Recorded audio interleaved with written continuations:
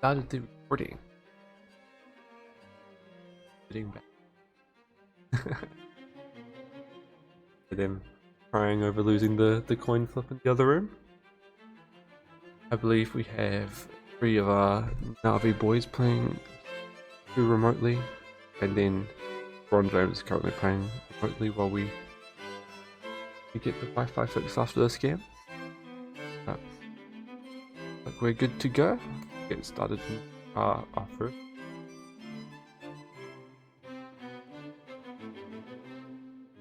Talking to no one. I'm just talking to you, actually.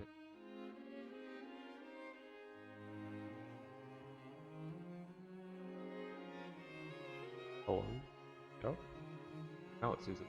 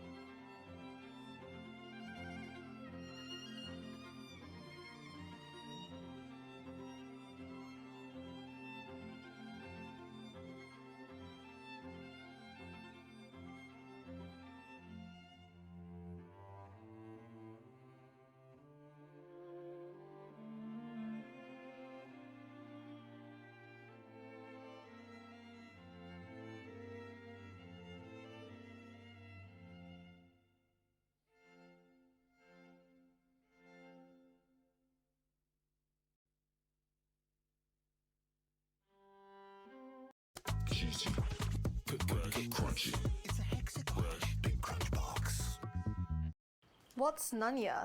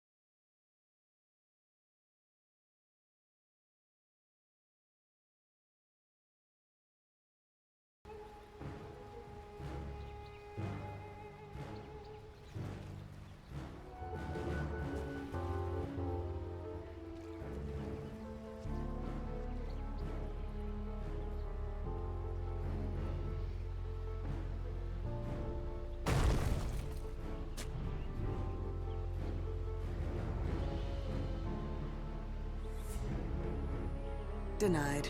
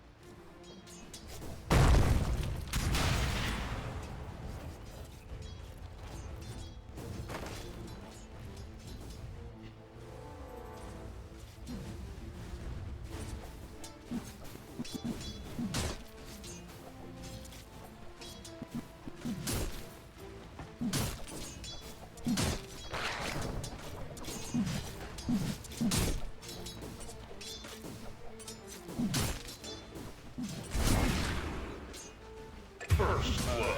Yes. Blood in the water. Time to feed.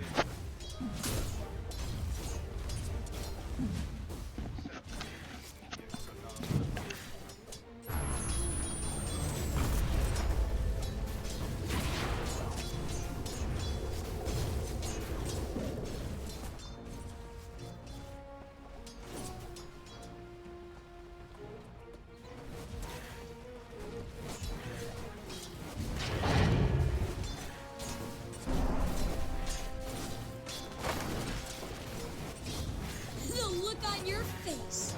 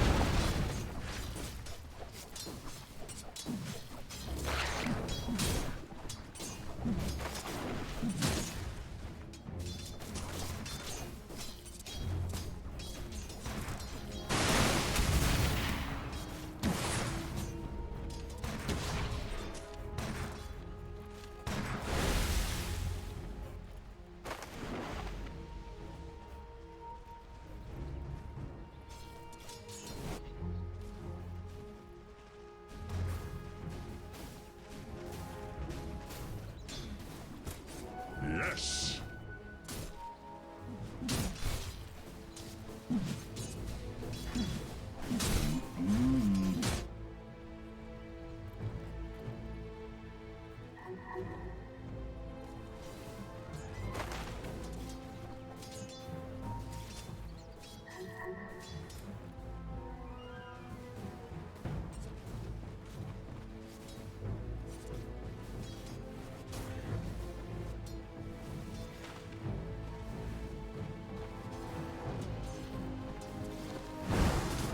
Dire's courier has been killed.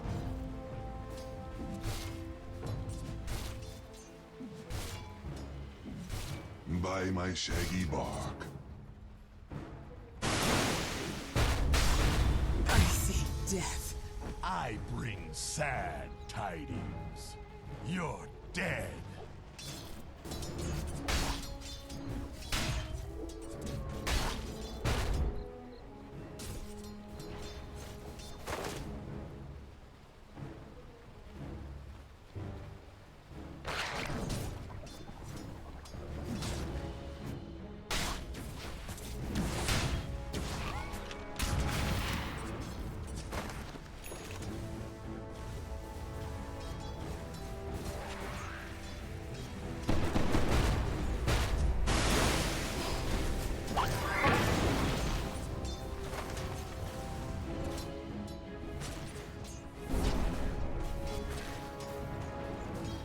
Radiant's bottom tower is under attack.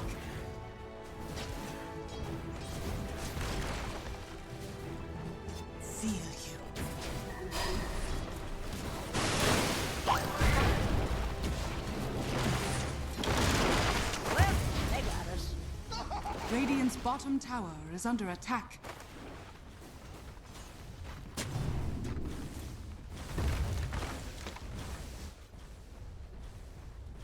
Dire's middle tower is under attack.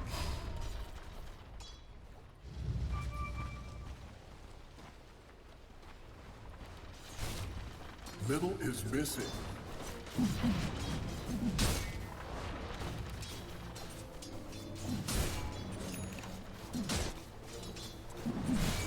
It's gonna be a massacre.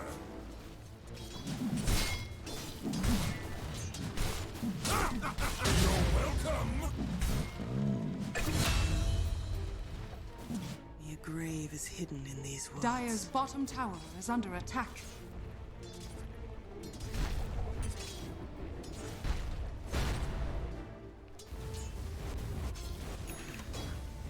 Dire are scanning.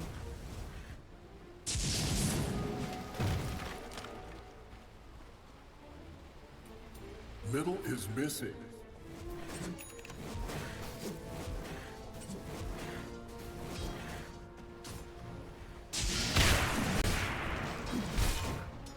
Perfect, of course. Middle is missing.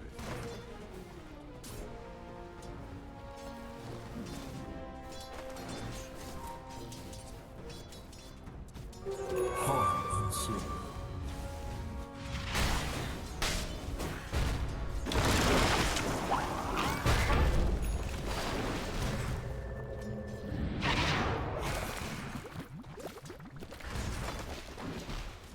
You'll have to do better than that.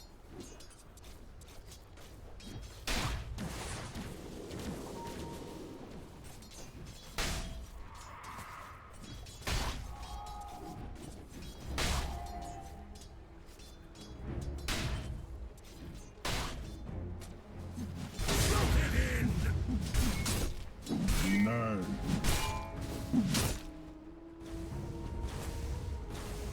Radiant's bottom tower is under attack. Middle is missing. Radiant's bottom tower is under attack.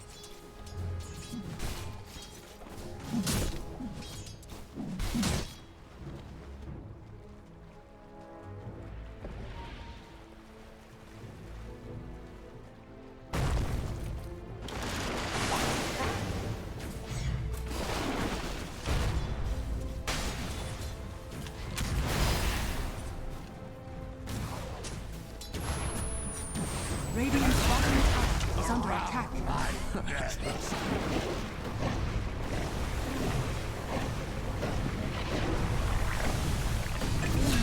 There's a sapling. Fancy the fire. Too late for you.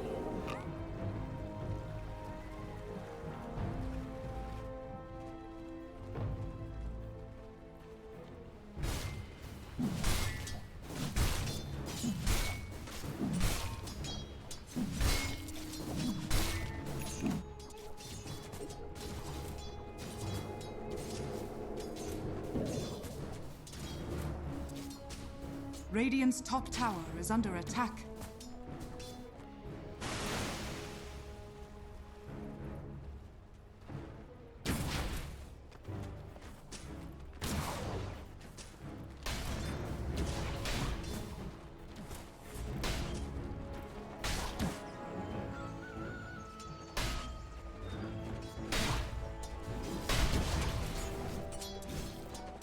The seeds are for.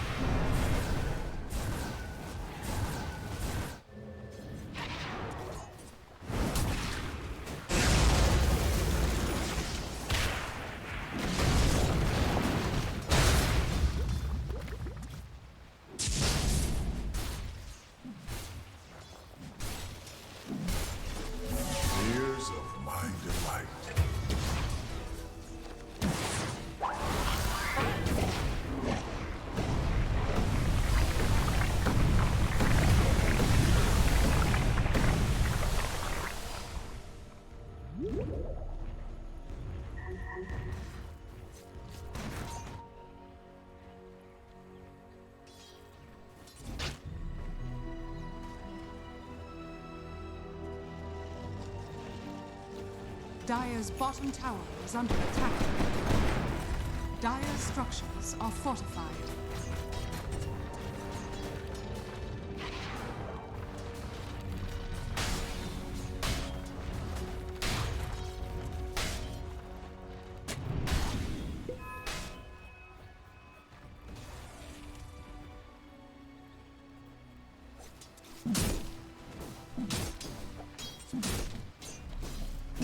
Dire's middle tower is under attack.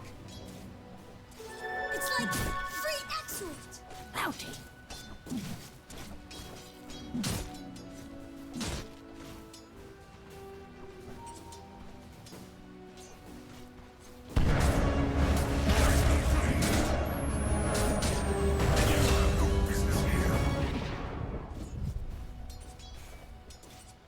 Middle is missing.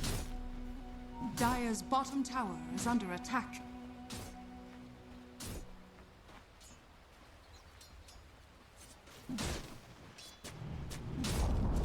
Dire's bottom tower has fallen.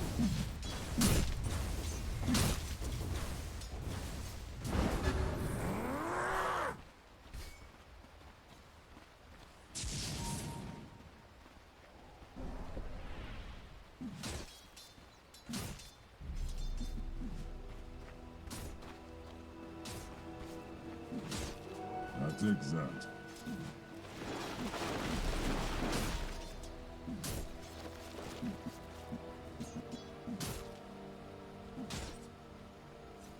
Radiant are scanning. Dire's top tower is under attack.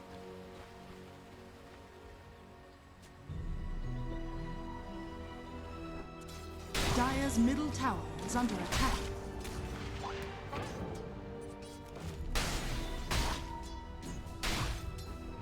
Dire's top tower is under attack.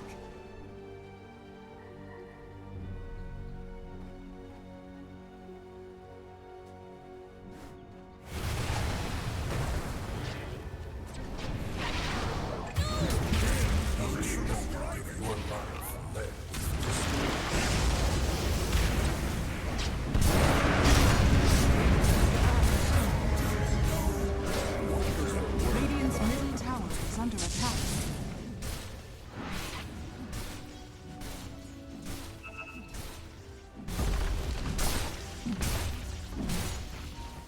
Radiant structures are fortified. Radiant's middle tower is under attack. Radiant's middle tower has fallen.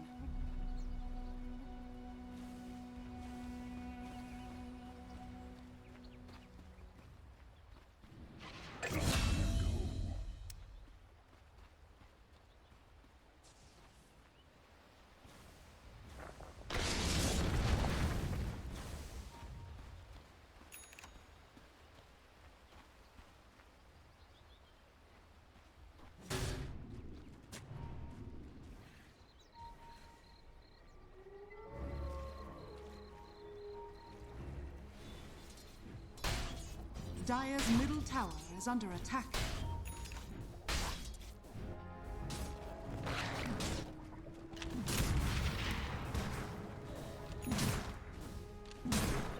Radiant's bottom tower is under attack.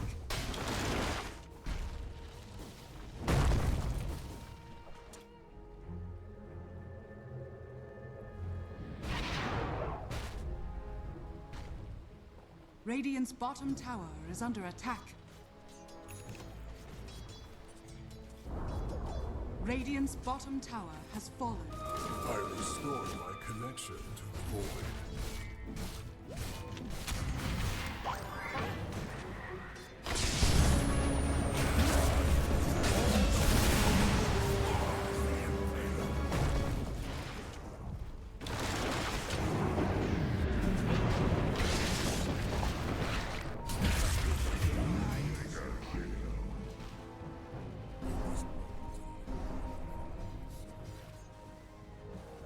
Radiant's top tower is under attack. Dire's middle tower is under attack.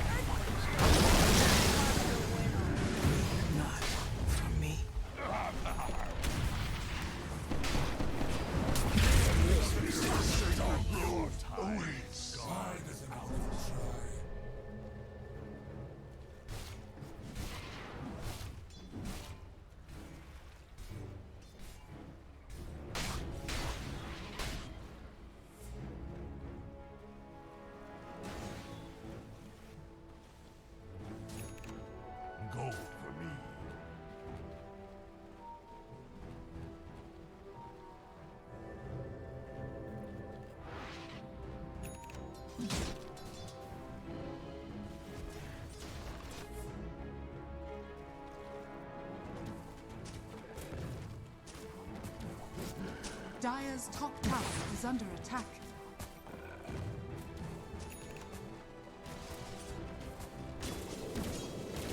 Yes. Dire's top tower is under attack. Radiant's middle tower is under attack. Bit rash.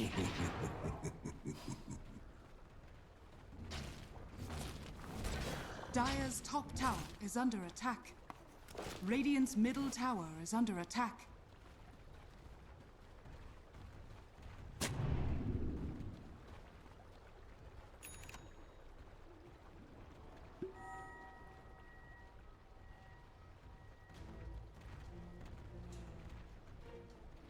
Dire's middle tower is under attack.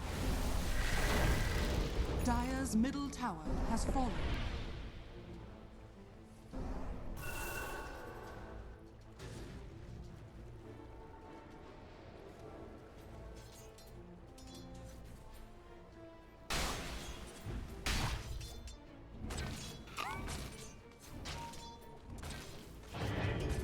Dire are scanning.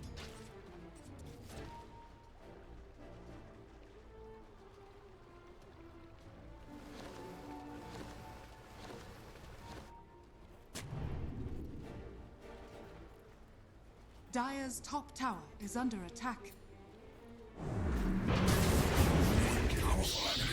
The wisdom of eternity guides my Dire's top tower has fallen.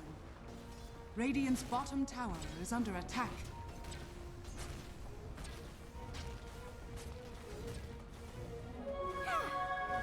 Feel younger already.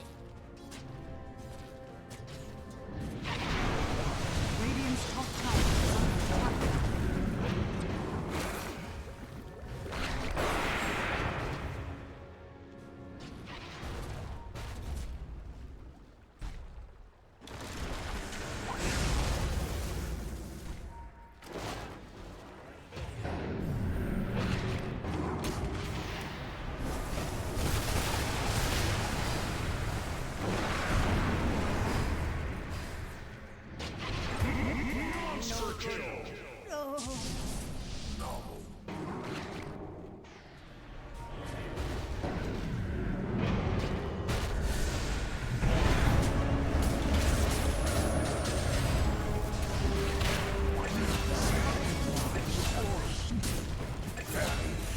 to the void.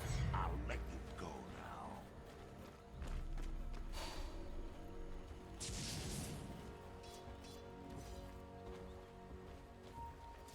I must have them all.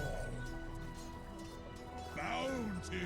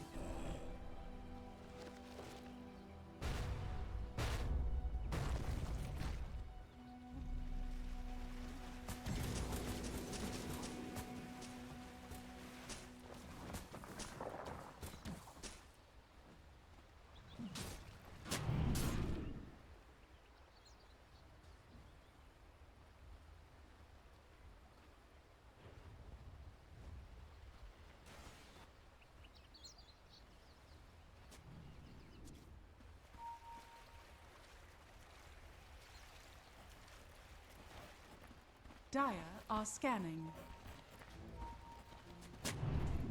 Radiant are scanning.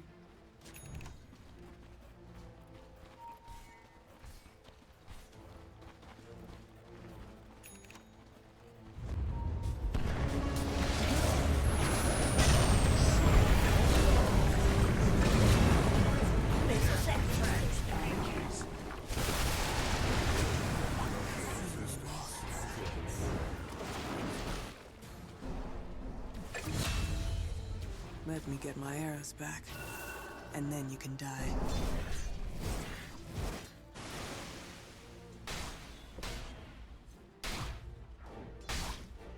Radiant's top tower is under attack.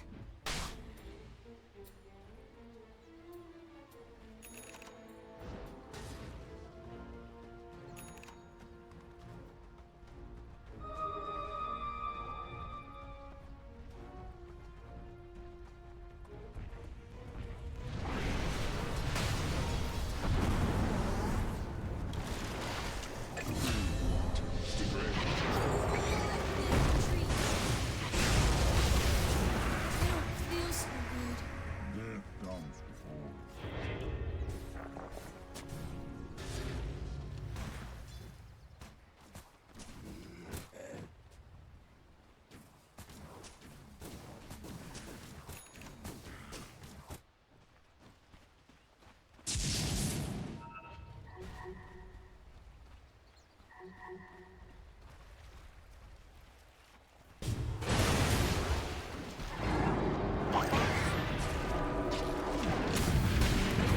Get yours.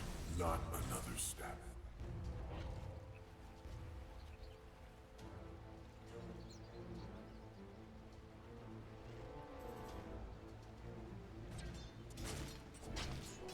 Yes. Dire's top tower is under attack. Radiant's bottom tower is under attack.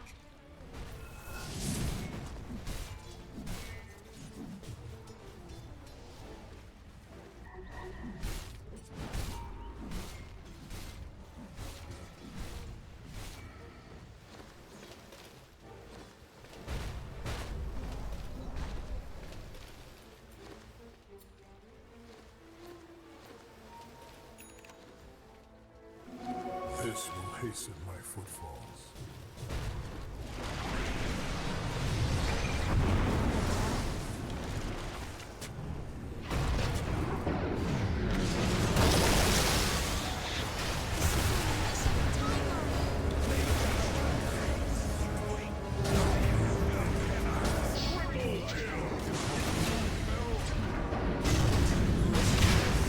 Dire's middle tower is under attack. Radiant's bottom tower is under attack.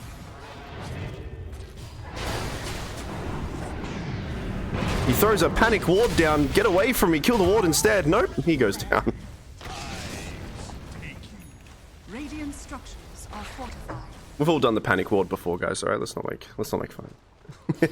It's actually good defensively, so they do have the tower. So, but I mean, this is a small window, but a window for Dire to Is under attack. possibly get some sort of objective here. We have the Ags on the Void Spirit. Okay, so Drow will go for the BKB, which is nice. I think the Shadow Blade is it's interesting, but yeah, he needs to know that if he dies this game, most of the damage is going to go down, right? At least the physical damage. Mars Arena combo with a Snapfire, Fury also with that really well-timed Aghanims as well, so he's been farming pretty good. But once this BKB comes out on Sven, and most of these other heroes will get, look, we're going to have a Pipe as well, and the Tidehunter, it's all up to Drow, so yeah, not ideal. You don't often see a Drow say, I want to get BKB, but he certainly needs it this game.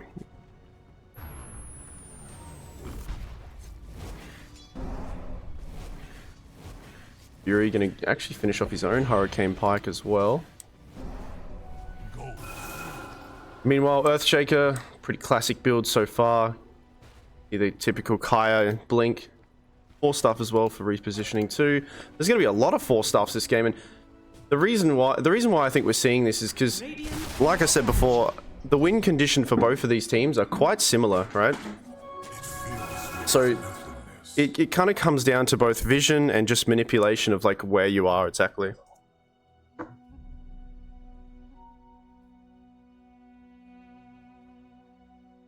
Have a brief break while reconnects.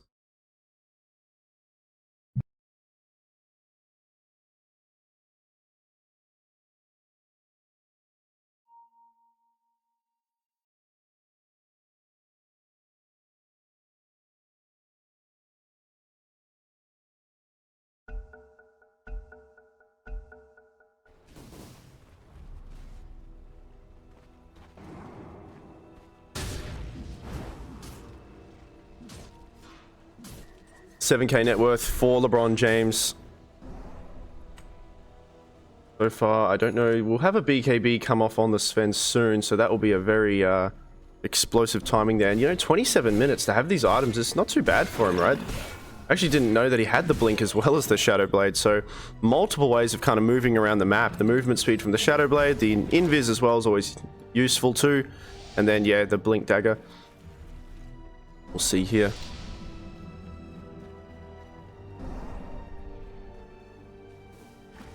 Well, Lion, okay, he will have that Glimmer Cape queued up. Always good to have that to protect your Drow Ranger a little bit. We have a smoke coming in from LeBron James. I'm going to bring the rest of the cavalry as well, as they'll all feel... Yeah, this is the BKB reveal from Sven. This is going to be really big for them. Not to mention also... Actually, I think that's a fresh nullifier too on the Void Spirit. And, to top it all off, a double damage spawns in front of them. They'll give it to the Void this time, though. If they can find... Oh, no. This is the best target. That's who they want. Johnson repositions. He's leashed, though. He can't move away. He has to stand and fight here. Can Radiant save him? They haven't used many spells, but he's already half HP. However, the Mars Arena's pretty good. It's not good enough, as two heroes have gone down. The Echo Slam was really nice here, and Dire, all they've lost is just the Nature's Prophet, as they very quickly and almost effortlessly just managed to kill the Drow like that. And that's the this sort of thing is exactly what they need to do to win this game. They burst Drow so quickly, and they didn't seem to use that many spells against him. He went to half HP very quickly. Radiant's top tower is under attack. No, was the Ravage wasn't even used either. Damn. I think it might have been a lot of Void Spirit double damage coming through. But a very awkward spot. Uh-oh. Oh, not showing a lot of respect here. I mean, yeah, the Ravage was still up, so if they're going to linger over the sidelines of the cliff here, they'll come up there and they'll take him out. Ligma goes down as well, and this is looking a little bit spicy. I mean, Na'Vi, their base is going to be in shambles soon. They have to use a fortification. Low cooldown on the deaths, though. We are only half an hour into the game. Yes. Radiant's top tower is under attack. However, what do they have? They've got an arena in 26 seconds.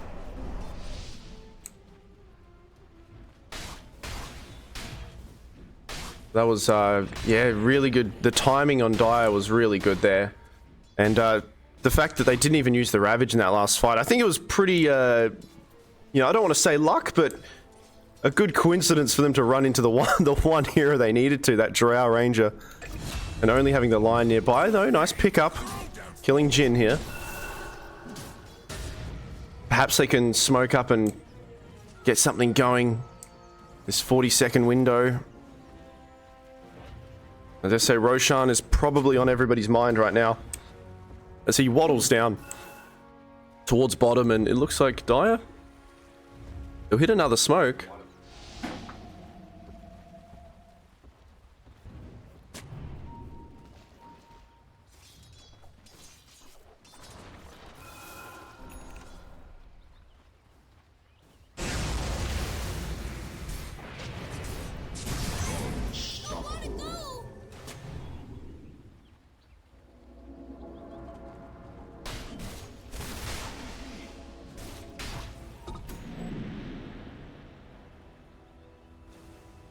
Radiant's middle tower is under attack.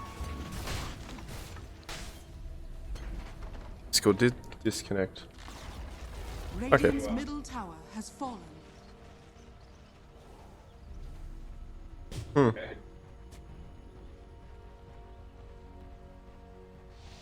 Those in the Discord, has been watching nothing. Good on you guys. That's hilarious. That's hilarious. Well, it's not. We apologize.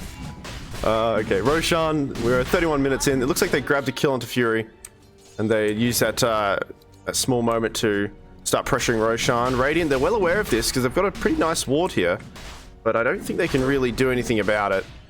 Or can they? They've smoked up. Roshan, it's taking a while. They're not going to use the Sven ulti. It's not still on cooldown, so perhaps, I mean, this is the one area that Middle tower is that Radiant do thrive in, and that is that team fight aspect as well, right? The combo is pretty simple, though they're all disconnected. There's only 2 heroes here, right? I don't know if this is going to be enough. The arena, okay, let's see if it's enough. Okay, the Sunstrike as well. It's certainly enough to kill the Natures. Sven, very low also. Roshan bashing a few heroes as well. One wing, got a slither of HP. He'll go down. Sven waddles away. And he might have to head back to base, but this Roshan's very low. This is Radiant's chance.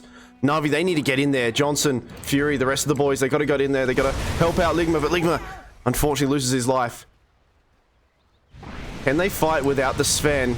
They have got a Blink Ravage, and they will use it onto 2 heroes, but the follow-up damage isn't there. Jin with a nice Echo Slam. He trades his life for it. Drow, though, Johnson, it's him against the world. Boca, Fury trying to assist him as well, the repositioning. And actually this Void Spirit, very tanky indeed, actually, with the Octarine Core, extra health and stuff. And Sven, rinse, repeat, he's come back, he says hello, and he's back ready to fight. And they actually end up losing that engagement. Void Spirit with that... The barrier is just a lot here. Obviously, Drow, she has to go for these items here, but as a result, she is lacking a little bit of damage. And now Sven... He'll thank his teammates and he'll start smacking at Roshan. That will be his prize.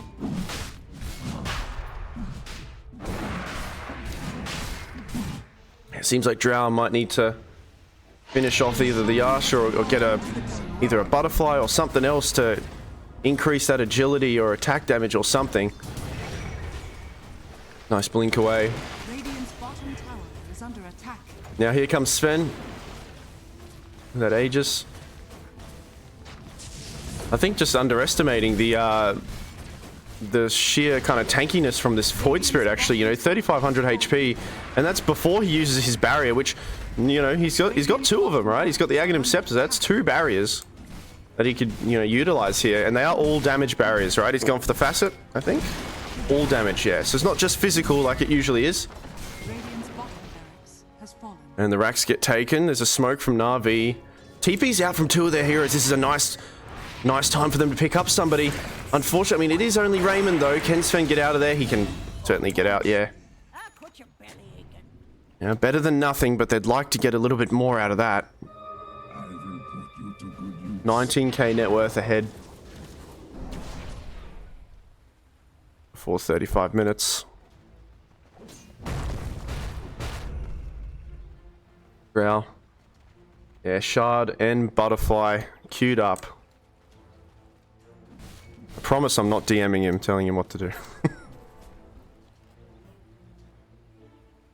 Got that Shiv as well. Meanwhile, Tidehunter, you can have a pretty good timing on a potential Hex as well, which is even more of a nuisance. And I mean, he's 6 and 2. He's not really getting killed in these fights either. So there is a, you know, with the survivability from the Drow with the build, it is necessary, but now as a result, the cripple is that this magical combo that they have with these heroes, it's starting to get weaker and weaker, right? So they need to really follow up with that physical damage from Drow now. They can no longer really rely on Danko, Mars, and Ligma here to kill somebody. Even with Fury's, you know, Sunstrike and the Aghanims, it's a lot of damage, and it is, I believe, pure damage, right? And from the Sunstrike, I believe, yeah. But it's just not, yeah, it's not enough anymore. Everyone's just too stat heavy. The lowest stat hero, you know, you're probably killing the Natures and maybe the Earthshaker, you know, 2300 HP, but nobody else, I think, is dying to that combo. Well, there's a pipe. And the pipe as well will help out. Smoke. A common tactic here to smoke into the lane that you've already shoved. And all the stun doesn't quite land, Fury. Pretty lucky there.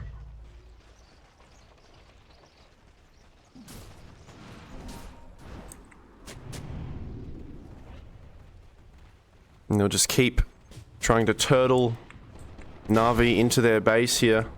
They're going to sweep across the map, and I mean, Na'Vi should anticipate this sort of thing. If they did poke at one end, they usually sweep across and try to find more. And they will run away.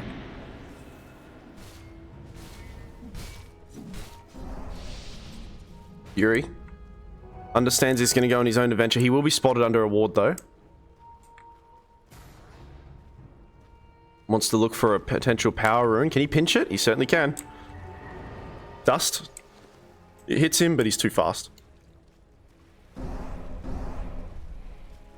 So I think if you're Radiant right now, you need to discuss, you've got your combos and they can be strong, but it might have to just be defensively until Drow picks up a better item, right? So she's got that shard now, which gives a bit of extra attack range. Doesn't have the talent to give the bonus damage though, so interesting not to. I guess the shard can assist in some way, make it harder for people to come up close to it. But yeah, this butterfly is very important here, especially against someone like a Sven, who I don't think Sven's going MKB, right? No. There'll be that mischance. But I don't know, how long can they hold off for? They got a decent amount of time before Drow gets that butterfly, so they have to try to prolong things. I mean, Fury's just going to be farming, and maybe he'll cut a wave or two. But they're just kind of turtling in their base. There's not much else they can really do without vision. A little bit of knowledge in this this top area. And it's hard to cut against these heroes because, like I said, these heroes can connect with each other so well. Void Spirit's such a mobile hero. Raymond, probably the most globally mobile hero in the entire game, right? You can teleport anywhere. So it's a difficult team to cut against. That's why Fury, he's farming here, but he understands if he shows for even one wave, I think it's best, to use your Forged Spirits, but if he shows for one wave, he's in danger already. Double damage on Sven. And they're gonna go for it again in this one area. I mean, it was Fury last time, now it's Danko. Danko's the one who's probably gonna be the sitting duck here. He throws a stun to get some farm. Nice. Okay, Drow turns with the VKB, it's defensive.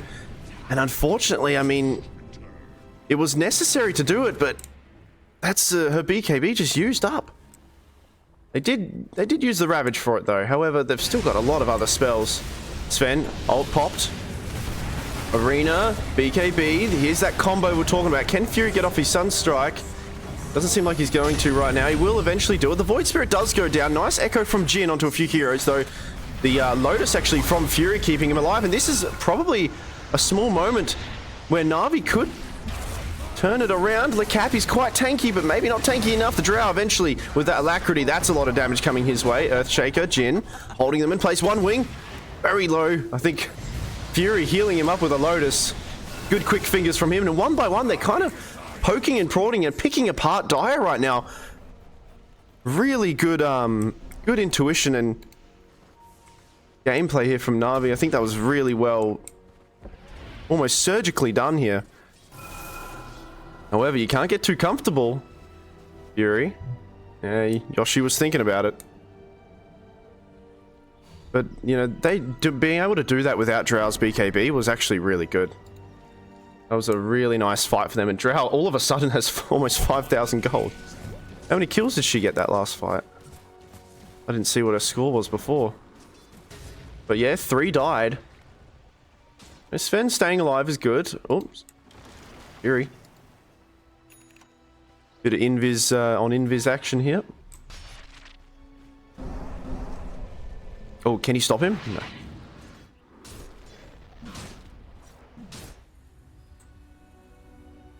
All right, Drow. She's actually opting out and is going to finish off the Shadow Blade and give it a bit of crits there, which is still, it's a bit of damage as well. You are going to miss out on a bit of that evasion though. Has got an Eagle Song.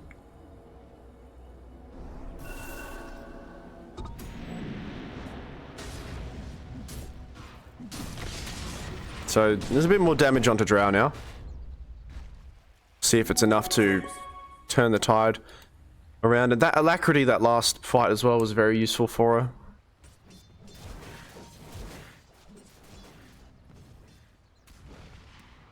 Void Spirit, Haste Rune.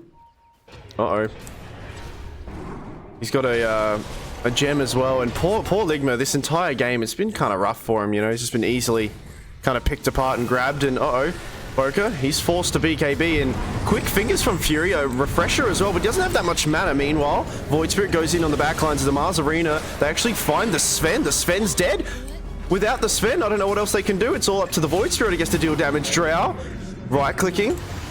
BKB from the Drow, and this is looking a little bit spicy here. I mean, there's the Sunstrike as well. And again, another really good fight for Na'Vi. We hardly knew you.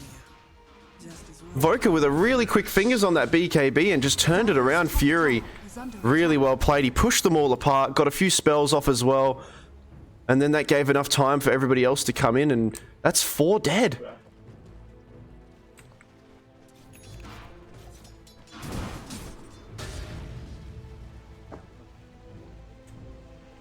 And that's 2 fights now that have gone the way of Radiant.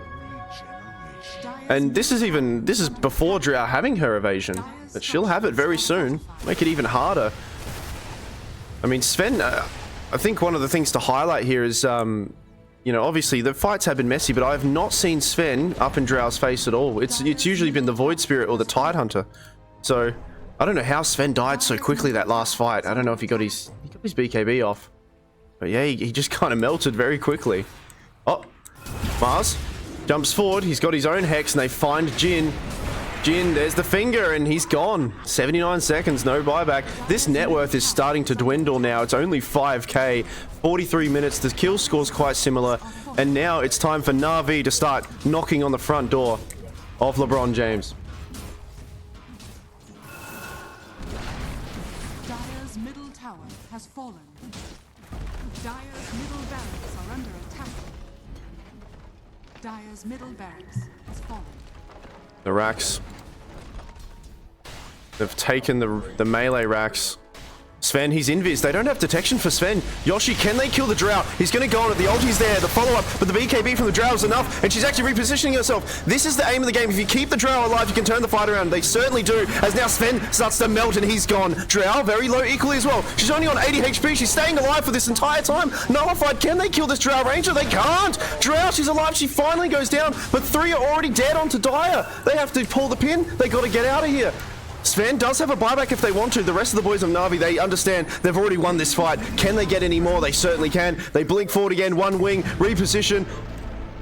Buyback from Sven. He doesn't have much else though. This is pretty ambitious for Sven. He's going to go in forward. He's hexed. Okay, buyback as well from the Nature's Prophet. Nice stun coming in from Danko. Going to keep everybody alive. Even if they lose one here, this is really, really good for them. The stun doesn't even land as well.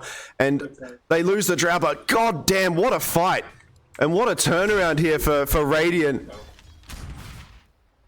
The BKB on the Drow, saving herself. And then the repositioning. I'm not sure if it was 1 4-star or multiple, but she was on 80 HP for so long. Just surviving that fight. And Sven, he had to turn around. However, they're going to get a Roshan at least.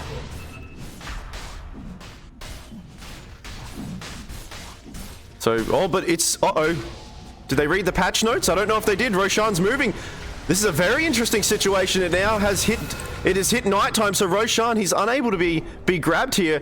And it's going to be a bit of an awkward situation here because both teams really want this Roshan. Sven especially, since he bought back last game. But, oh no, he's kind of getting sandwiched by the team. Can they see him? Fury, he's scouting around. I don't think he sees him. Fury, he's under a ward. Fury's in a lot of trouble here. He has a BKB if he wants to. He doesn't get it off in time, though. The Hex. Yoshi in a lot of trouble. The magical damage, it's a lot. The Sven, it's going to be a dieback. He's melting away. It's going through the BKB. One more right click, 19 HP. He survives just on a sliver. He's going to get out of there. Jin, though. Jin, can't say the same about him. No, the Sven does go down, actually. Fury does finish him off. And now the rest of the fight, I mean, that's no Sven for a while. Ligma. Buyback from Fury. Fury knows that he can win this game now. There's another Sunstrike coming in. The Echo Slam, it's quite huge. It's on a lot of heroes. Dire, they're trying to hold on. And Fury, it's a dieback from him. He's not there. The one key aspect is, where is this Drow Ranger? She's not here the entire time. And they've just lost 4 heroes on Na'Vi as a result. Drow, I'm not sure. The comms.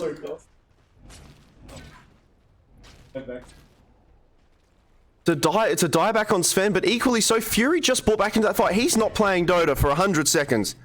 He's sitting back. He's going to go make a coffee for a while. Drow Ranger, she just wasn't in that fight. I don't know if she was just didn't have the TP in time or didn't run there or just respawned, but now the shoe's on the other foot. They do have more buybacks, though. They've got 3 more to utilize. But I dare say, I mean, Invoker's a pretty key aspect in this high ground defense. I wonder if they'll force a buyback. What Dire should do is force the buybacks and go get Roshan. We'll see if they can do that. I mean, Johnson... Okay, there's one from Lion. They could probably get another one if they want to, but... if they show a bit of respect, they could equally just get the Roche now. Sven's up in 30 seconds. Smoke? Okay, they're not done. If they go too deep, though, these buybacks... Mars... They see Johnson. Johnson, he's got a lot, though, that butterfly. Remember, no Sven. Okay, here they go. They're going to try it. BKB, there we go, there's the response, and they keep the Drow alive. So now, unfortunately, Le Cap, it was an ambitious attempt here. The Void Spirit just caught on the sidelines here, and now he's hexed even more. Can he get out of this? No, he can't, he's gone. Let's have a look at the buyback status here. Actually, there was a buyback on the Tidehunter. He's gone for 100 seconds.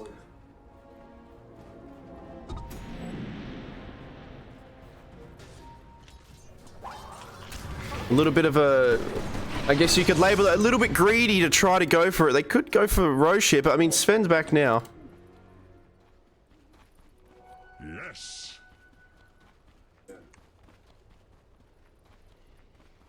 There's so much control coming in from Na'Vi here. I think, you know, Void Spirit, he was surviving before, but I don't blame him for queuing up a BKB now.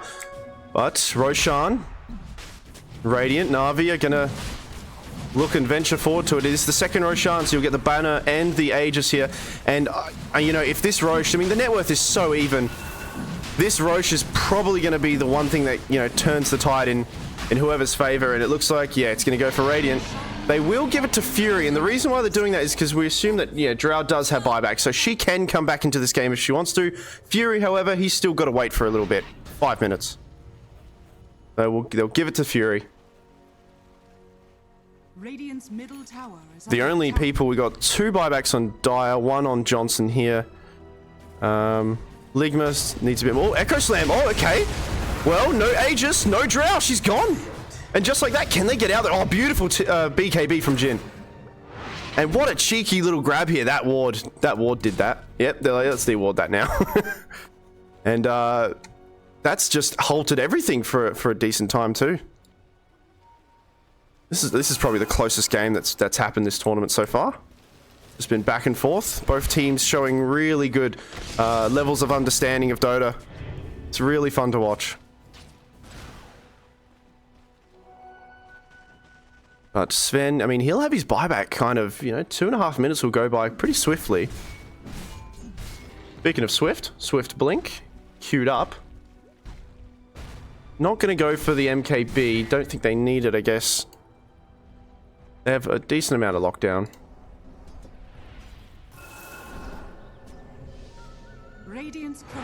Other items. Let's have a look to see if there's anything that's funky. Okay, refresher on Mars. That's interesting. That must have just got picked up. So we'll have potential 2 arenas. I'm not sure if he has the mana for it all though, because he's got a Scythe of Vice as well. And yeah, I don't know if he's got enough mana for it all. He'll have to be very particular about what he wants to combo. You know, no Soul Ring to give that extra mana. And he doesn't even have a wand or anything either, so with no mana boots on the team, you have to hope that Lion can give him some mana between things. 50 minutes in, 5k net worth for LeBron James. They don't seem to force anything, knowing, you know, they've still got Aegis on Na'Vi here, and Drow will respawn, so she's back.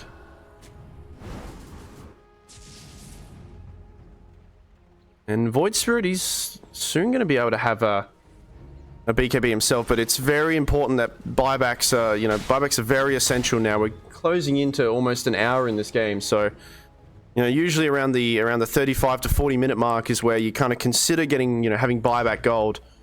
So most of these guys are probably communicating that as well, the importance of it. Ooh, some good neutral items actually to have a look at as well, right? Some extra spell AoE here. Oh, especially on Andrew as well. Aghanims, yeah, nothing too crazy yet. Looks like they'll just wait out the Aegis here. I mean, it'd be good if Radiant, they want to do something. There we go. Yeah, they've got 2 minutes of it. They might as well try to find some sort of engagement with it. What can they find? They're going to head towards their vision here that they highlight. Meanwhile, Dire, looks like they might get the Tormentor. I think most people have their shard already. Actually, still some shards that would be good to get. They see Tidehunter here on Radiant, so whilst they get the Tormentor, but they know that they've got the Tormentor, so they must know that they're nearby. However, not close enough. I mean, Lecap, he's going to go down. Oh, no, he uses the Ravage. So, no Ravage as well now. I mean, Radiant, they must be feeling themselves here. They know they've got no Ravage to defensively use, so all they have to do is maybe fix a few lanes and just head up to high ground.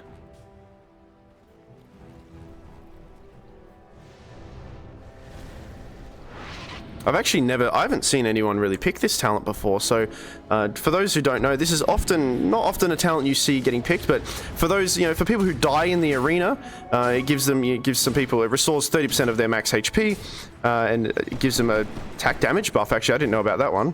Allies in 50% of the bonus, right? So a bit of buff for the arena, which can be pretty beneficial. Often people go for the guess what would it be called? Just blind, the blind arena, so the enemy team doesn't see who's in the arena. But with 2 arenas, that'd be good. I mean, Sven, and the stun onto the Void Spirit, stopping him. Sven, he has to get away. The Sunstrike. Oh, he just manages to sidestep it, and Sven manages to live through that. He wants to get back into the fight. They lose Ligma. Drow on the sidelines though. Oh, there's a lot of right clicks coming in from Jin. Onto Jin, sorry, and he's so low, but it's not going to kill him. Aegis does expire. Onto Fury. Sven, he's still very low, but Fury, he has no detection. He knows that he's nearby. Each of them know that they're nearby. Fury, he runs under some vision. In a bit of trouble. Needs to reposition. He BKBs. There's a buyback from Snapfire. Raymond trying to get out of there as well.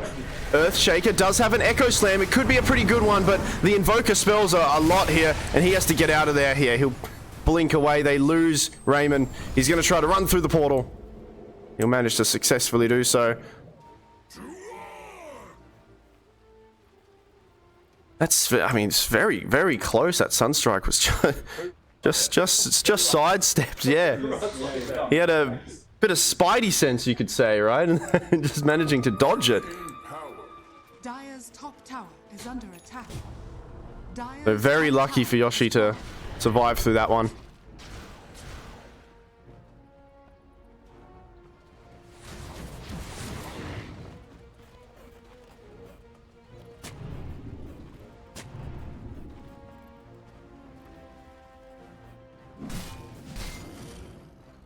See if we're close. Okay, we've got that BKB on the Void Spirit, and he still has buyback as well.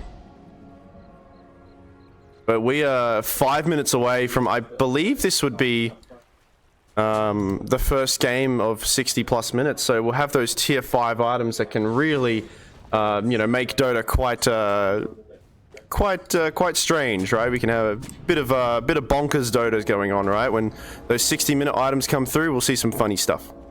Some really interesting items to look for.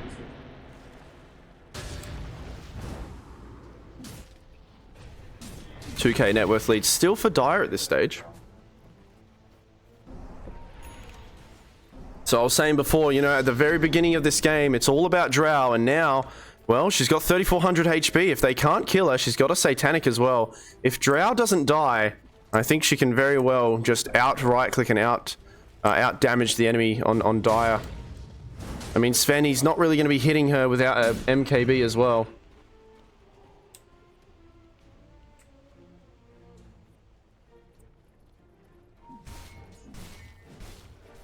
Tier 2 bottom. There is a double damage top. Nobody's stumbled upon it yet, but it will be there for another 2 minutes almost. As they position themselves in this bottom tier 2 here. They've got the aggressive ward. Dire, they are venturing out of their base, but I mean, Radiant, they're to the left, and they find a lot of heroes. The Ravage, it does land onto 2. It's a refreshed Ravage as well, and that's a lot of damage. The arena, Not really going to be enough, and they lose Fury. There's a buyback on Jin. Can they kill the Drow? The Drow's the main goal here. Drow staying alive for a little bit, but the crits from the Sven is too much. Drow's gone. Fury, he actually has brought back into this game. Can he turn the fight around? A lot of Radiant heroes are very low. Fury, he's too little too late, and now it might be a dieback on him. He refreshes. He dishes out a lot of damage to the Sunstrike. Sven, on 100 HP, he manages to waddle away again. Very similar, but Drow, she's come back as well. She's brought back. Did they lose nobody on Dire? No, they only lost the Earthshaker. That's 3 buybacks actually from Radiant. Earthshaker, he's the only one that brought back. The double Ravage there really halting it and discombobulating the combos that Voker and the rest of the guys could get off. You know, the arenas were nice, but I don't know if he actually got off 2 of them. I don't think he has the mana. I didn't see 2 arenas. So I think he's running out of mana, it seems, before he can get 2 of them off. So maybe a little bit of a, you know, reconsideration of what kind of item he wants to get here to help that out. Because he doesn't have enough for 2 arenas, I don't think, and the Hex. But I mean, Fury and Johnson need to be very careful here. If they go down, that's probably game. They've both brought back, and they couldn't really save the fight in time. So now we're in a very similar position as we were about 15 minutes ago, where Dire were trying to force some buybacks. Hex onto Johnson. Johnson, he will move himself, but Sven pops his ulti. Long range stun from Danko is going to be quite pesky, but I don't think it's going to be enough to stop this. Drow on the high ground. Ooh, got to respect that damage. BKB. Okay, they force it out from him. That's really nice for Dire. And again, they can go for Roshan. It's going to respawn soon. And this is the difference. They maybe need to show a bit of discipline here and understand that they can just grab the Rosh if they want to. He's just respawned. Roshan number 3 now. So obviously having the banner and the Aegis, but now we've got that refresher shard and a piece of delicious cheese here that will heal up one of the heroes as well. So, I mean, refresher, useful on any of these heroes, right? Most of these heroes, but most of them already have refreshers. But cheese equally so. Well, they scouted out. Curious as to Dire not choosing to head towards the Roche pit yet, so Radiant, they're all going to be happy and healthy again. But the most exciting thing is, in about 30 seconds time, we're going to see some tier 5 items, which is going to be really crazy to watch.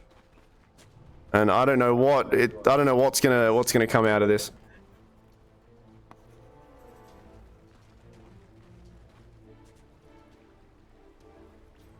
Have a BKB eventually on the Tide Hunter. He'll probably replace his Vlads, or most likely the Vlads he'll get rid of. Drow, she's got most of what she has. The Aghanims, another bit of damage there. Oh, Fury. Uh-oh. Fury. Stun. The Lincoln Sphere helps him. He BKBs. He wasn't expecting it. There's a BKB used on him. Now becomes daytime, so Roshan gonna go check his rental property down south and have a look there. There's a shield rune up here as well. And we are at that 60 minutes, so you know what we'll do? We'll keep looking here to see what items we can find. And this is gonna be game changing. The whole game of Dota changes at this time.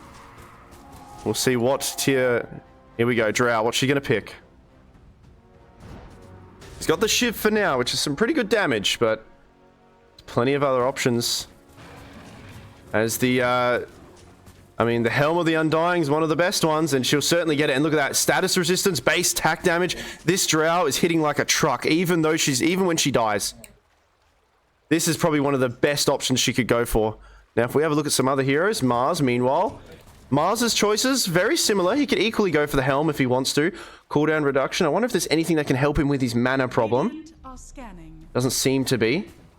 He could potentially get the movement speed and get some sort of mana item. He will exactly do that, and I think he might sell these boots for some sort of mana-dependent item so he can get off this this double arena. But there we go, Helm of the Undying on him. Lion, meanwhile, could possibly get the Horn or the Spider Legs. I mean, equally so, he could continue with the this cast range. I mean, 275 cast range is huge here. So we'll see what he goes for there. Let's have a look at everyone's. We got a Fallen Sky on Ligma with some extra cast range there. Lion did go for the mini BKB and cast range, which is really nice. Meanwhile, it doesn't seem that Dire have been farming enough to really grab anything. Yeah, they're gonna have to keep going. They're gonna have to do it pretty quickly too. I mean, Radiant, they've pretty much everyone's got something, right? Except for Fury might be pondering on what he wants. I think he's just, yeah, he's stuck with the blood right, and he's got cooldown reduction. So pretty good there. All right, so it's all established here. Meanwhile, Kyle gonna get a bit of extra spell amplification as well as damage. So he's dishing out, you know, both physical and magical.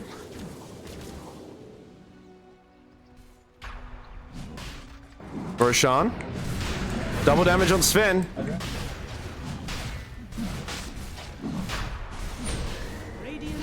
Okay, Roshan's gone. Aegis gonna go to the Void Spirit. Sven's gonna pick up the rest of the items, and we'll see how they distribute this amongst the team. Cheese looks like it's gonna go to the Tide Hunter. Refresher onto Sven, which is fine.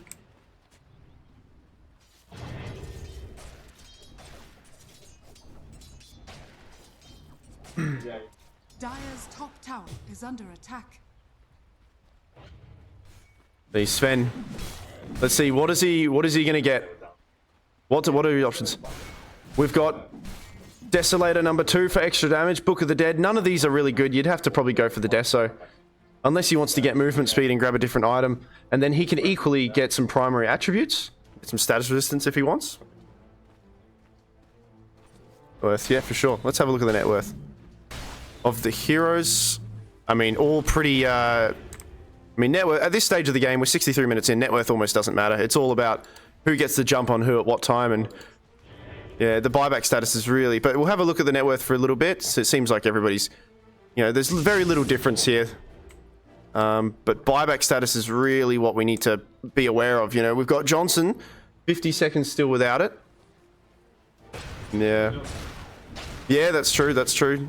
Let's have a look at the items, because Sven, I think he just picked up his, we got some Desolator level 2s here. My path leads to riches. Interesting for, okay, Nature's is going to go for XP, so I think XP giving him, well, the stuff there, that's pretty right. He's turning into a right clicker himself. But Sven went for, I'm believing he's going to go for that stat, yeah, he went for that. Fallen Sky. Oh.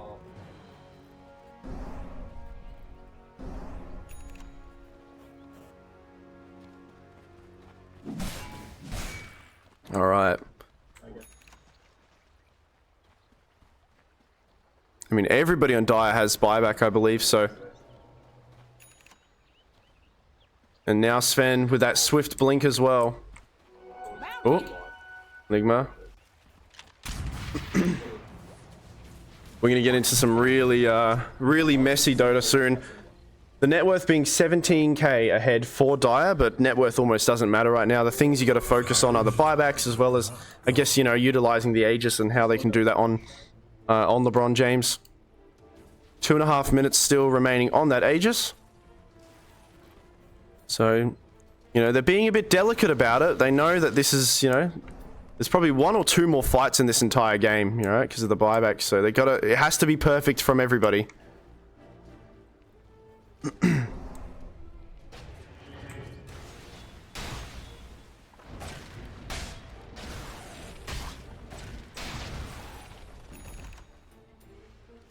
Now, I mean, Jin's going to dish out a lot of magical. That amplification is at 28% because of that, the Book of the Dead, as well as the Yasha and Kai's. That's a lot of magical damage coming out from him.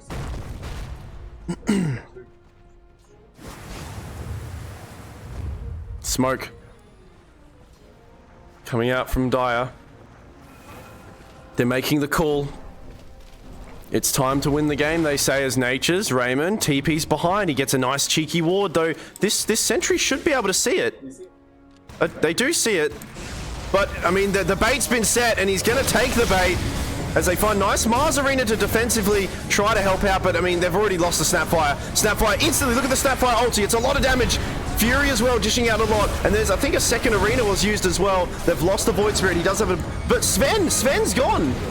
Sven got destroyed in that fight just then. Echo Slam number 1, Echo Slam number 2 isn't enough to kill the Drow. They're repositioning the Drow. Again, Drow very low, staying alive. She's still alive, this Drow. And she'll live through this. The Sven, he's brought back though. He's going to make his way here very slowly. Jin in a lot of trouble. The stuns, it's enough to hold him for a while.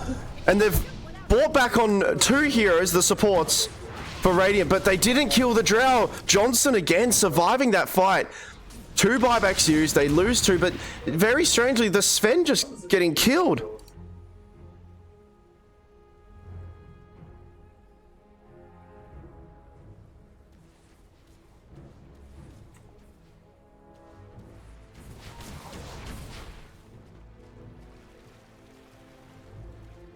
The Sven, I mean, he bought back. I don't know, he just died really quick. Oh no, Johnson? Johnson. I mean, it's very late in the game. I don't know if you can afford to be out that far. You have no detection though. The jam, he's just too fast. Meanwhile, Radiant, they've actually smoked on the 2 heroes who bought back before. So they do have to be careful of their own positioning here and not getting, you know, killed too quickly. But this is probably a small opportunity. However, they might need to wait for Johnson to catch up. He's going to TP with his TP boots to the wave here.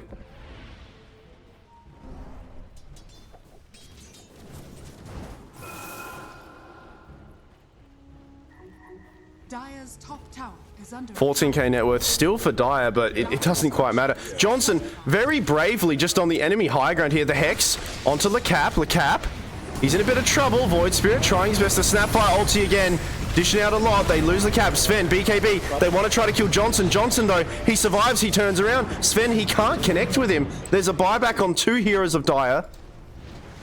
As both Earthshaker, Mars, 1 wing, very low. He'll get out of there. They have to head home though. The base is in a bit of trouble. They'll TP 2 heroes home. Maybe this is a chance for Dire to smoke out and pick off somebody, but I mean, Radiant...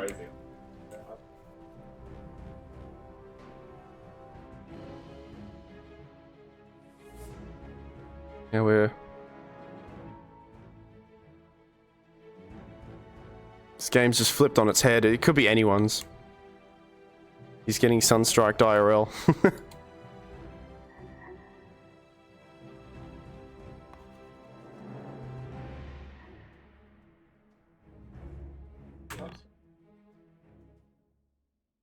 This first game of the day, going on for quite a bit of time, but been quite a juicy one.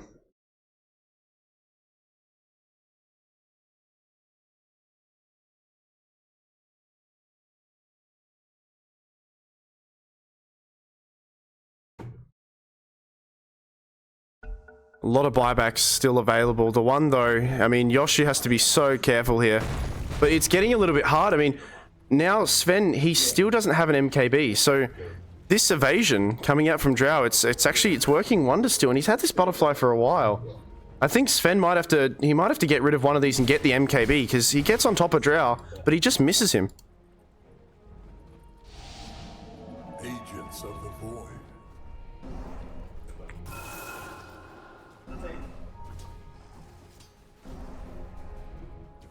Now Drow.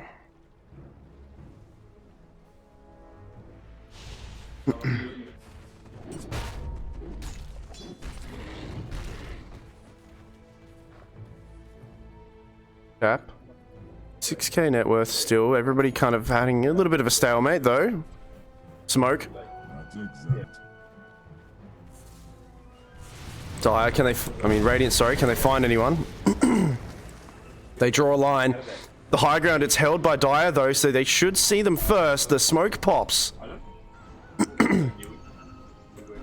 Lion, ooh, blink away. Just in time, there's a shield rune.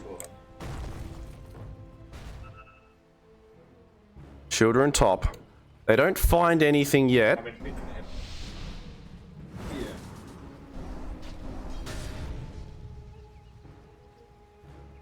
But these lanes are going to be constantly pressured.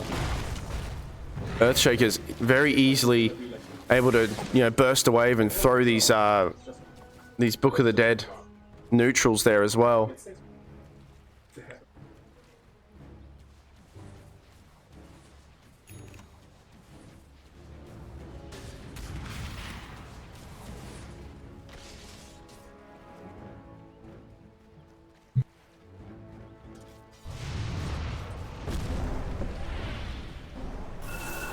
Radiant's middle barracks are under attack. Hey, Drow. Radiant's top barracks are under attack. I mean, this lane's going to continuously get pressured. And oh, look at the treants as well. Nature's he actually takes out a Rax, very cheeky. And I guess you could say this is why he went for that XP talent, so he can get that ×3 treant damage. And he just very quickly took out the ranged Rax here. The one thing that Radiant, so Na'Vi, they have to focus on is they need to be vigilant, I guess, against this split push is very obnoxious here. You know, Nature's Prophet, one of the best split pushers in the game, and then equally so, Earthshaker can just take out a wave very quickly, and then throw the Book of the Dead there to follow up.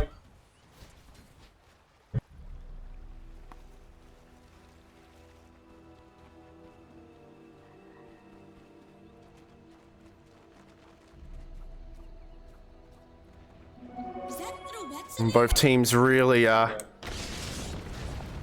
kind of delicately playing around each other, waiting for someone else to make a move or to think about what they want. But I mean, Dire, they're pretty happy with this because I think they're slowly just chipping away at Rax. And speaking of which, Nature's the backdoor protection's there, but they're waiting on the Sven. I mean, Sven, he'll have buyback in 2 minutes.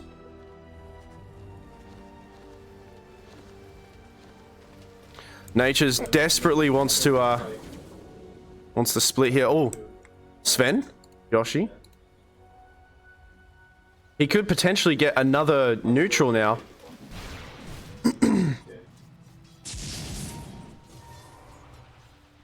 Been that long with the neutrals. We're at 72 minutes, and most players are kind of hitting up these other neutrals if they want. We'll have a look at what Fury. Dire's bottom tower Not near it yet. Still have this bottom tower.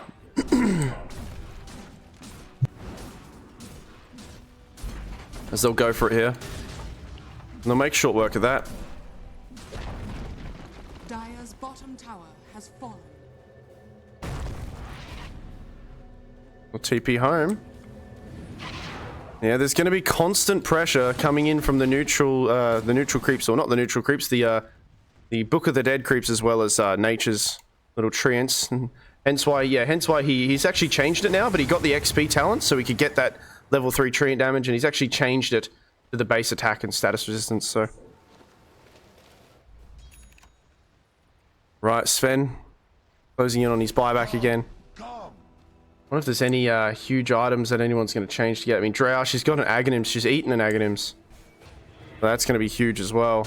Mars, is he able to cast all these spells yet? I'm not too sure. I mean, the Wind Waker gives a little bit more intelligence, but we'll have to see. He's got Boots of Travel level 2.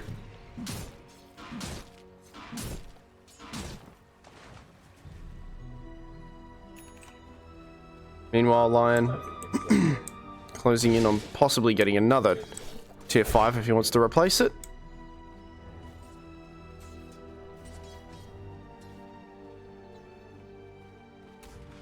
Anything different that he wants here on Void Spirit?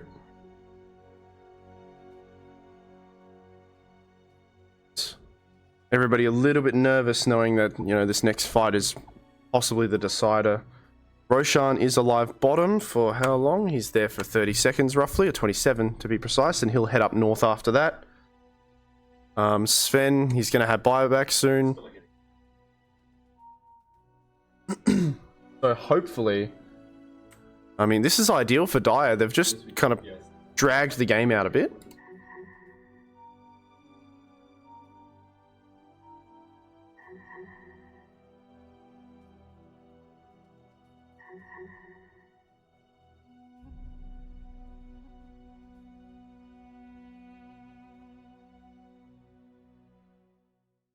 Fury asking when they're going to fight, understanding the situation as well.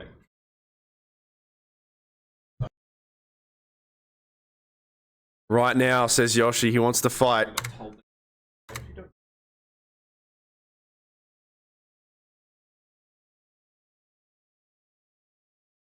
Yeah, oh, MKB on Fury, and actually, yeah, the Nature's Prophet, he's turned into a carry now, and he's got an MKB.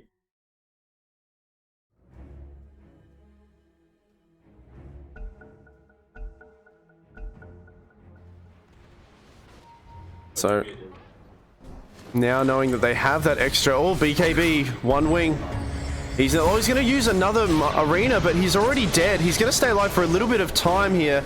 Is he going to get another arena off? No, he goes down, and that's another one. But Fury, he's going to come in. Yoshi, he's already used his BKB. The Ravage, though, defensively, he has another Ravage if he wants to, but he might not need to. Fury, though, he actually manages to live. Nice stun coming in from Danko. Fury.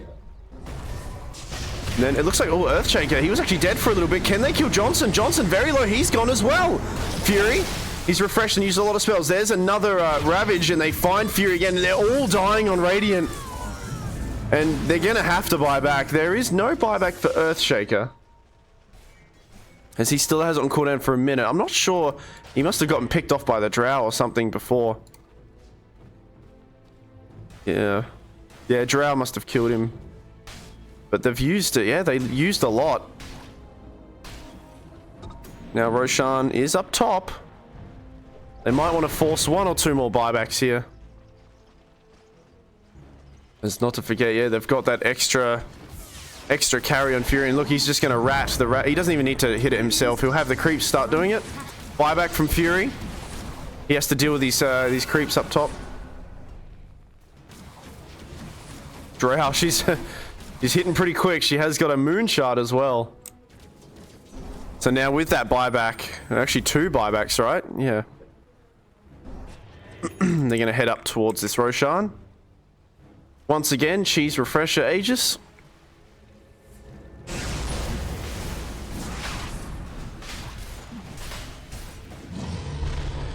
Roshan, oh. I think this is number 4 or 5. I mean, Radiant, they kind of have to fight here.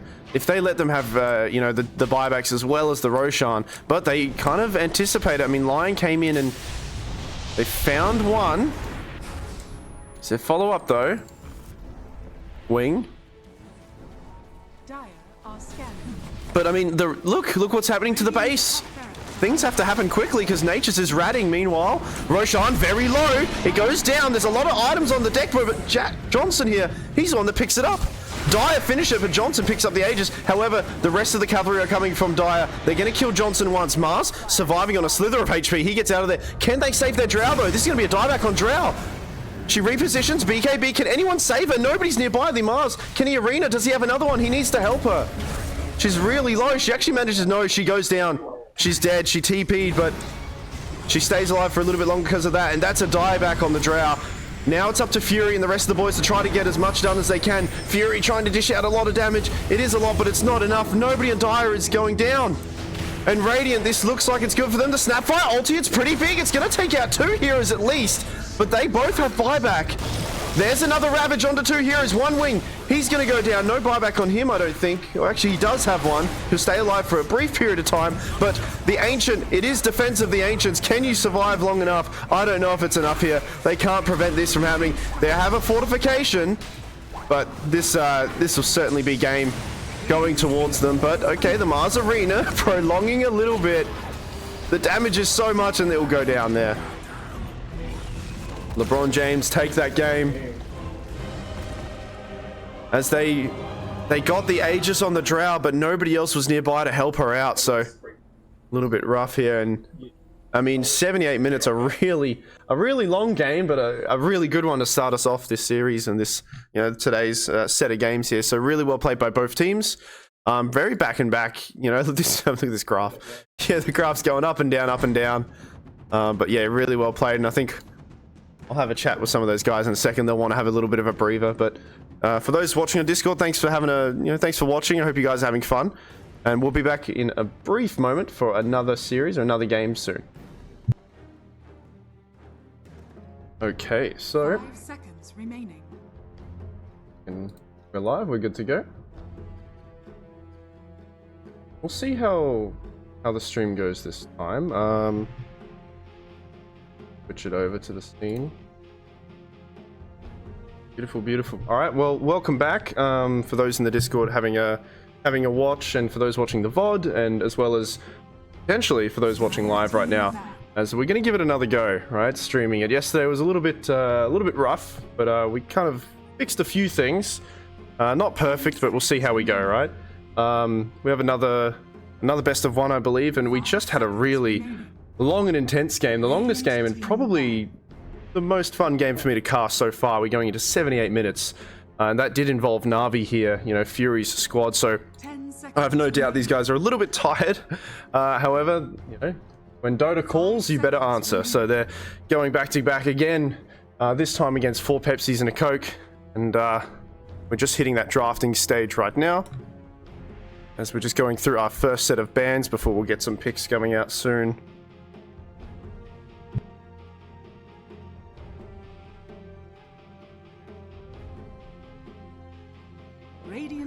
Now, last series, no doubt, was very, guess you could say it was a bit tiresome for Na'Vi, so I wonder if they're going to try to draft a little bit of a quicker draft here. And maybe Pepsi and Coke can take advantage of that fatigue, I guess, you know. Anything to win, right? Some of them that were watching the previous game, so they understand kind of what they're up against, as well as, you know, how much energy they'd have left on Na'Vi right now. But there's still, yeah, a lot of games going on. This is day 2 and the final day of this tournament here, of the UCGG tournament, the LAN tournament here in Christchurch. Once again, my name's Deluxe Atmosphere. I hope you guys are having a really good day. And we've started things off with doing pretty okay with schedule, but obviously if games go on a little bit longer, we'll have to drag things out a bit. So we've got our first 2 picks of a Wind Ranger and a Disruptor. Both most likely will be the support roles. Wind Ranger more commonly in the 4 role, and Disruptor will be 5 here. I do know that B0 does like playing this Wind Ranger. It's often, you know, that facet there that makes him be able to pinch some kills. He certainly is one of those, I met the guy yesterday, he seems a nice fella, and he seems to be one of those pos 4s that really like, you know, pinching these kills and kind of, excuse me, transitioning into some form of carry, I think. He gives off that vibe there, and Wind Ranger is one of the best heroes to highlight that sort of playstyle, right? We'll see how he itemizes and how he does in lane.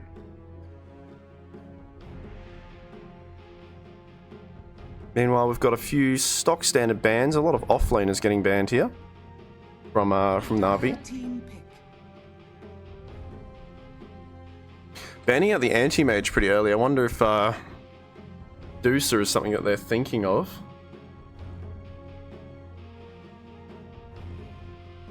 We'll have to have a see.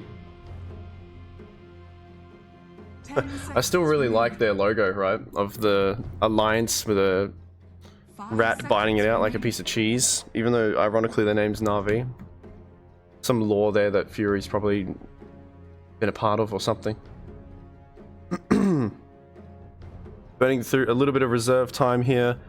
I think 4 Pepsis and a Coke like to emphasize their picks on like these pushes and these, you know, they do enjoy the Shadow Shaman.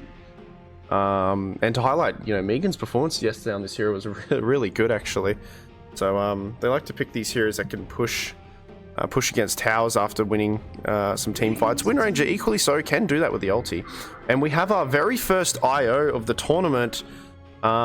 Very interesting here. Now, I don't know how or what the plan is here. Often IO is like the POS 5 that attaches onto the carry. That can still happen. You can do the POS 4 Disruptor if you want to. I'm sure Fury's cooking something interesting. However, you know, it is potential for the Wind Ranger to get a nice shackle onto 2 heroes that are always close to each other. And equally so, when you pick an IO this early, you are opening up a window of possible counter picks that are not that hard to execute, right? Okay, Dark Willow. I mean, that's a good example of it, right? Her ulti, you know, the Terrorize, you're most likely, you know, there's 2 heroes that are going to probably be near each other at all times, so that and the roots as well. Looks like they're going to be a little bit messy, and to combo that with the Wind Ranger as well when she gets her shard. Legion Commander. Very simple. Just dueling the IO. I wonder where they're going to throw this IO. If you've got this as your duo of supports, it's a little bit lackluster in what they can do, right? 4 Pepsis and a Coke, they've got a lot of ways to start fights. Meanwhile, Na'Vi certainly do not yet. So they're going to have to really emphasize this and pick some sort of offlaner or even carry or something that kind of, Dire team you know, gets things started really quickly. Okay, Jakiro, interesting. They're gonna go. This is gonna be some sort of possibly like carry Jakiro or Io. Pudge, right? They're doing something strange. They might be going for the Pudge carry. Jakiro mid. I don't know if it's enough to discourage 4 Pepsis and a Coke and what they want to do. It is an interesting draft though. Very interesting draft. 5 seconds remaining.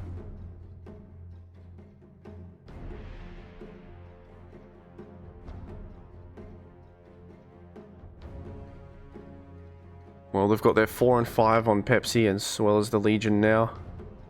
The only thing that they would be scratching their heads about is, you know, they're not too sure where Na'Vi are positioning their heroes, right? They're not too sure where, you know, who's in what role, but that shouldn't really affect their game plan here. Because when it comes to 5 on 5, I think it's, well, so far I think it's a little bit easier. Just get a duel off and start a fight that way. Obviously, the laning stage is very crucial to how the rest of the game is played. The momentum and snowball effect and whatnot.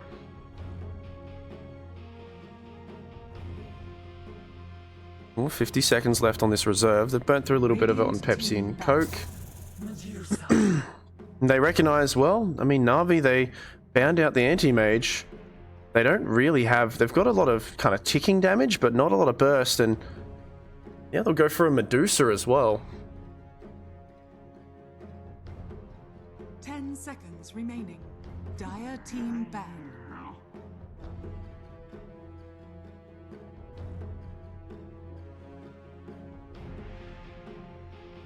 And Medusa will be that later aim, trying to carry them through to victory here. 10 seconds remaining. 5 seconds remaining. See what Na'Vi want to do as their final pick. I have no idea where they're throwing people here. They're banning out some mid laners naturally. What could be good? I mean, they've got a lot of initiation here on 4 Pepsis and a Coke already. So they don't want to overdo it with that. Possibly they could get another mid laner that kind of pokes or does damage from a distance, some sort of global hero. Like, I wouldn't be... they've got the Deuce already as the ranged carry.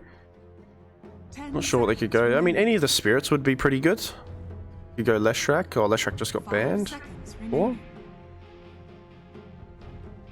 Meanwhile, I'm not sure what they want to ban here on 4 Pepsis and a Coke because they're not too sure what they're up against. I think it's the carry Pudge, and I believe this might be a Jakiro, maybe a Jakiro mid. And they're going to pick an offlaner here.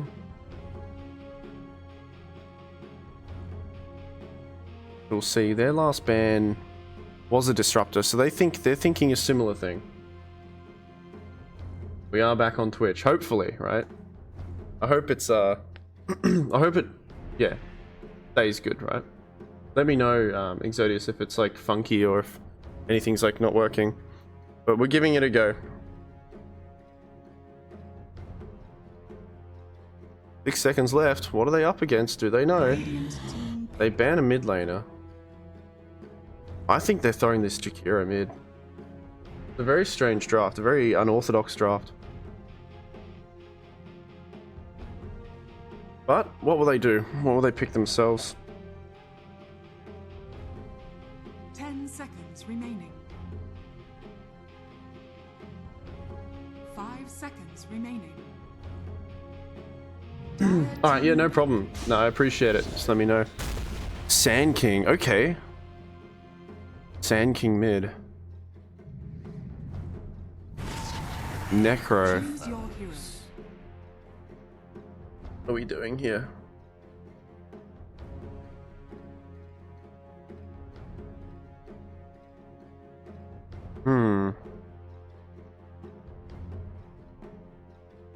The carry Legion.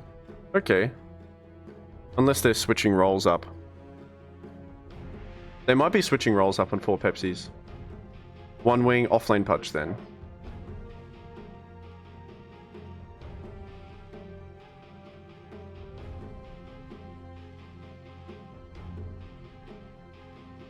A very strange draft, isn't it? Yeah, I don't know. 10 seconds. I was thinking they're going to throw this Jakiro mid. Yeah. 5 seconds remaining. Yeah, seems to be good. People are in the chat having a yip yap. That's good. Fury. Okay, so mid Necro, offlane Pudge. Is this seriously Harry Jakiro? They must be switching roles. I mean, obviously, you know, Medusa is a little bit of a later game, but they can totally just itemize and make her early and put her online earlier. Like Shard, was it like Shard Ags or something? Or you could get Lincolns, just Lincolns and just some damage, and you're fine.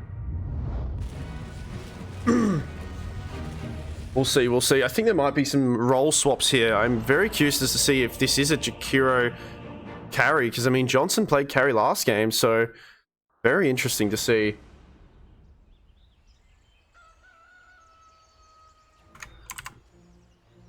I'll have to get the command again. Give me a second. Prepare for battle. But a very unorthodox draft, and I think, you know, props to Fury and his boys for doing it. I think a little bit of fatigue possibly, right? They just had a very long game before, so they want to have a bit of fun, right? And I don't blame them. And you know what? It's going to be fun to cast. It's going to be very interesting to see what on earth we're looking at here.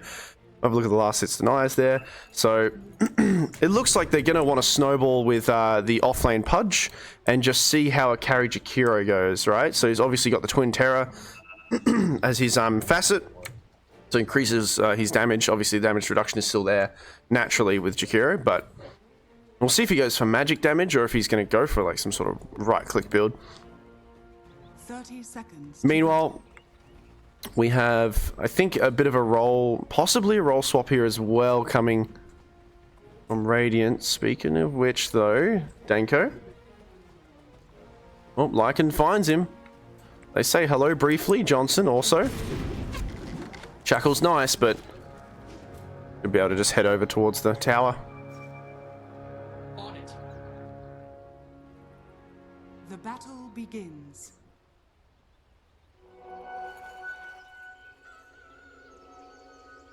Now, obviously, you know, IO, often one of those heroes, or the main hero that is, you know, really good to just kind of keep those carries alive, right, with that heal and the tether and whatnot. However, I mean, I think it's still pretty decent. You know, you've got Legion Commander, you've got Dark Willow. These are heroes who not only like to isolate one hero, so you can do all the IO if you want to, but equally so, if they're together for too long, it's giving, you know, it's giving Legion some more overwhelming odds. It's, you know, giving another terrorized target, as well as, I mean, Sand King wants to get on top of him. So they certainly have ways to kind of punish this sort of lineup, right? This sort of gameplay. So what they need to do on Dire is they need to really kind of snowball and just get some kills and go from there, right? And just wreak havoc very early. Speaking of havoc, he's up top on the Sand King.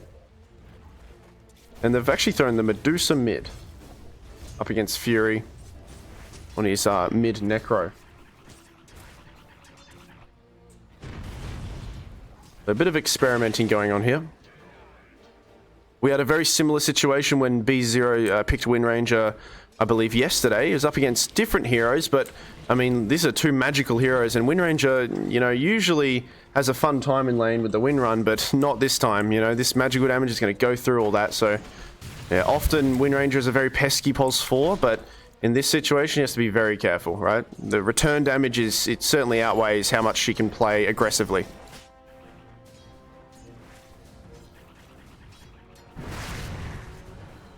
Got some Na'Vi enjoyers here. Yeah, a blast from the past, eh? Well, actually, Na'Vi are back now, right? They've got a good lineup now. Clearly, right here, right? This is them. This is the Na'Vi.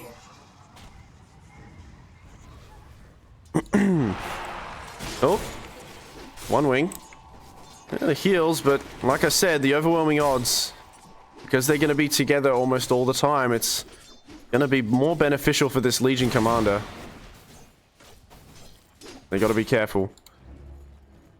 Pudge needs to get some juicy hooks onto Megan, but Megan, positioning-wise, she's doing so, you know, pretty well so far. First blood, actually, we lose the Wind Ranger. I did say it. The magical damage. Doesn't have level 2 yet, so movement, and yeah, it looks like they glimpsed her back.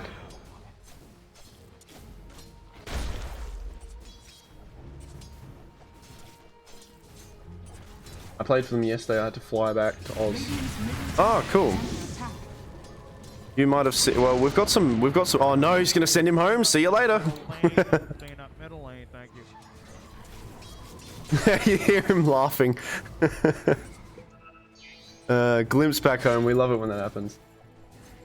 No, it's good. I'm not sure how many people, what the ratio of like New Zealand players or Oz players are here. Be interesting to find out.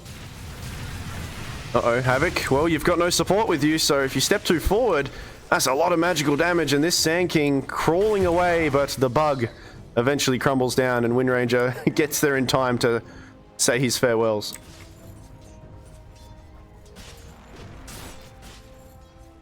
Be interesting to see what part of Australia you're from, James, actually, because I flew here from Australia myself just to cast this sort of stuff. Because why not, right? Kind of a fun thing to be a part of. Oh, he almost got sent home. He had to burrow strike. He still wants to do it here with the ward as well, but Danko, you got to respect the glimpse. It is only level 1, but it will send you home if you're not too careful. Ah, Brisbane, nice, nice.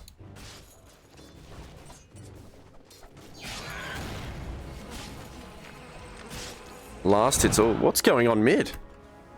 Fury is really bullying this mid Deucer. This is a bit of a shame here. Forcing B0 to come in and help, and I don't know, I mean, what's he leveling up? He's just death pulsing him, I guess. I mean, often so, Deucer, she needs that mana to stay alive, and generally mid there's less mana to grab, right? You've got one whole hero less, so it's best to have Medusa on those side lanes, but in this situation, yeah, there's not much mana to be pinching here, and as a result, you know, the damage is outweighing how much she can, you know, stay alive with that. There is a God Gamer alert indeed. So, I mean, they're gonna have to be recovering here, and I mean, B0's on it, you know, he knows. So he'll start stacking up for his Deucer here.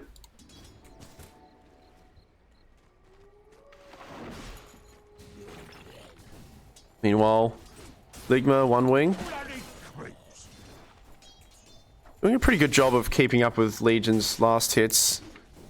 He has 2 levels in meat hooks, so it looks like, you know, he certainly wants to be getting these hooks, but again, I think, you know, Megan's being pretty conservative with her play and just standing back, and there's a nice kind of defensive yet also aggressive ward that shows a decent chunk of this lane here. So she can see when the Pudges are approaching, most likely. Danko. That damage is so much on the Sand King. This magical damage in this top lane is too much to handle. B0 can't do nothing about it, neither can Sand King. Havoc, he's gone as well. It looks like both of these, you know, top and middle lane for Radiant have unfortunately started to crumble pretty early. We're hitting 6 minutes in. And speaking of 6, Necro is level 6. Deuce has got to be careful. Radiant's middle tower is under attack. And 2k net worth lead already at 6 minutes in. That is most like, I mean, there's only 3 kills, but a lot of that is just last hits.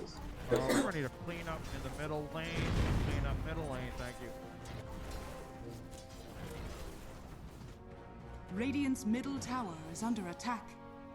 This tower's going to go down before 7 minutes. That's insane. Dire structures And for a Necro to do so as well, he got a double damage. Of course he got a double damage. So he'll be pressuring this tower, and Deucer can't do anything about it. Not much at all that can be done. The Wisdom Shrines as well. This will be the first time, I think, in this tournament that I've seen somebody pinch another one's. That's Danko. Moved himself here. 7 minutes will approach. is under attack. And he'll pinch it, and that's a lot of XP going to the dire supports there.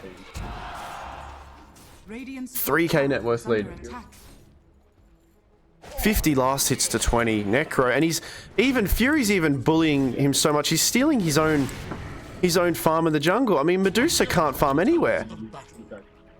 Level 70, he actually might kill him here. Deucer. He's got a Mango to play with, but I mean, this Reaper's Scythe, it's going to be enough to kill him. Fury, he's chasing him down. Can he get the Scythe off in time? He needs a little bit more vision. Very low here. He still needs to have the HP gone, though. Forces the Mango usage, but nobody can help this Deucer. Radiant's top tower is under attack. This is brutal. I mean, they're going to try to, again, stack for him, but...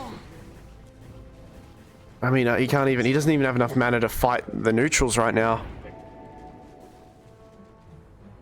This top and mid lane have gone kind of disastrous, and it's not necessarily for any other reason apart from, I guess, just, you know, the heroes that have been picked. They're just kind of outplaying as well. Fury, Haste Rune.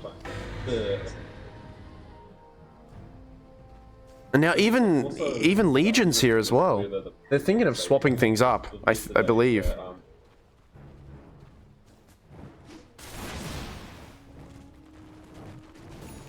They're gonna all farm up together. They need to. I mean, it's not necessarily ideal, but all of these heroes and all of these lanes have had a rough time. So they'll hold hands together and they'll assist each other in possibly getting some form of net worth on the board now.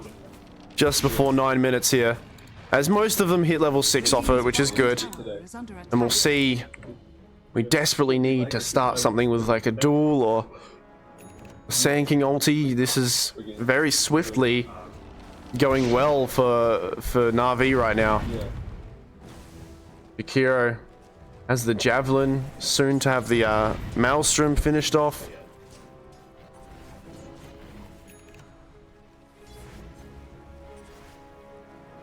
$5k net worth lead before, just at 9.5 minutes. Ulti Uzi killed B0 as well. The duel, okay, the silence to follow up, so Havoc can't really get anything off. He needs to go to the side to potentially get a spell off. The duel does finish off, and actually it is Lycan that goes down. The ulti coming in from Havoc. Is it enough to kill? The Scythe comes through, doesn't finish him off, but he eventually does go down. As they did kill the Jakiro, but it's a whole team wipe for it. Did Legion even get any duel damage? No, I think nobody did. As a whole team wipe just for a Jakiro there.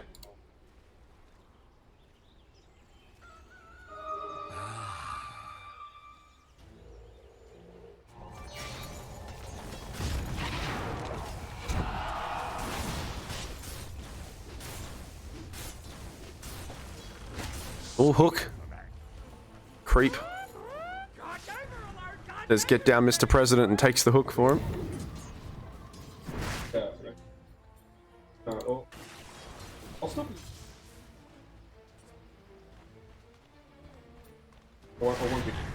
Uh-oh.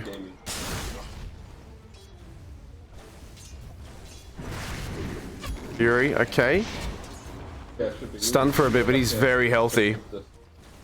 Radiant's bottom tower is under This net worth difference is so huge. I don't know what Radiant can do. They have to just set up some sort of duels, and they do have the tools and capacity to do so, but with the net worth and with how much they're pressuring on Dire, it's a lot of reactionary Dota. It's really hard for them to kind of gather their thoughts to actually, you know, articulate some sort of plan here. They've only got 1 kill to the board.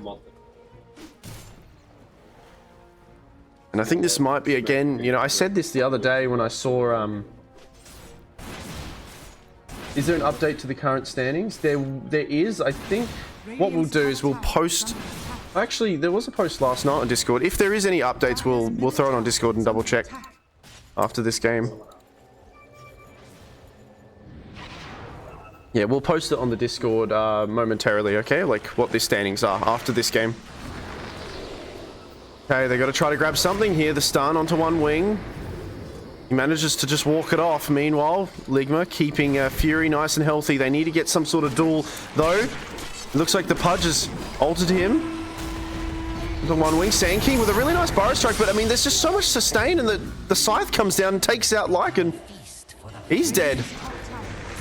And they're just way too healthy here. I mean, they've got so much heals. The IO's ready to back them up as well, and this 8k net worth lead at 12 minutes it's feeling like a lot more. They just can't, they can't chip through any armor or any of the defenses that Dire have. Pudge and attempts to hook, okay. If they overdo it a little bit, they can be punished, and there we go. That's probably the best hero to go for, but this is the support IO, and they can't even kill him with a duel. He's actually not going to die. No, he finally goes down. Megan finishes that one off, but at what cost? Okay. You get a little bit here. They actually find Pudge as well. They use everything to do so. So a much needed set of kills there. It's a shame Legion still, unfortunately, no dual damage to her name. They desperately need Blink Daggers on these heroes. Sand King was going to get one, but he's actually opting out and going for the pipe instead. Legion's still a decent chunk away as well. I don't know if they're going to have enough setup without a Blink on these two heroes. They're just going to have to hope that Dire overstep again, and I don't think this Na'Vi team are the team to kind of make that mistake twice.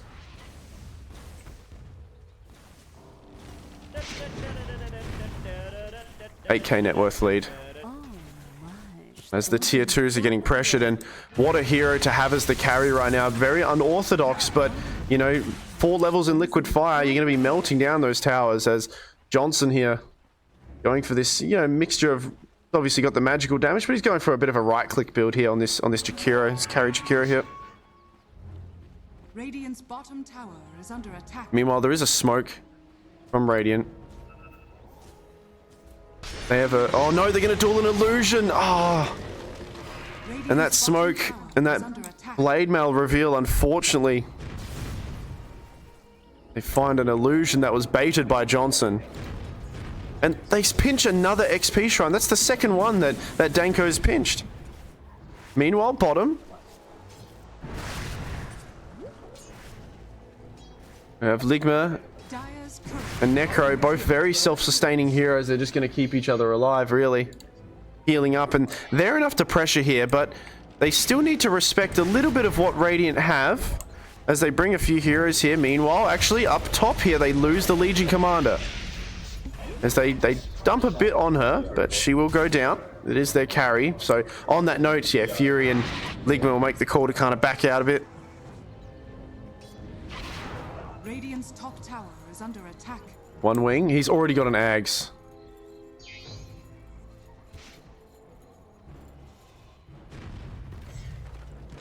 $9K net worth, 15 minutes.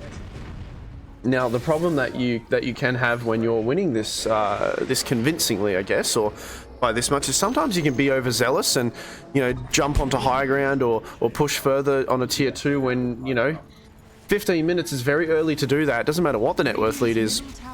You know, sometimes if you overstep under a tower, you can certainly be punished. So we'll see how much discipline they show. TP out from Fury, whilst the other two get stunned. They actually kill Johnson. I was finding him a little bit out of position there, away from his teammates. However, Megan, as a result here, she might get taken out herself. A hook landed. Can he get it? He certainly can. The fairy's gone. Delicious, says Pudge, as he eats up the fairy and gets a little bit more strength to his name. And now back to pressuring the tier 2.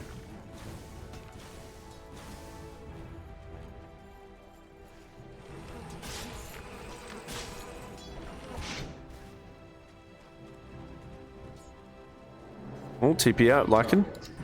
The Scythe could stun him, but doesn't see him. Radiant's top tower is under attack. Visibility.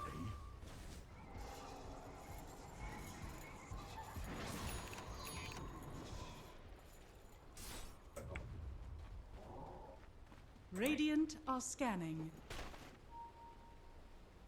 Usa, she has got a Yasha, closing in on a Manta style. Yeah, things are slowing down a little bit here, and it might be enough for a Blink Dagger to be purchased, but still miles away actually on these two important heroes. You know, 1400, 1000 on Legion. Oh, he's gonna get a Diffusal Blade on this Jakiro, this carry Jakiro. Very interesting build here.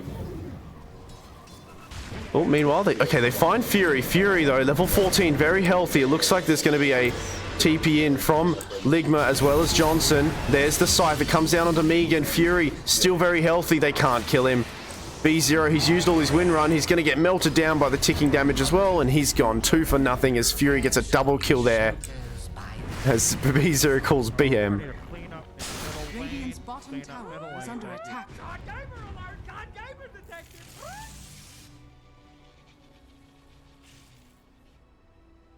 Radiant structures are fortified. That is commanding us. Radiant's bottom tower is under attack. Don't call him fat. Like the banter, we love it.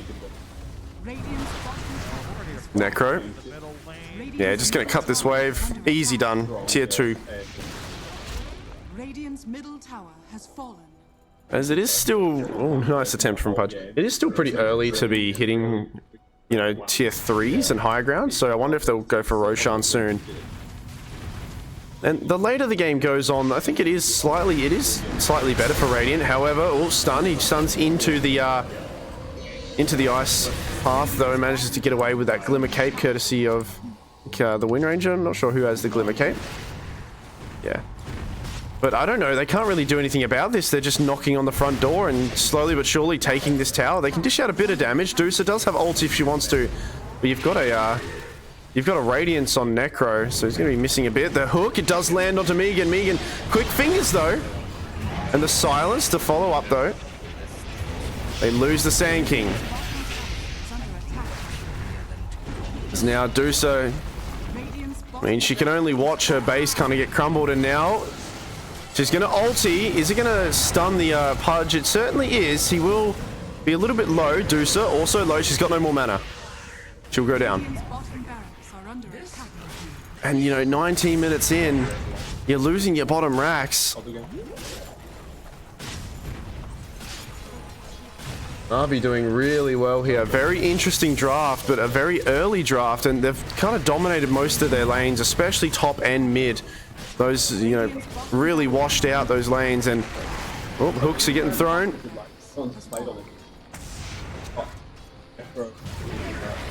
Oh, they find Havoc. Legion still trying to farm up his blink. He does have it now. Does Sand King have his? No, he doesn't have it yet. He's going to get a pipe instead. He's 200 gold off.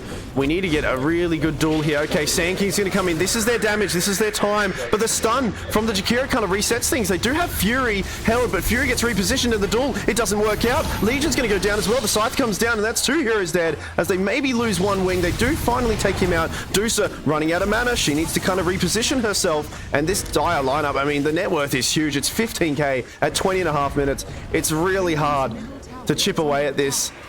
And it was just, I think, a bit of bad luck, or maybe Johnson, you know, spidey senses, you could say. He threw that ice path down as the duel came out. And now this mid-racks, they're going to get pressured. And, I mean, Fury, he's feeling himself. Playing pretty dangerously into the enemy territory, but he's okay. Johnson, right-clicking away at these racks here.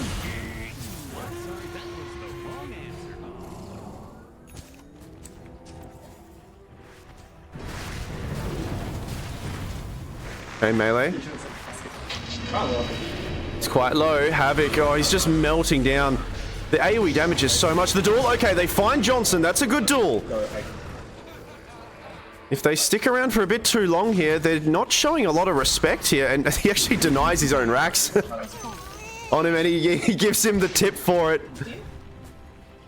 They gotta, I don't know, I think they gotta respect it a bit. The Pudge is very healthy though. Oh, a hook onto B0, B0. Sand King comes in, there's a nice silence to follow up from Danko. Meanwhile, Legion in the backlines wants to try to find this disruptor. He certainly does, as they lose 2 there. The melee racks though, very unhealthy. They've only got 200 HP left. The hook thrown whiffs a little bit, and they'll take this mid racks now. They are losing pieces, but it's majority worth it for sure, as they've taken 2 sets of racks now. Na'Vi gonna maybe rinse, repeat, wait, and I think every single shrine this entire game has been taken by the enemy. I don't think they've had 1 XP shrine go to the way of Radiant, unfortunately. Just really showing how far ahead they are in net worth, in positioning, and in, you know, vision and everything. They're just, it's all go, go, go for Na'Vi right now. And, you know, like I said, the later the game goes, it does benefit Deucer a bit more, and as well as most of these Radiant heroes, but they're not going to give it that opportunity, I don't think. They're not going to allow it to. Fortification used. They can duel if they want to, and they're going to have to, as Lycan. He's trying to spot either Danko or the IO. Oh, they grab the Deucer. Deucer, they're going to try to reposition her out. There is the Sanking ulti still able to be used. They're going to root down a few heroes though. One wing. Okay, they're actually going to duel onto the Pudge, and a very dangerous duel to pick, and he's not going to die as a result. He's fine, he goes down, but no, he doesn't go down. He actually lives through it. The Scythe comes down onto mid Lycan. Havoc also goes down. Very, very brave of you to duel the Pudge. He was just getting healed the whole time. And now the repositioning from Ligma. This is the most likely game. B0, he's dead as well. It's such a surprise that this Pudge has not died yet. The Sanking channeling the ulti, but it only goes off for a few seconds as he gets hooked, killed, and there we go. Gets him out of Danger's way. And that's a dieback on the Sanking, by the way, as Na'Vi have cleaned up this first game, or this game. They're just going to call GG. As 23 minutes, you know, we had a 73-minute game before, so they wanted to dish it up really quickly and say, nah, we're a bit tired. Let's hurry things up, and they certainly do. In this game here, Na'Vi taking that game very convincingly just before 24 minutes with this very interesting draft. Well played by them. We'll have another game very soon, guys. I'll just quickly throw it to an intermission, all right? And we'll be right back. I appreciate you guys having a yip-yap in the chat and hanging out. But yeah, we'll be right back, okay? So stick around for another series to come. Hello. Going to jump in here for a minute while we wait for changeover of games. We thought we were going to have one of the games having to be forfeited, but turns out that's no longer the case, which is good.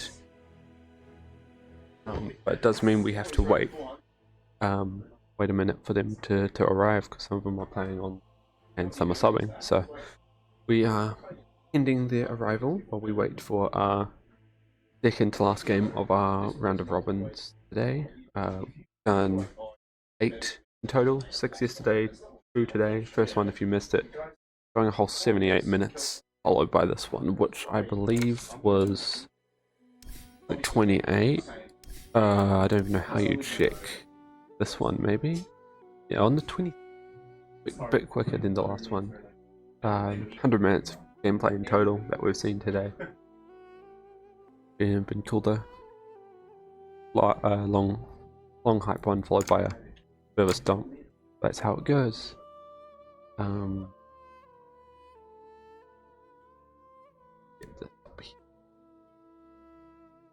Again, while we wait for them to come, I'm going to just plug some sponsors you can see floating down the bottom left. If I can get a way to, doesn't really hide the thing regardless.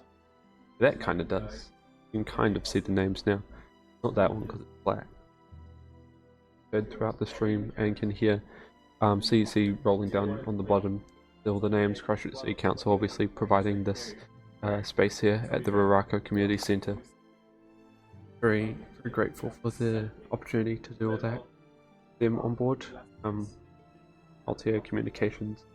I know their labels are on the fire hydrants. Not fire hydrants, fire extinguishers around the place and other general equipment. So that's very useful. Their support, Spark Game Arena. Spark setting up the Wi-Fi.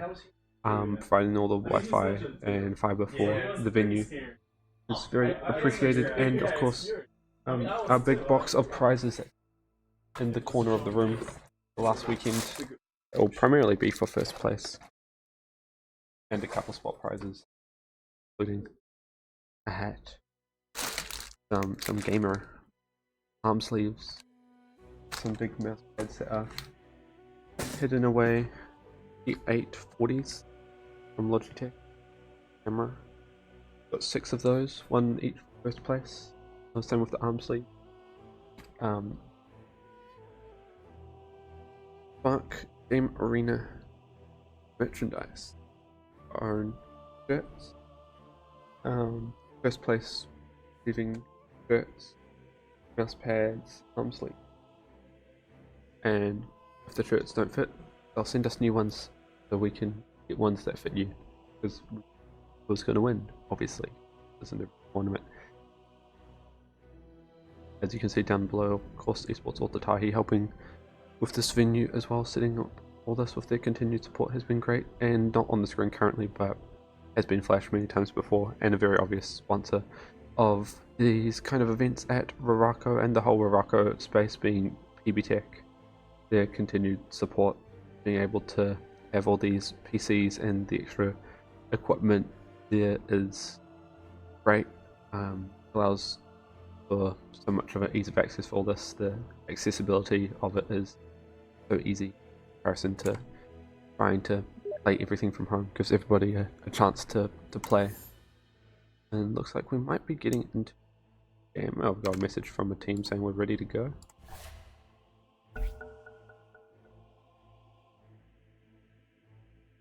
What team they're on? We'll find out. It might be one of the subs. So yeah, we are getting this next game underway, which will be Bisayawa Patrol with getting 2 subs today for their last game, and 4 Pepsis and a Coke for their last game. We just saw them play their 3rd game just before you were tuning in. They're going to be also playing their last game today, this one here, and then we will be seeing the showdown of LeBron James, who is currently 3-0, our only team undefeated, versus Cliff Jungling, who is 2-1. So that will be after this game here. So we shall see how these next matchups go.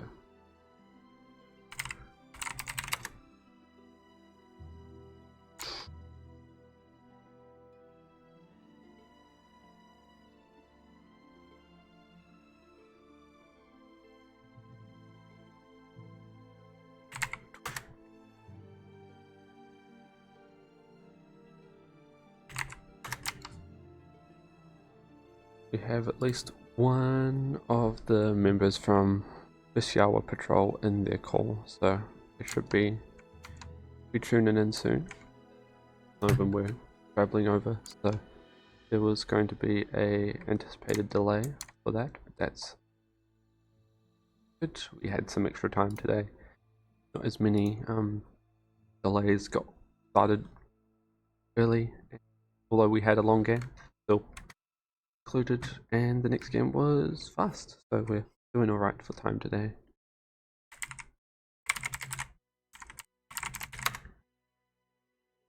Looks like 4 Pepsis and a Coke are all ready to go in the lobby. You get this broadcaster.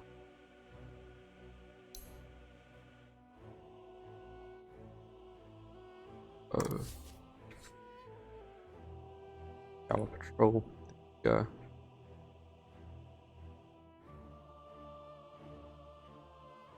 I will go let you in. I'm coming.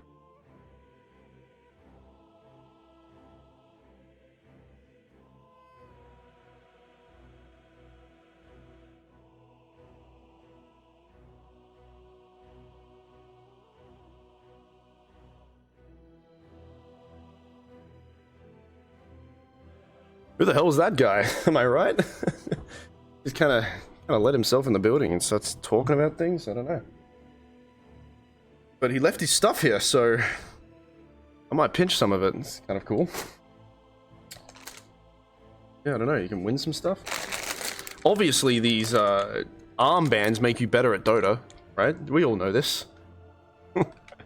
It helps, right? It's just like the hand warmers, right? You get those hand warmers to warm your hands up. You'll be so much. You get 1,000 MMR guaranteed, right? You've heard it here. 1,000 MMR if you get hand warmers before you play. Not that I need that, right? I'm too good anyway. Right? So, but you know, if I did get it, whoa, I'd hit past immortal, right? All right, what do we? We have a game happening very soon. See how we go. Alright, uno momento, guys. We'll start the game momentarily. We're just going to have a few more people jump in, so I'll throw it to another intermission for a while. Appreciate your patience, and yeah, we'll be back very soon.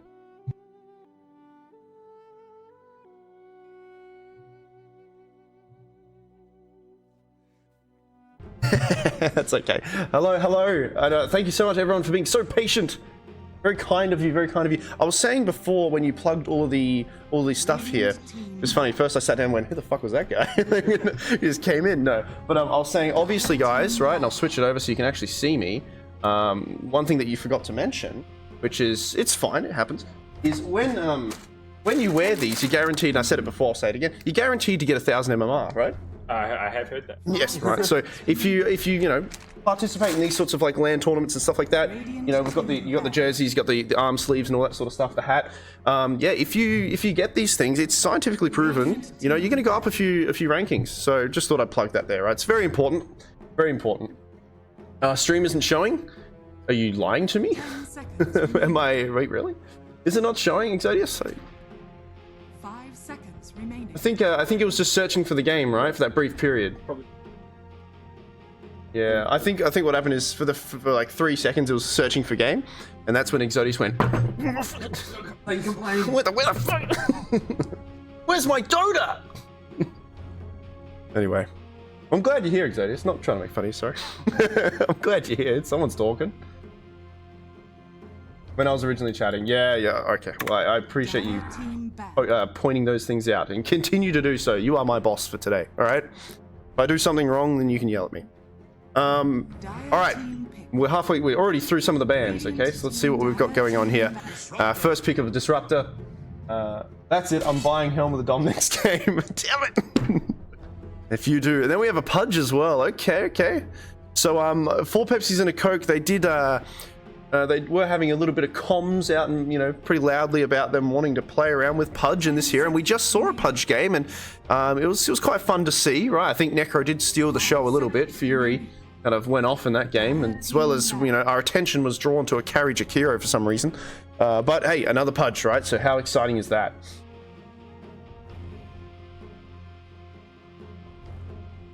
Where the fuck is Ice Daggers for the title? Wait, what? What's happening with the title? 10 seconds. Where the fuck is Ice Daggers for the title? I don't know, Ice Daggers, I'm not sure. Are you talking about like the image?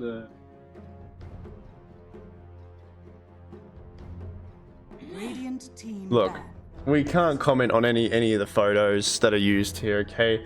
We didn't know. It's just what it is. References to things that we have no idea what they are. But you know what we do know? Good transition. We do know that, Disruptor, Pudge, often, like I just highlighted before, Pudge was played the previous game. We've seen a decent amount of Disruptor, actually, I think, right? I think I've seen it a few times.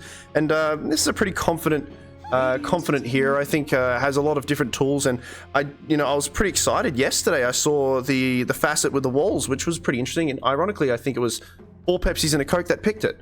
I think it was B0 playing it. I might be wrong, but I think he played this version of Disruptor. So I'm interested to see what Banana Patrol do. That being said, they are actually playing with 2 stand-ins, I think, or some stand-ins. So it'll be a little bit of a different team now.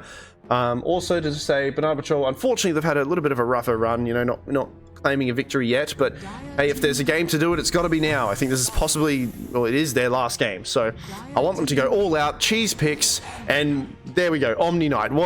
That's a pretty cheesy pick. You don't see this guy often, okay? The role, very versatile. Traditionally, POS 3, but you've seen it in many different roles. There was a few months, I think last year, where you saw some carry Omnis just throwing the hammer at people, and that was pretty fun to see. So I'm pretty excited to see this guy, right? It's going to be interesting. Even to the point where I have no idea what his facets are. Does anyone know what his facets are? I have no idea. Let's have a look, right? Where are you, Omni?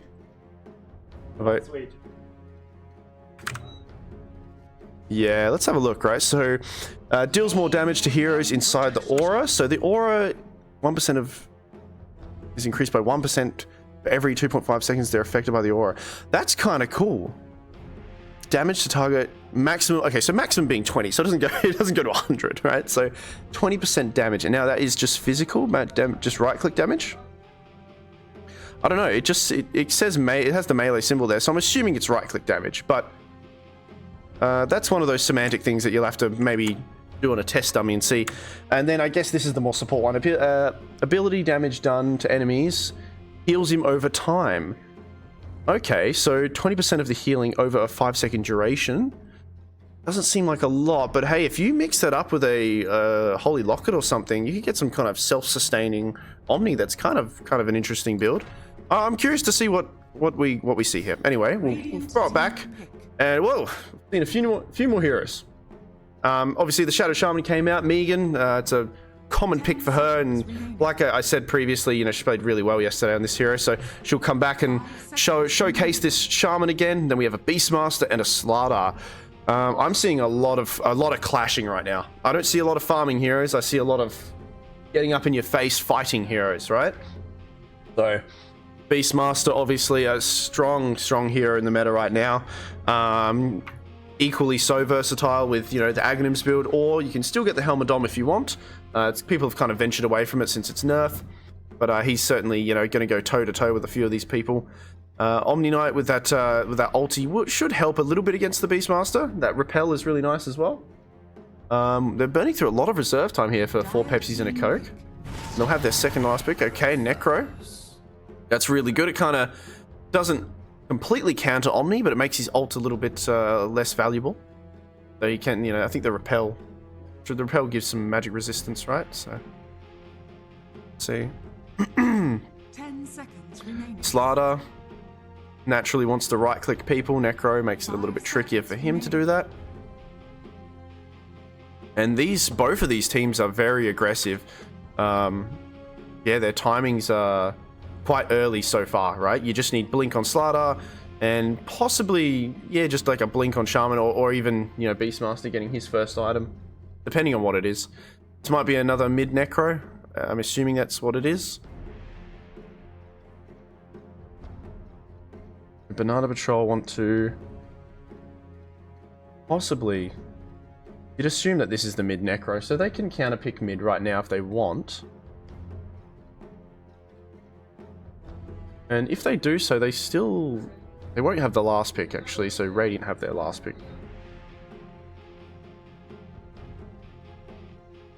There's Quap ban, Clock ban. A few specific bans, actually, that you don't see. Warlock, Clockwork, Rubik being banned, which is an interesting one. So they go for a Magnus, okay. They got to be a little bit careful of these melee cores. You know, up against, you know, Necro, a pretty fun Radiance game if he wants to, but mid-Necro, I'm not sure if you strive away from that. Fury certainly didn't, but he did really well in his lane, so I guess he could afford to not strive away from that sort of build. So three melees. I think this is the Omni support, though. It could be a 4 Magnus, just going for that utility and repositioning people. Have a few more bans now. 10 seconds remaining. Or, I mean, actually, you know, a while ago, but we've seen mid Magnus before. Not so popular now, but seen it. Don't know how it would go against Necro. But, you know, once again, the thing that's fun about this is both of these teams, there's a lot of spells and a lot of clashing, and there's just going to be a lot of really messy yet fun team fights to look at, right? So we'll see how it goes. 13 seconds left on that reserve time for the final ban. 4 Pepsis and a Coke. They banned a carry hero. Dire team banned. Banned Drow. Meanwhile, Nature's Prophet gets banned. We'll have the final pick for Banana Patrol. I'm assuming this is the mid hero, but it might be something different. Okay, a little bit of... Yes, that's a bit of range there. That's good. Aotea, okay. Yeah, that's a good point. Yeah, good for clicking the Necro. And then here comes the Lone Druid.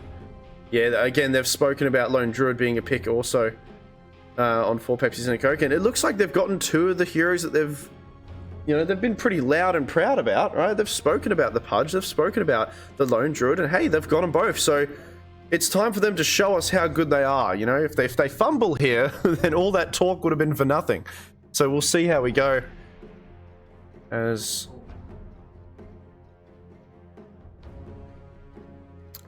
What's happened? Oh yeah, look at that. Yeah, they're both of their hammers or staffs or whatever you want to call them smacking each other. With all the cosmetics these days, it is a very messy loading screen sometimes, isn't it?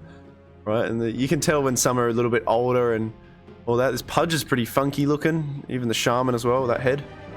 And the bird. It'd be funny if he made like a hawk noise every time the scythe went down, killing his prey. Or how cool would it be if that Necro thing, it was a talon coming down because he's a bird, right, instead of the scythe. Ah, that's a good point. I've got Yoshi with me here, and he's just saying, taunting during the loading screen would be a pretty fun thing to do. Can you do voice lines during loading screen? No. No. Ooh, I'm sorry, that was the wrong answer. Okay, we're getting voice lines. Do we have the toggle? No, we have game starting soon as my last copied and pasted. So give me a second, guys. We're gonna need a cleanup in the middle lane. Okay, everybody's doing the voice lines. We get it, guys. We get it. That's hilarious. Where is this?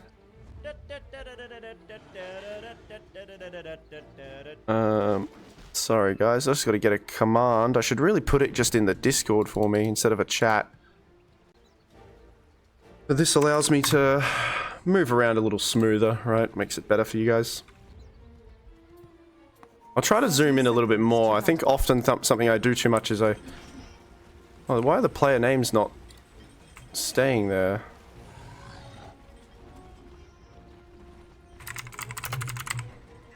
Double E's. Oh, hero names. Player names, please. There we go. That's much better. Lone Druid, though, he has no name, actually. Yeah, he's in the other room. He has no name. This is bullshit. Alright. Oh, look at this. Oh, B0. I mean, his smoke's gonna run out, and they're gonna... Oh, they don't actually... Look at the... They won't see him, right? He certainly can, and he's gonna try to. They're actually gonna have him... Oh, he's gonna go for... Oh! Cheeky attempt here. It is the mid-Magnus, okay? So, TET. A bit of... You can hear in the other room a bit of laughing as things come to play here. Now, okay, so what are we looking at here? POS 5 Omni, okay. Yeah, this makes sense. I think there's a reason why they'll throw the Disruptor here.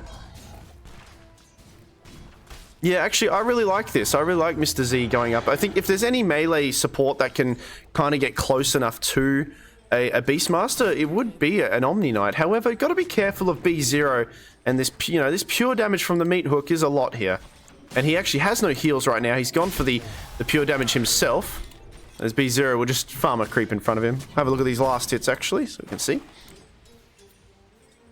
Now, Havoc going for... Okay, so we are going to have a Helm of the Dominator build for him, followed by a Drum. Meanwhile, yeah, so mid-Magnus. And it is a carry Necro. Interesting. Oh, damn. As soon as I look away, first blood. Beautiful hook there, it looks like, from B0.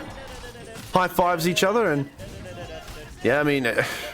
Muerta, I mean, both of these, sort of, Omni not so much, but Muerta certainly one of those heroes with pretty low stats, right, as a carry. So, you know, not that much HP in their name, so they're going to dish out a lot of damage here. So that's okay, rinse, repeat. Oh, down bottom.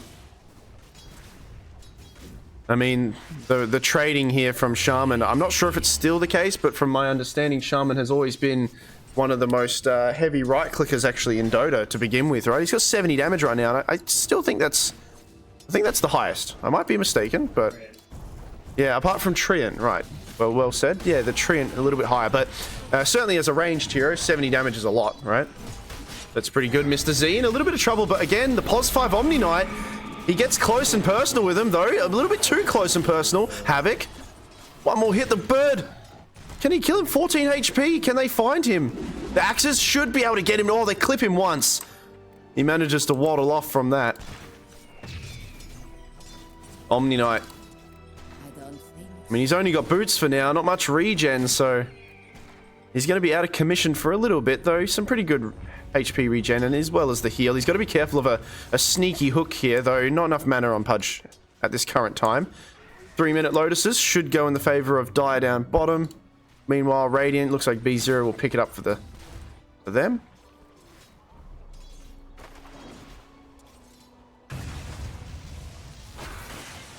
Those pesky chicken fingers. Druid against Magnus going pretty even here. Magnus having that extra level in Shockwave. Gotta be careful of the roots. That's a lot of damage coming out.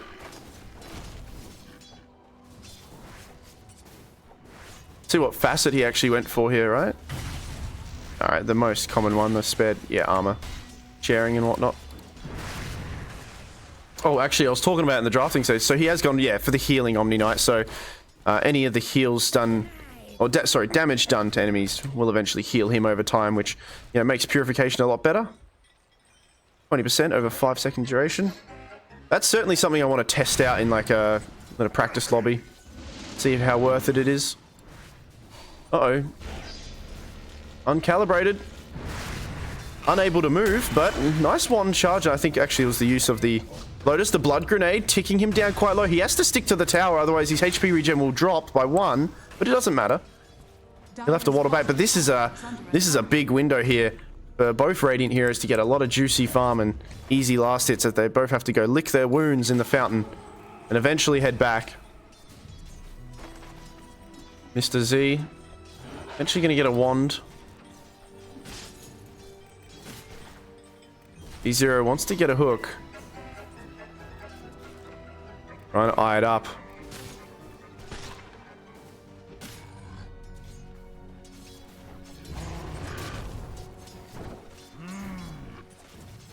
Just about 5 minutes in now as Slardar has come back to this lane. Been liking getting pressured a little bit. Has no levels in Ghost Shroud, but doesn't seem like he needs to have any levels. And actually, I mean, uncalibrated, gotta be careful. He's gonna have to kind of run back again. As soon as he gets too close to this lane, I mean, it's because the, the Disruptor's not there. And as a result, he gets a kill on the offlaner. So that's what he's doing in his meantime there for G-Lo. Oh, careful there. Bit of a rough start. Can't get many last hits. This mid Lycan here with 32 to 12 and uncalibrated 11 to 1. Bit of a washout here.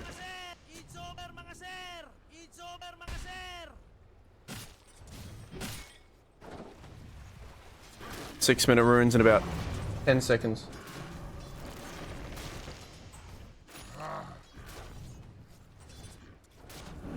We'll have G-Lo stick around.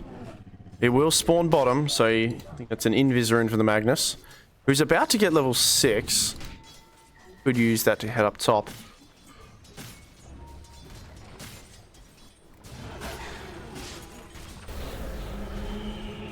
Here we go. Now B0 taking a lot of damage. The hook, I think he actually hooked a creep instead, and now Havoc, he's in a lot of trouble. He gets glimpsed back a bit. He's got a lot of HP, but the slows are there from the blood grenade. We've also got a soul, bit of ticking damage coming in from soul release. Not something I often say. Actually lives on 40 HP.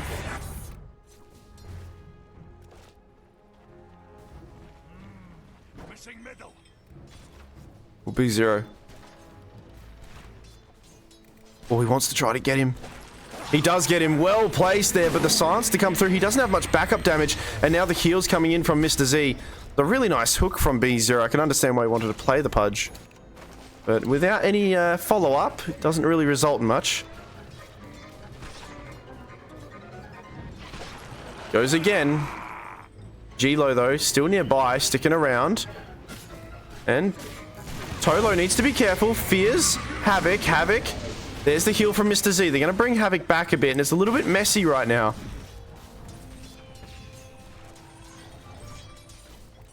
As here comes Magnus.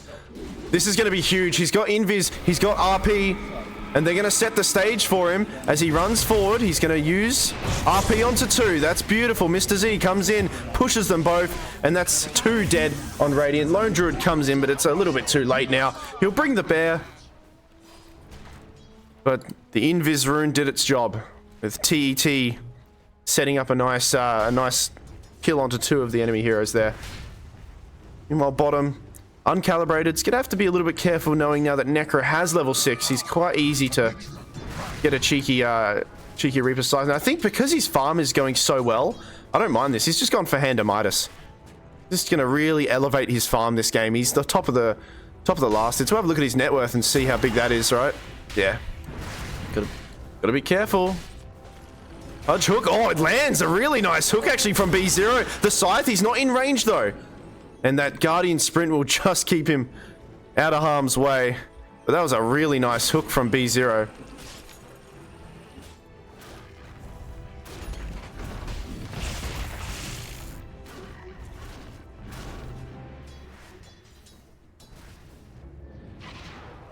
Can we get a glimpse back on anyone? Uncalibrated, they're going for the bear. Can resummon if he wants to. They're going to bring the Lone Druid back. He does get the ulti off, so there's that shared armor, but the repositioning from TET, can they take out this Lone Druid? They're trying their best. The Root, though, kind of helping him out. The Pudge wanted to try to hook his buddy, but didn't need to. Now the bear still taking a lot of damage. Doesn't result in much. And meanwhile, up top, there was an engagement. It looks like we lost the Shaman, so Megan will go down. It's Tolo.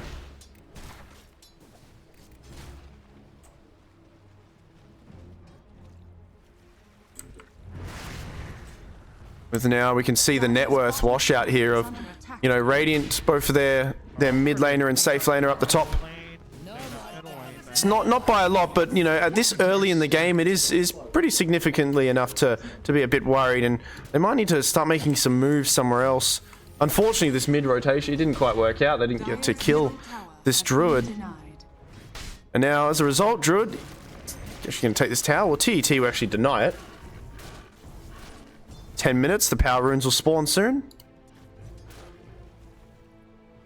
Double damage for TET. Dire's middle tower is under attack. Oh, Disruptor. Managed to pick him off, and uh-oh. That's a Scythe kill as well, uncalibrated.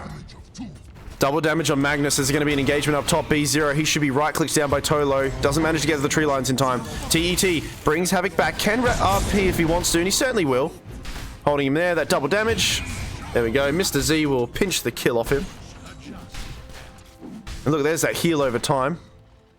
Or it kind of go up a little bit.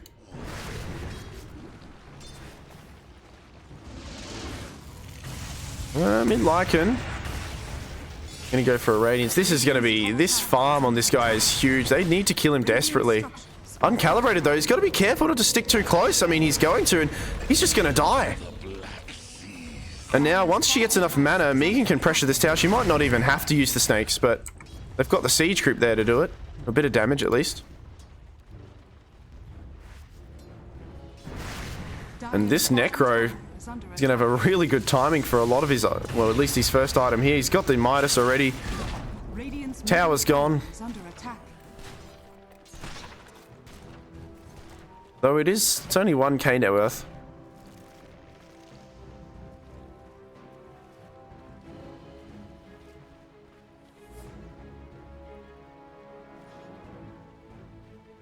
Olo.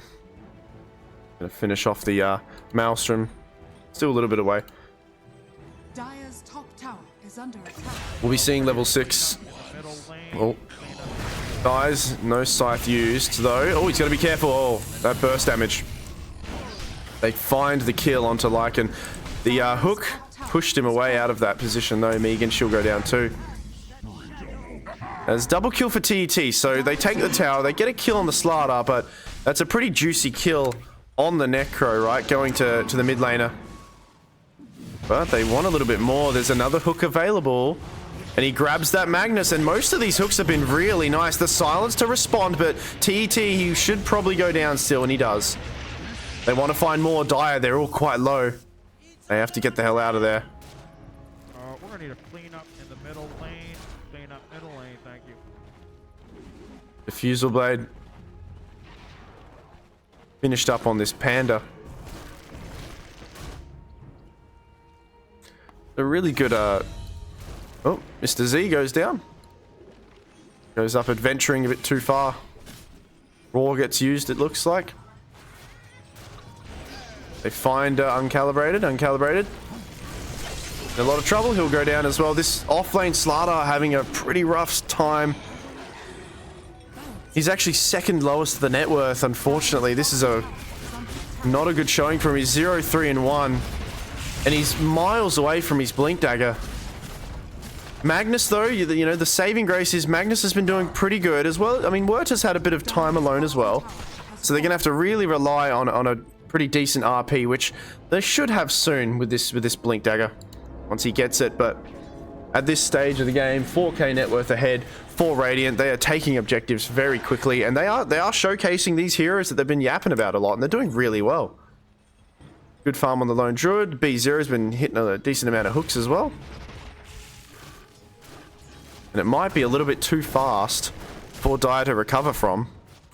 And look, they're just aggressively positioning themselves here. Just posturing in this area. They've just got so many units as well to give vision, you know. You've got the Dragon Warrior, as it says above it, but it is a Panda. The Panda. You've got the Boars. You've got the Helm of the Dom Creep. Okay, there's the Blink reveal. Is he close enough? Oh, the Fear from the Bear actually resets it all a little bit, but the damage is already still there. Tolo comes in, starts right-clicking as well, and they are going to go down here on Radiant. Megan trying to save things. There's a buyback from the Disruptor to try to come in as well. Megan trying to get hooked. Does get hooked away. B0 trying to help her out, but it looks like she'll go down. It looks like it might be most of these heroes going down here, as B0 also gets taken as 4 heroes dead. Necro, meanwhile, wasn't there at the time. He's up top farming, and it looked like it was going to be a save. There was a really nice roar, actually, from the Lone Druid player, but it wasn't enough to save them, right? They still got pushed under the tower, and that was a lot of damage coming out. We'll have a look at the recap there. Even Omni Knight, yeah, dishing out a lot as just the POS 5, you know, that pure damage. It's hurting. Radiant's middle tower is under attack. So a nice little victory there for Dire. Oh, hook. It is on the carry. Okay, TET with a really quick response. She's popped the ulti, but Megan holding her in place doing so. However, gets dispelled because of the Omni Knight. B0 in a lot of trouble. He'll hit the tree lines. Meanwhile, Megan actually manages to run away with a slither of HP. Tolo can't say the same about him. No, the ulti is going to help him, but pure damage goes through that ulti as B0 with another nice hook there. Finishes off the carry on Dire. The Omni Knight, the ulti helps, but it doesn't help against a very dangerous meaty hook coming your way. Pure damage. Cutting through that. They'll actually smoke their way out of this engagement. Necro now. I mean, you're 16 minutes in and your Necro has a Midas and is actually got his own Radiance as well. This farm is huge on this guy. And I said before, you know, there's 3 melee heroes. I mean, even the Muerta, although she can hit him in that ghost form, it's pretty good. But I mean, with a farm this big, you got the mischance as well.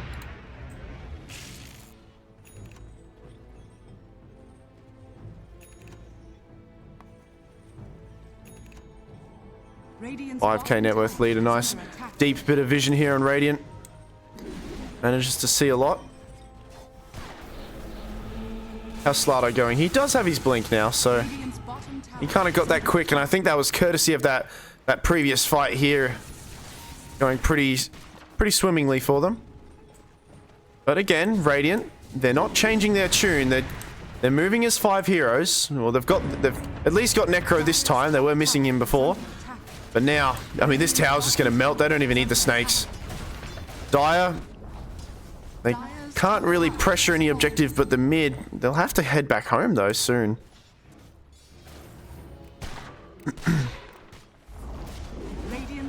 Maybe if somebody sticks around for too long, Druid. Yeah, playing with a bit of fire here if he wants to stick around. Uncalibrated. Goes onto the bear.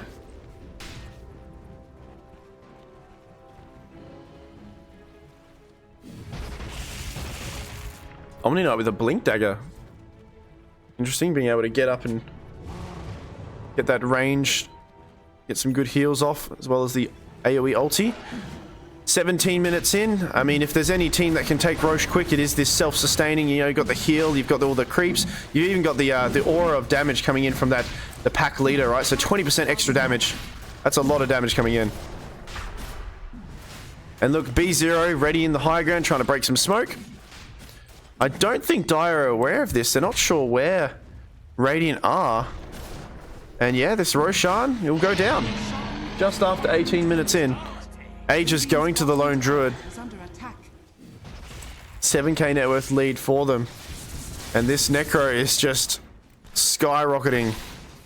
The net worth is huge on him. I wonder what he's next again. He's going to go for a pipe next. Okay, so, you know, this is the carry Necro. They probably just switched lanes up a little bit. But they understand the position that they're in. They'll just get a bit of more self-sustain there. Though Dire, they have really good high ground defense. They can get a nice RP onto a few heroes if they overstep. But, well, that time is of the essence. I mean, the bear, the boars, the zoo, all the animals. They're smacking at your tower. You have to fortify.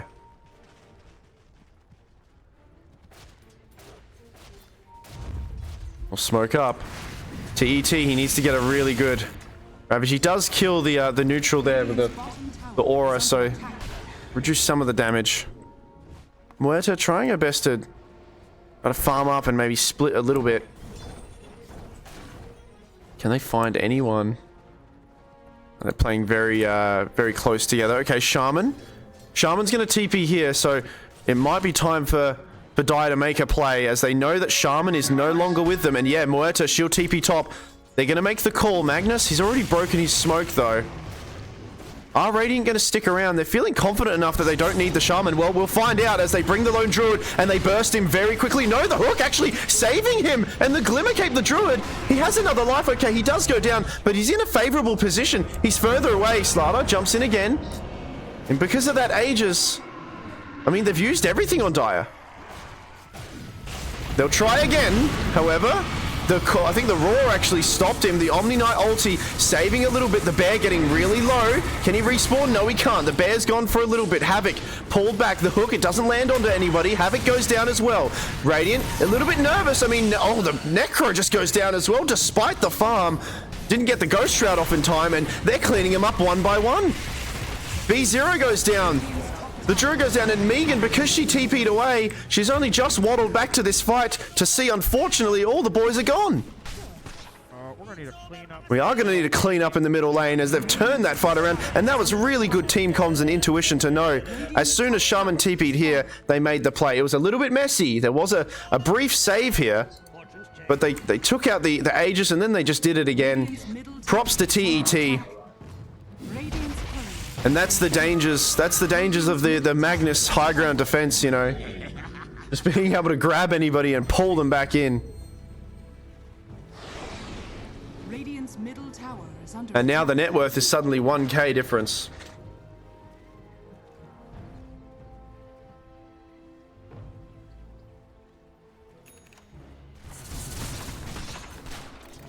Tolo 5-2, and I mean, suddenly the net worth of the Dire heroes have kind of climbed above the Druid and Havoc's, which is very interesting. I mean, Havoc actually has had a bit of a rough time with kills, at least, and now Necro was at the top convincingly, but now he's getting crept on by Tolo. Got his Mjolnir now. Omni Knight building. He's going to get his own Glimmer. Got a Spirit Vessel too, which is good on the Disruptor to help out with that, you know, negating the heals from Necro and other heroes.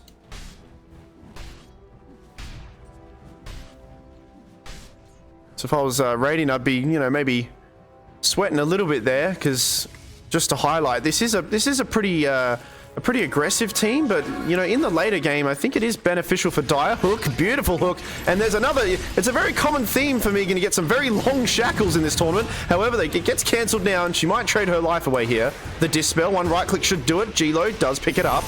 Scythe coming down. That's another Scythe kill. Make it number 2, right? Or maybe it's the first one. Number 2.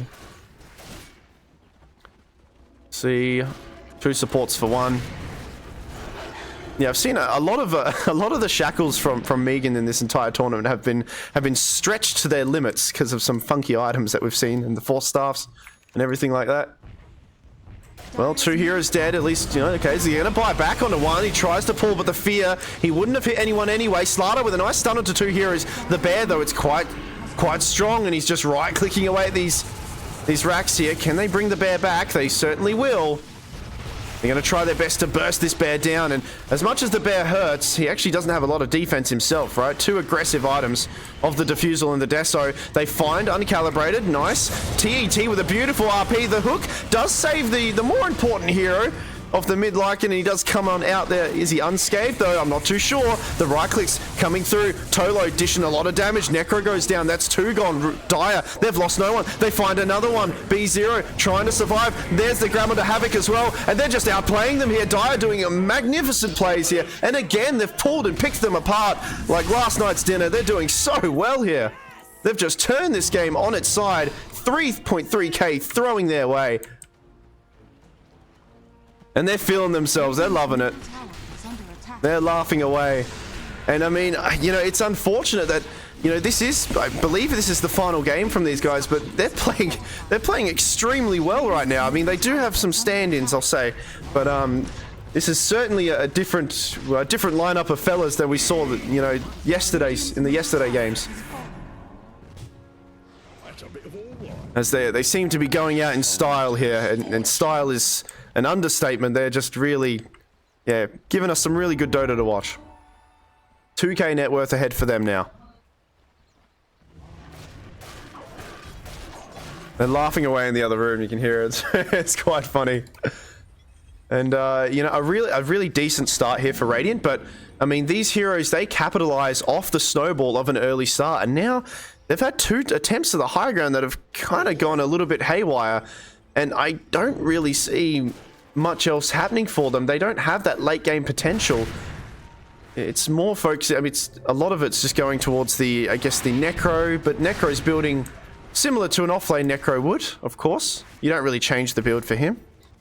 And then the Druid, I mean, they're killing the bear pretty quickly. So I wonder if there's going to be any itemized, you know, changes or any... Maybe they'll have to communicate some sort of objective to grab. I mean, they had Roshan at one stage, but that still didn't work out for him. Dire are scanning. Now, it looks like Tormentor gonna get done. Radiant nearby, they must know that they're a little bit low, but I dare say you probably still wouldn't want to run into these guys. Well, okay, the fear again, really well played, but once again, the bear just gets melted down. And the rest of them, they're on the run. The glimpse, though, doesn't allow you to run. However, Necro, pretty speedy, gonna utilize his shard to move out the way. Megan, unfortunately, she'll go down. She'll be the sacrificial lamb, telling everybody to get the hell out of there. Uncalibrated, though, doesn't want to allow that to happen. He's got to be careful to turn around the scythe. So he will reposition himself, get the hell out of there. The Pudge coming in. Necro, can he get a scythe off? Not quite. He's actually silenced on the sidelines. The Omni Knight, Tolo, dishing out a lot of damage too. And it's just so much. Radiant and Magnus, he's dealing damage too. He's holding everyone in play. And they just can't play Dota at all. Nobody's dying on Dire. It's over. 11k, they win another fight. And they're laughing away in the other room. They are just... Radiant structure fortified. They are making it work here. They just needed a little bit of greasing up, you know, a little bit of pre-workout, you could say, and now they're making it happen. The green light it's on go, and yeah, this Magnus play is doing so well.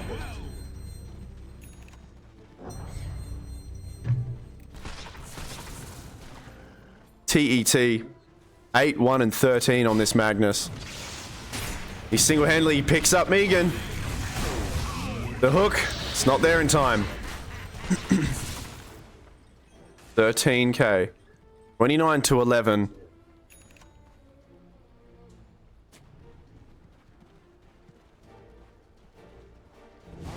We might have some key items. Actually, Slater not going for a BKB, actually has the nullifier as well. So that's going to give more opportunity to start smacking around at Necro here. It doesn't have to just be the Muerta and the magical damage. Now everybody has free pickings to the buffet of this Necro. Who, you know, he's gone for magic, you know, he's gone for a little bit of resistance, but let's not forget he doesn't have much armor or HP, right? He's got the Pipe of Insight, you got the Radiance, sure, but, you know, once you get dispelled of the Ghost Shroud, yeah, very lack of armor is gonna cause him to crumble. Roshan is up top for another 2 minutes. A possible objective for Dire to take, however, uncalibrated. He sniffs him out. He says, look, I've got a new item. There's one hit. Sure, he's missing a few, but when he hits the ones he hits, they freaking hurt. As he goes down, that's about a few hits and he's gone. Meanwhile, they do take a disruptor kill as an engagement. Nice grab here from the Magnus again, playing pretty godlikely. They'll throw a ward down and B0 will bite the dust as well. Middle lane, thank you.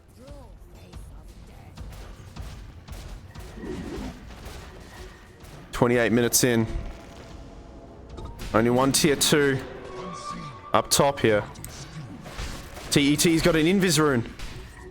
Uh-oh. Who's he gonna find? Megan. Oh no, not again. As we don't even see where she goes. I guess she gets dispelled, and it's been a rough game for her. 1 and 9 on this Shaman. It's just been so hard. As soon as you show your face, you get grabbed. I really don't know what the solution here is. I feel like at this stage of the game, this is what Radiant would want to be doing. Nice fear. Magnus, though, doesn't give a damn. He'll grab whatever he can. However, okay, a really nice hook here. And the Scythe should take out the Lycan. Ooh. Does go down, actually. Mr. Z. Havoc. I mean, look at this. Tolo with a fresh BKB. He's just right-clicking away. He's going to blink. He just blinks forward. They're just going to go down one by one. They're trying their best to stop this, but it's just too late. Okay, he's going to go down. No, he'll get healed up from it, actually. It's his own one, the Necro. Is there a buyback? Actually, B0. Have a look at this buyback status, actually. Does anyone else buyback? We have one on Disrupt cooldown. Okay. 14k net worth. So they bite off a little bit much here. They do give a decent chunk of gold to Radiant, but I'm sure they're not too phased. They got a buyback from the Pudge. And once they're all up, they'll probably go for this Roshan, who's waddling his way down bottom.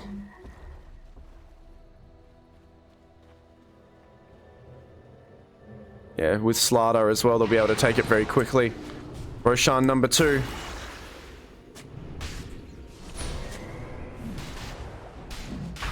They'll go for it here. Meanwhile, on the bear, he's going to get a little bit more armor now. But it might be too little too late. And Beastmaster Havoc, he's had a bit of a rough one too. Hasn't been able to finish off the Helmet Dom. Understands that he probably just needs a BKB of some sort of some other sustain. Radiant, they're aware of this engagement here. And they do see him. Uh-oh. There's a ward there. Havoc. Oh, they missed some of their spells. Roshan also wants a piece of him as well. We'll start smacking him down, but we'll take him out as the Beastmaster goes down. Meanwhile, the bear is quite low. Blinks forward on Tolo. Nice fear. Can he finish the bear off the lone druid? He's in a bit of problems too. He'll go down. He's going to get glimpsed back and he's dead as well. And they will go back for Roshan and finish that off. How dare you contest our Roshan? We'll kill you and head back. Muerta 13 and 2, by the way. She's gotten a lot of kills. She's been left alone for a chunk of this game, and as a result, you know, she's still pretty squishy. But you know, with a BKB, she's got Aegis now. Blink Dagger. She's been able to kind of engage in these fights on her own terms, right? So it's been really good for her. No buybacks on anyone except for Megan. She Necro just ticks over and grabs one. A gift from the tempest of battle.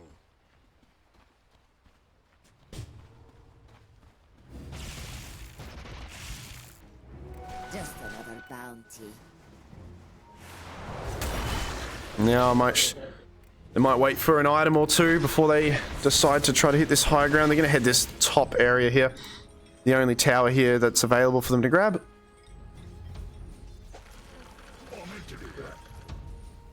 Oh, Necro. TET, they find him again. They give him a tip as well. Okay. spamming the voice lines as well. Radiant's top tower As now tier 2 top will go down. And you know, I'm pretty happy, although like I said before, it is the last game that we'll see of this Dire team, but this has been one of the funner and I think, yeah, one of the fun games to cast, actually. Just the communication between these guys and the way that they've actually climbed back into this game has been really good. Well, hold on. He actually jumps forward and gets the silence off, and actually Tolo makes them regret, Pudge. How dare you hook one of us? If you hook one, you hook all of us, as they all jump onto the high ground and very quickly make him regret that choice. As they do it all together in the spirit, team spirit there. If one guy gets hooked, the rest of them are going to blink forward and jump. And speaking of jumping forward, Uncalibrated jumps in.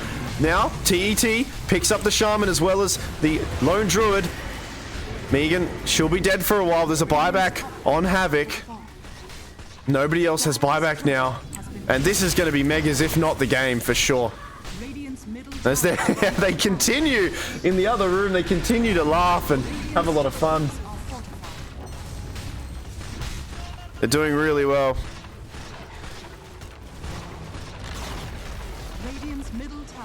14 to 41. I actually think this might be one of the... Okay, there's a Roar. I haven't seen a Roar in a while this game, but it finally comes out. The Scythe, they managed to kill, but it is on the Aegis holder. So she'll just come back. Dire, they're looking a little bit low. They need to respect this a little bit, possibly, or will they continue to show disrespect as they want more and more kills? They're going to keep doing it. That's a very long-ranged ulti from the Pudge. It's not enough to kill anyone. They're all still happy and healthy and alive.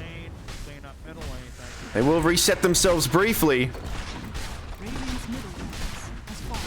It's the melee racks. Mid will go down as well. The long range on that hook. And now bottom. Okay, Magnus TET finds about 3 of them, and there's that combo again, the silence. Pudge, he wants to hook somebody, but every time he hooks somebody, he hooks them towards him and he gets killed from it. It's not worth it anymore. They just call GG.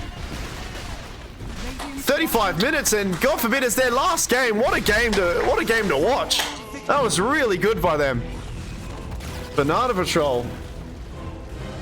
A little bit rocky the first day, and they have some stand-ins, but man, that was, you know, they were kind of losing the first half of the first few moments of this game, but they really climbed back. And a lot of props to this Magnus player. I think that was quite MVP of him to play, and you know, a bit of a niche pick. You know, the Omni Knight, it worked out, right? The heals, the dispel, and stuff like that. It was really good, as well as Muerta with you know, some really good farming and, you know, little deaths to her name. I think she only died twice. Yeah, so look at that graph. It was just a moment in time where they just said, all right, let's play Dota. And then it just went that way. We finally won a game, he says. Well done to them. I'll quickly throw it to an intermission, guys. I appreciate you guys watching. I'm going to go have a yap with these fellas because that was really fun.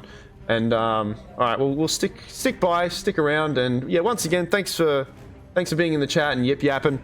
And I'll talk to you very soon. We'll have another game. Alrighty, welcome back everybody. Hello. I hope everybody's having a good time watching.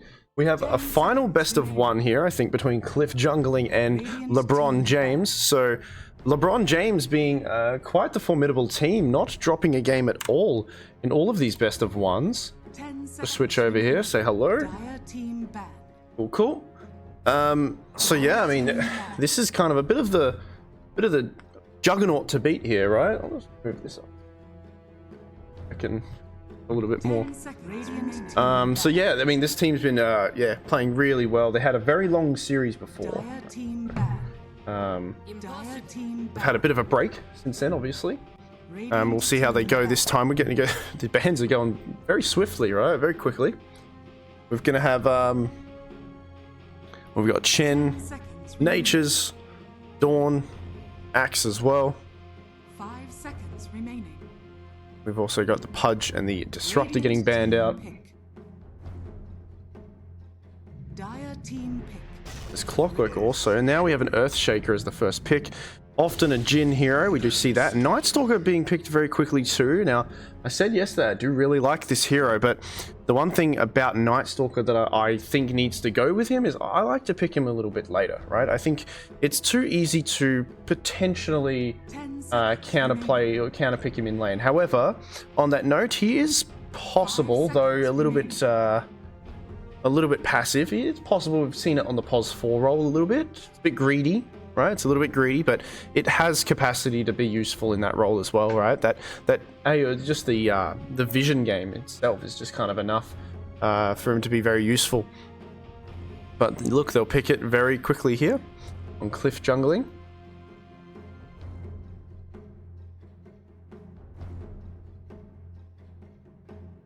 Now LeBron James thinking about a few more bans here. Radiant team ban.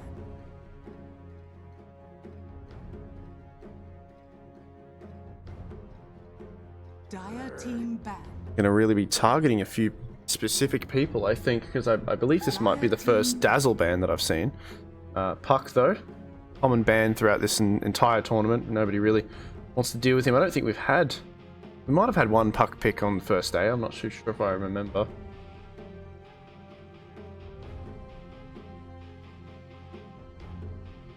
Seconds remaining.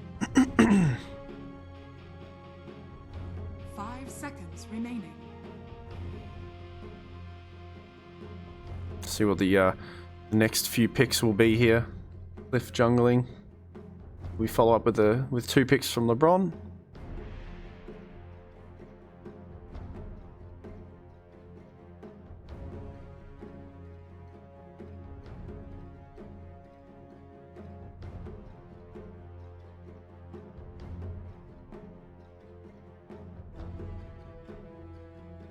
I wonder who, if this is the POS 3 Night Stalker, obviously you'd be sacrificing, or not necessarily sacrificing your lane, but by picking it so early, it is kind of easy to counterpick, right? Ursa's pretty good, Juggernaut's pretty good, Monkey King's pretty good. There's a lot of heroes that can kind of individually kind of go toe-to-toe with him, despite his high armor.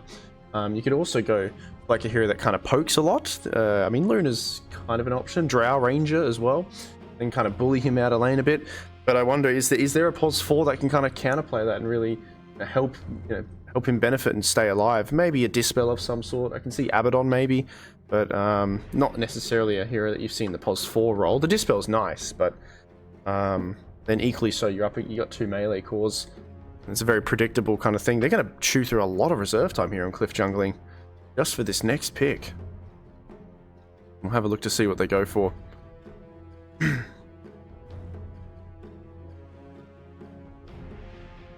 As they're really letting it tick down. And they'll go for just a Vengeful Spirit. They're pretty stock standard. Certainly, most certainly the support role on Venge. Pretty good combo with Night Stalker, right? If it is the core Night Stalker, that minus armor is really nice. Has a lot of range as well, so Night Stalker can approach somebody and that minus armor can clip them. A swap, equally so, can kind of swap him out of sticky situations, or swap someone into the Night Stalker's crippling fear. Now it's time for LeBron James to pick their next set of heroes here. So they've started off with an Earthshaker, who they could make this the mid Earthshaker if they want to, or a support. I believe it's usually Jhin that plays it, which is often, I think Jin's their support player, right? Their POS 4 player.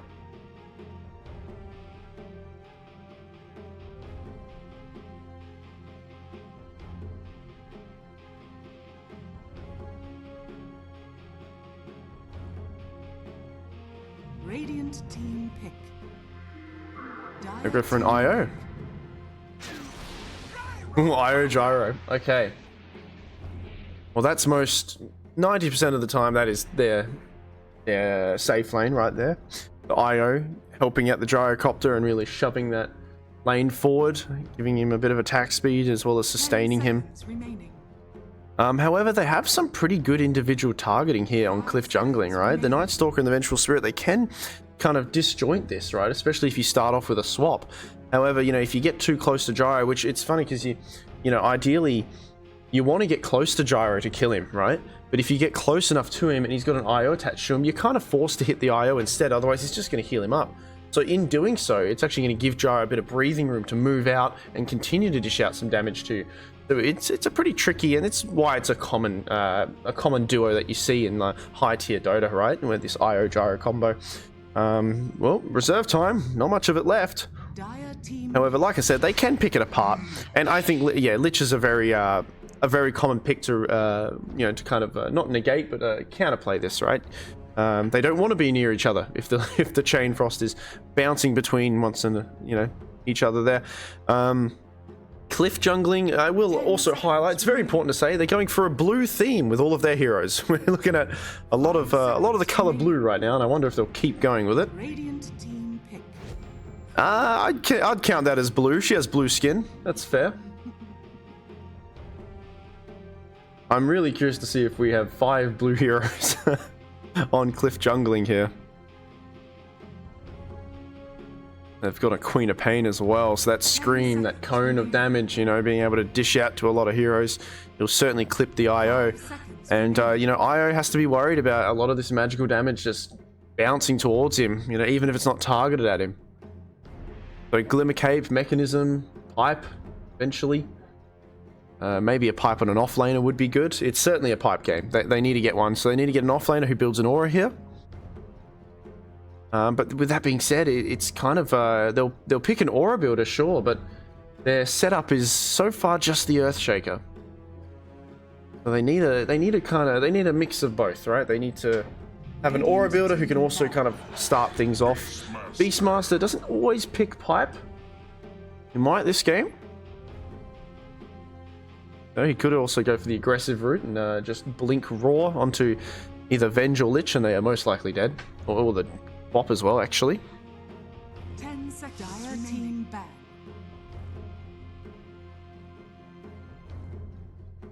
Dire team ban. Ban out of Void Spirit. Gonna be no Medusa this game. Radiant team ban.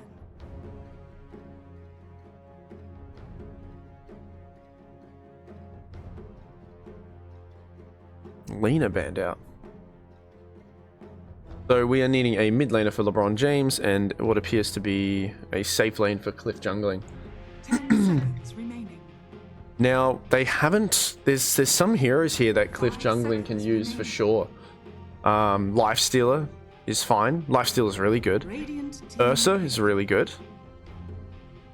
And I mean, they've banned a Drow as their last ban on LeBron James. They've got to be a little bit careful of these heroes, unless. No, this is something they need to be careful of, for sure. They're going to pick their mid laner now. I don't know. I'm anticipating a Lifestealer or an Ursa here on Cliff jungling. And if LeBron James know this, maybe they can pick a hero who can, like, save or negate that. It's not a hero that you often see, but maybe, like, an OD is pretty good. OD can save any target kind of jumped by Night Stalker or Ursa. However, you know, if you're playing a mid OD, you don't, well, OD in general, you don't necessarily want to use it to save a friend. You kind of want to use it to either start something with an aggressive on the enemy or for yourself. 10 seconds left. They're going to have to think about it.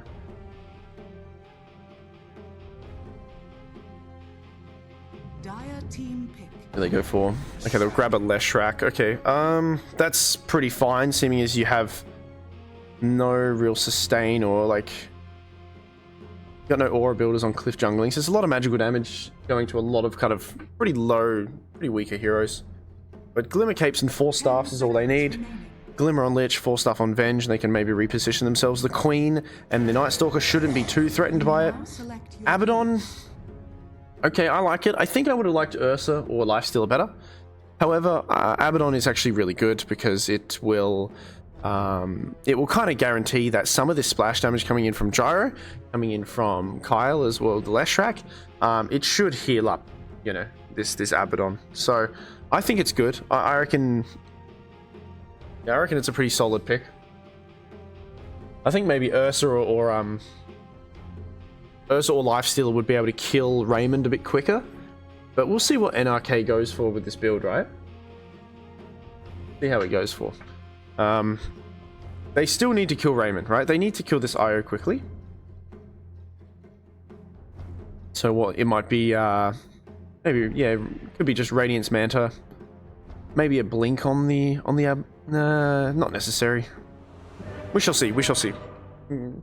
Yeah, I'm curious. Hey.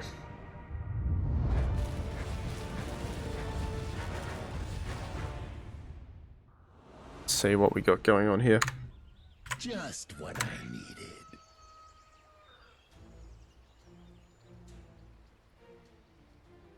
Prepare for battle. What are our thoughts here? I do like Radiant's draft a lot, but I think it's pretty easy how to win this, right? If you're Dire, if you kill Raymond and you're able to kind of kite most of Leshrek's damage, I think Abaddon's gonna have a pretty fun game. They did pick this offlane Night Stalker very early, and as a result, he's going to be going up against a Gyro and an IO, which I think, you know, this is a nice combo, and I get what they're trying to do, but I don't think they're going to kill this this Night Stalker, which is interesting because often, you know, you want to take advantage, and sometimes taking advantage includes picking a hero who can get an individual kill. Like a Monkey King would have been good, or I mean, I said before for the enemy team. However, I mean, Ursa was still available, Lifestealer was still available. There were heroes who probably had a little bit more potential to kill this Night Stalker, but I mean, the Gyro is a really solid pick who can carry you through to late game. Is it enough against an Abaddon? I don't know. I mean, Abaddon's certainly going to be able to heal up a lot because of this splash damage that's coming through.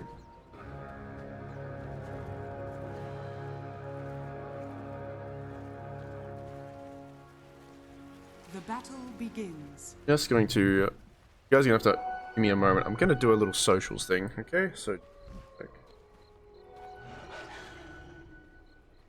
There we go. You guys are all in the photo too. Wow. Amazing. There we go. I'll save that for later. Alright, what team do I favor? What do we like here? What do we think? What do we think?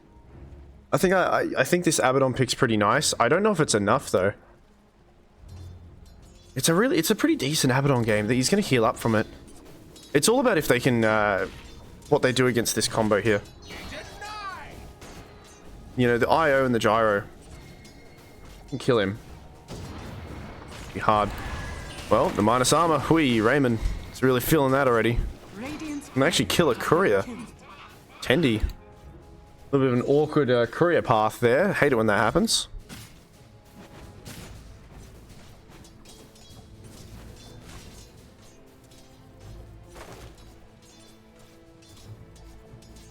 And so we have Le Cap.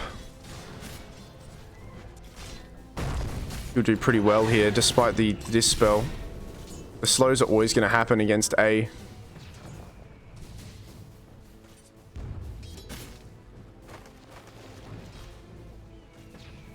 But you do have two sets of shields here, right? You'll have the Frost shield as well as the Aphotic shield. So Abaddon, he'll get pressured by a decent amount of ticking damage, but he shouldn't get low enough for it to really matter unless, you know, I think Jin's idea is to really get him out of position. And unless he's out of position, then yeah. Not this time. Gotta be careful of himself as well. Those double slows, that's a lot.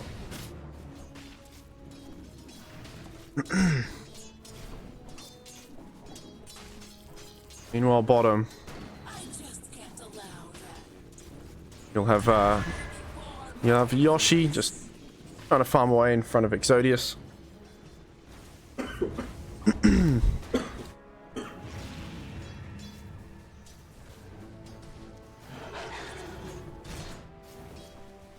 Have those 3-minute Lotuses coming very soon, and we might see some action going on, most likely in the top lane, I believe, as Jin seems to be lining up something. Baby, they're also aware of this. They want to try to get this Lotus here.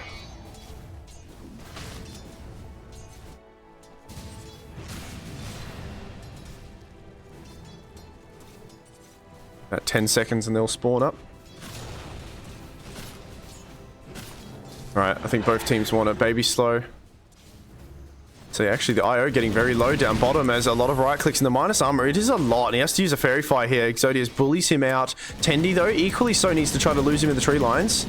Will do so. Who's going to get it down here? Looks like Exodius is the one that grabs it. He will heal himself up. Raymond doing a good job of healing as well. The blood grenade. This is very low. Both of these heroes, the one charge. Yoshi, they should change targets. Raymond's just keeping him alive. Yoshi, I don't think he's going to go down yet. He lives through on 11 HP. And you got to respect the IO is what kept him alive that entire time. He doesn't have much armor there. I think they should have turned it on him there, but I mean, unfortunately, don't quite do so, and that's, yeah, a good amount of kills here. Meanwhile, up top, LeCap, blood grenade, nice wand, but I mean, he's body blocking here on A, and A, that shield should pop. It doesn't need to pop. He kills him anyway. He's going to keep going, actually. The shield pops and kills Jin. The double kill for him. As, you know, you get two down bottom, but they trade it for 2 up top.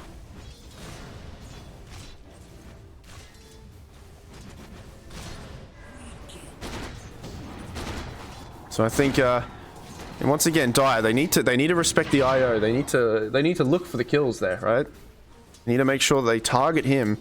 And you know, this is despite this was the first picks of this team, I believe, and this isn't a losable. This is still a winnable lane for them. Actually, I think it's considered quite lucky, right? They've got the minus armor, they've got the attack speed and the slow. They could ignore this gyro and really go for this IO here.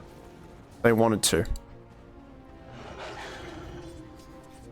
Meanwhile, we haven't had a look at mid so far, but it looks like Leshrak coming out on top of the last hits at least. XP's pretty much the same. Oh, top lane. The shields, or the double shields you could say, but is it enough to keep him alive? Does he have enough mana actually? He's very low. Oh, Jin. One more right click from Baby finishes him off.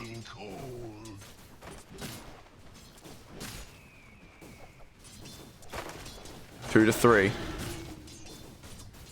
Meanwhile, lane's in a pretty interesting position here. No, they'll just get a pull off. Exodius. Don't get too close. It is daytime now, so not much kill potential here. Probably a good opportunity for Venge to maybe stack or go look for the mid lane rune, because there's not much else happening. Exodius is just going to have to try to farm to the best of his abilities, under, you know, despite the circumstances, it being daytime and hating the sun. Oh, Lich drags LeCap over the wall. An interesting interaction that you don't often see. The slows, it actually might kill him. He's got to be careful. I mean, getting quite low. Does manage to walk it off though. 6-minute runes, mid laners. No level 6 on Quab. She does pick it up now. IO is going to be south to secure the bottom one if it is, but it is an arcane up top for Leshrak.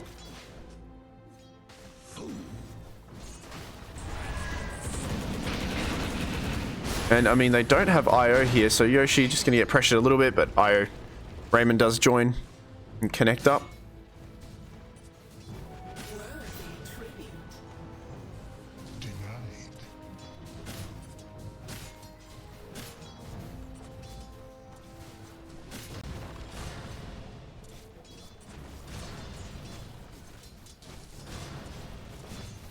Jin wanting to line up something here.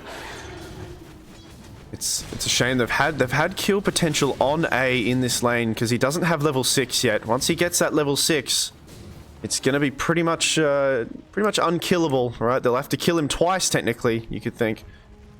But I mean, the attempts that they've done, it hasn't worked out. He's 2-0, so he's doing really well. And it looks like he might get level 6 before anything happens. We have those 7-minute shrines come, and both teams will grab their shrines respectfully. No rotations, no stealing attempt. A pretty even game so far, but both lanes are going pretty okay.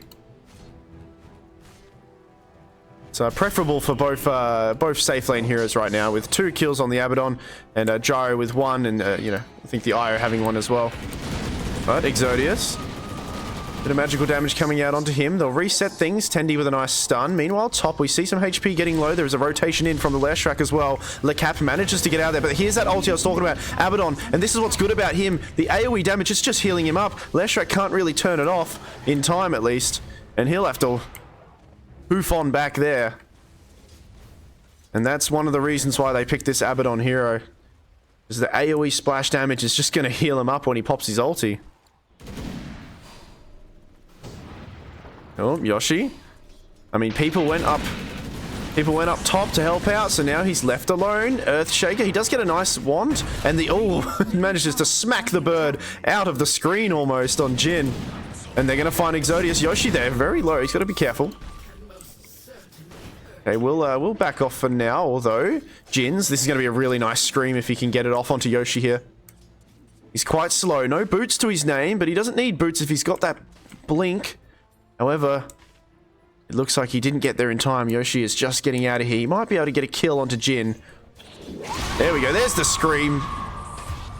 And then one more hit for Exodius and he'll pick it up. Well, IO going to stack the neutrals very soon. Radiant's bottom tower is under attack. Be able to get extra gold and extra XP here as he hits them. Respawn some more. There we go. So we got a few stacks there for Gyro to pick up later. Dire's middle tower is under attack. Mid towers are getting pressured a little bit by the Lesh. Gonna hit up nighttime very soon, so in about 40 seconds, Night Stalker's gonna get very, very strong. Have a look at the net worth now, eh? Switch it over now. A at the top. Everybody, a little bit of a stalemate here. Farming away. The Cat gonna go for the Helmet the Dominator. He's had a little bit of a rough time in this off lane. Unfortunately, he's even below the Lich, which is the POS 5 for Dire here. So he's had a rough time.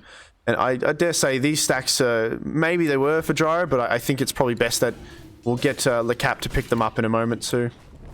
That's the good thing is they have a lot of heroes that can take stacks on Radiant here. Haste Rune. He's going to hold it for his mid laner. Maybe they can do something with it.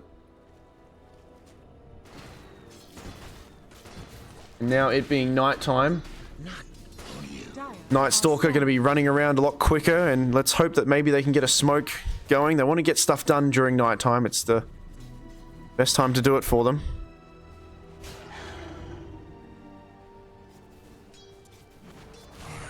Most likely going to go for a Radiance here on Abaddon. A few heroes diversing down bottom. We've got 3. They're thinking about doing something. They want to trap. If they can trap him with this fissure, it's pretty good, though. Does she have swap yet? No. Tendi can't save.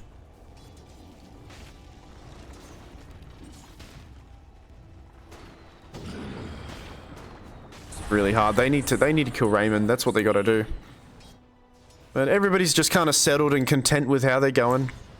Just farming away. This is a very even net worth here of the other heroes. The only outlier being is A here. He's kind of uncontested, and yeah, they're not gonna. They can't even send this. They can't send the Cap up here anymore. So hopefully he'll be able to get some stacks soon.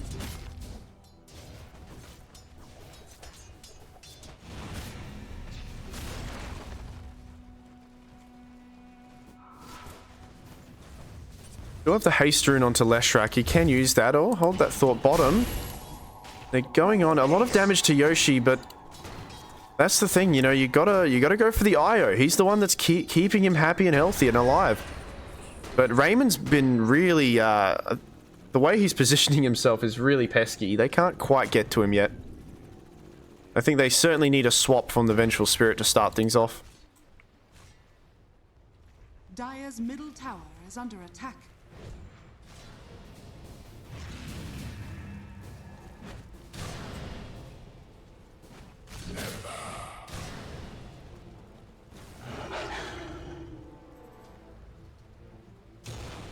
Power treads.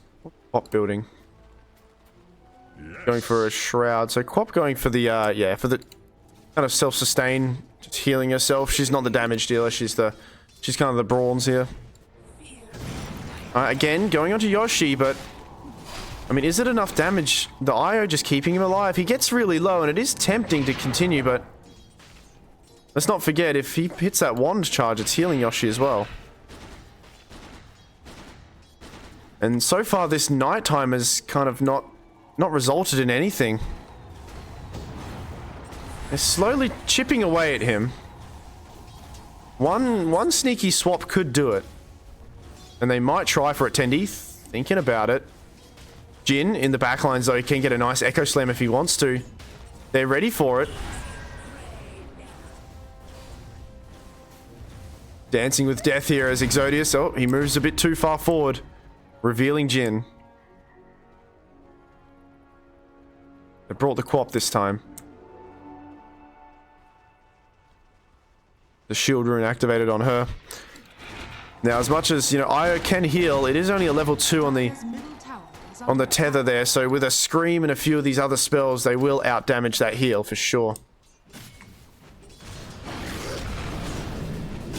Oh, the cap. Slowed even further, and one of the better spells against this guy because he gets a free bounce because of his creeps. There is a relocation from Raymond, but now the ice, it's actually bouncing between them still. He manages to live though. Exodius coming in. Actually, he dies regardless. It was still bouncing. And, you know, that's one of the reasons why they pick Lich. IO, whoever he's tethered to, it's going to get some free bounces from that Chain Frost, and they kind of unfortunately TP'd right onto where it was going. Look at the Chain Frost damage. It's almost 3,000 damage at this time of the... Only 14 minutes in. That's a lot. That's a pretty happy pos 5 right there. I think he's got 2,000 gold. Over 2,000 gold. Now they'll pressure this top tower.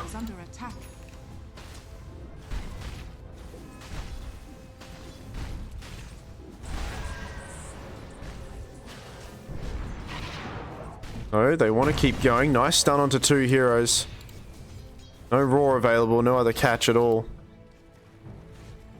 Leshrac might be getting his blink. Yeah. Blink reveal on him will be good. They have a few ways of moving away from him though. There's been previous games in this tournament where nobody could get away from a Blink Dagger Lesh, but I think if there's any heroes, most of these guys should be okay to do so if they get the right items at least as well. Maybe a 4-star. It doesn't look like they'll have one ready yet. A at the top of the net worth. Gonna have a really good timing on this Radiance.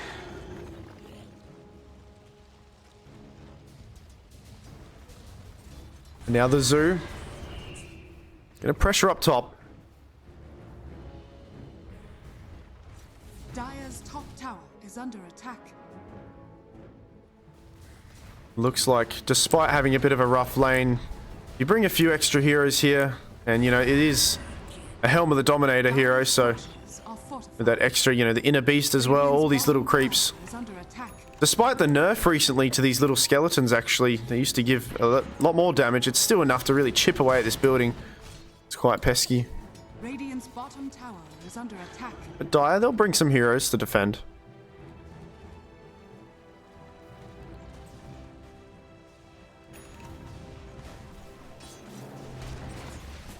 Okay, Lesh. Link, we have, Jin's does have a double damage rune. Radiant's top tower is But, fallen. looks like they take the Tower of Radiant instead, actually. They bring enough people to the mission. A Blade Mail on Night Stalker, which is not something you always see, but I really like it against people like Leshrac. I mean, like I said before, they've got a lot of splash damage, so... including, yeah, even Jin, the Earthshaker as well. It's good to have a Blade Mail this game. Then we'll go Blink BKB.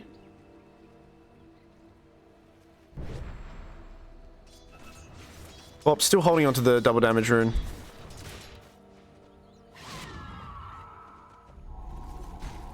Meanwhile, Yoshi has an early Chrysalis, understanding that there might be some fights Radiant's middle tower is or under attack. not so much farming going on. So he'll have it before, just so he's ready, and then he'll get his farming item of the Ags.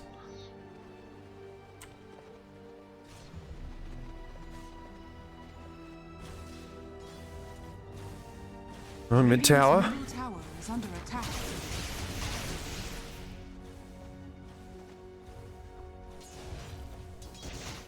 And once again, you know, low score game. Things have settled a little bit more. We're waiting on a few items. Maybe Blink Dagger on Earthshaker, still a while away. There's Blink Dagger on Night Stalker. We have a Radiance finished up on the Abaddon. But, oh, hold that thought. They're going to eye up Exodius. Yoshi, they're going to dish out a lot of damage. The beautiful block there from Jin as well, and that's a dead Exodius though. They'll bring Abaddon, and now Abaddon top of the net worth. He's got a Radiance. He's going to burn down a lot of heroes that he's nearby. They still want to fight this though. It looks like Leshrac though, they absolutely punish him. He goes forward without any friends and he gets screamed at and just completely deleted. Nice stun from Jin to try to reset things and get the gyro out. Yoshi, very low, should get out of there. And that's who matters there. But yeah, the Leshrac jumping forward into 3 heroes. Le Cap, if he wants to, can turn with a raw. Jin, he's so low he can't get anything off. He goes down as well. And kind of one by one, they're getting picked apart here. He might have to defensively raw, and he certainly does. Though the Dispel, he can actually catch up to him if he wants to, and he certainly will. The dagger, the slow, won't use it yet. They'll choose to back out.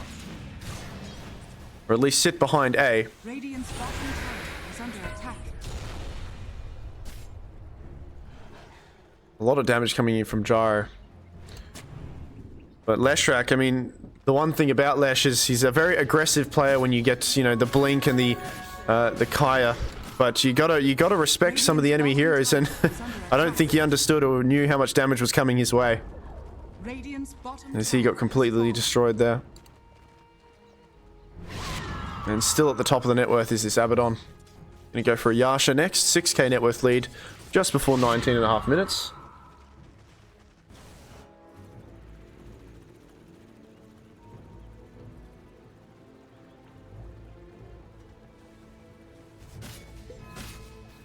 Radiant's bottom tower is under attack. On with the Overlord. Not quite ready yet, but be soon. Blink Dagger and Earthshake is going to be quite big. Dire's top tower is under attack. Had a bit of a rough time farming up, but he should get it soon as well. Dire's top tower has fallen. Oh, bottom. 3-level difference between the carries here. Middle tower is under attack. Hey, Raymond, he has got that mech used. Oh, ulti. Exodius. Uh-oh, Leshrac, he can't get anything off. He's in a lot of trouble. He'll go down. No saves for him. Middle tower is under attack. And now mid tower with a siege creep. They'll make short work of it. Radiant's middle tower has fallen. He's finished his Kaya, though. Radiant's middle tower But he might have to get a defensive item on Leshrac. I can just see them killing him over and over. They're actually going to keep scouting for a little bit more. And with the final moments of this Dark Ascension, they find the Beastmaster. He gets his own roar off, but the scream seems to outweigh the roar as a battle of vocal cords commence. And Queen wins this one.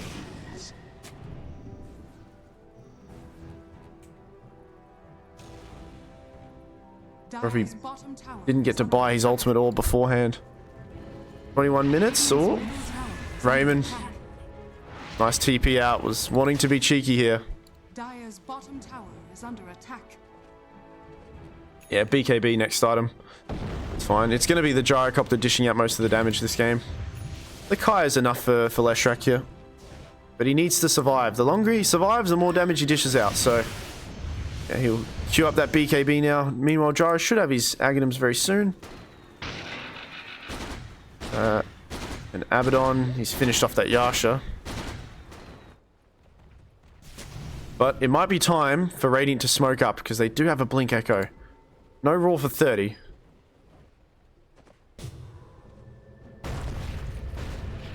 And it looks like they will. They're going to bring everybody together. Yoshi just going to farm this first. I dare say they'll probably smoke up after this to reveal this Blink on the Earthshaker. Radiant's bottom tower is under attack. Will this ward see it? They might not need to. You know that Jin's is nearby. Uh-oh, Leshrac, a very similar spot from before. They see exactly where he's going. But there's a wraparound from Radiant. Dire running through. They're seen under a ward, though. So a bit of cat and mouse happening right here. Both teams kind of poking and going near each other. Exodius does pop the ulti, but Earthshaker actually blinks away in time. He might be able to scout someone out.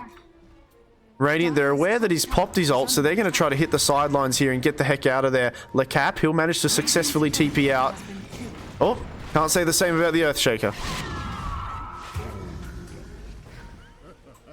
Not terrible. They only lose an Earthshaker for it. It's not too bad.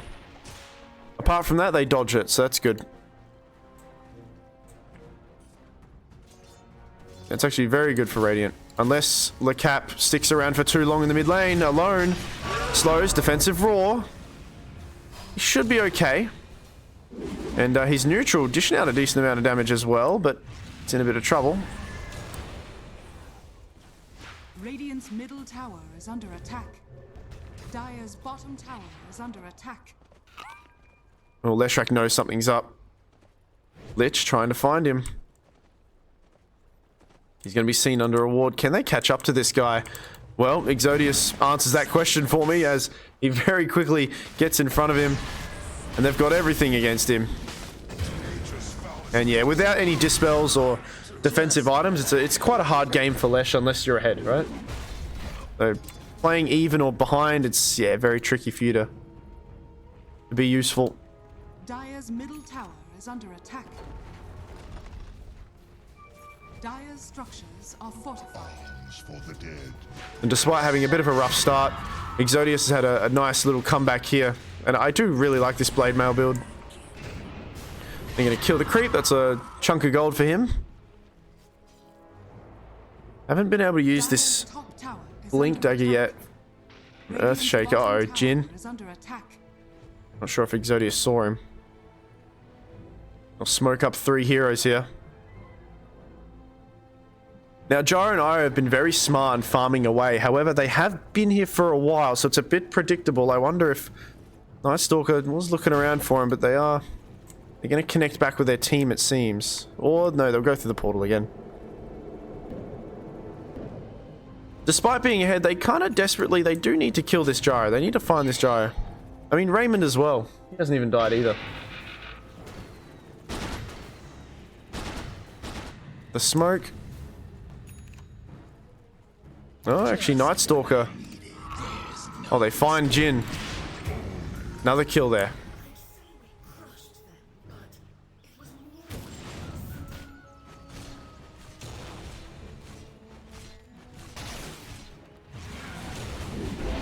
Abaddon. Manta off. He's just going to run forward. It's a lot of damage, but one of the reasons why he picks the hero is because he can just pop his ulti if he wants to. He won't have to yet. He will eventually, and now LeCap, he's gone to swap. Leshrac in a lot of problems, and now Raymond, but then look, the Lich bounces. It just counters it, and now even LeCap grabs another bounce himself, and he's going to die back on LeCap. He's just gone as a triple kill for A. He's just died back into the game like that, and they only lose the Lich, but I mean, let's have a look at Lich's damage there, right? Almost 4,000, 4,500. And I mean, you got to be careful not to, you can't relocate directly on top of people like that. Especially a Lich or something like that. You got to go to the sidelines. You got to be a little bit more delicate with it. And unfortunately, I mean, this farming Gyro and Io, they've been away from danger for a while, and now the only time they've come back, it's just got them killed. They got to respect the Lich ulti. I mean, do they have glimmers or pipe or anything queued up? No, they don't. There's no way of really stopping it. You sure you've got Mech and Holy Locket, but what level is it now? Level 12. How many bounces? Hero kills. A lot of damage. Does he have the facet? He certainly does. So if it kills somebody, it bounces an extra few times as well, I believe. So hero kill an extra 3. Wow.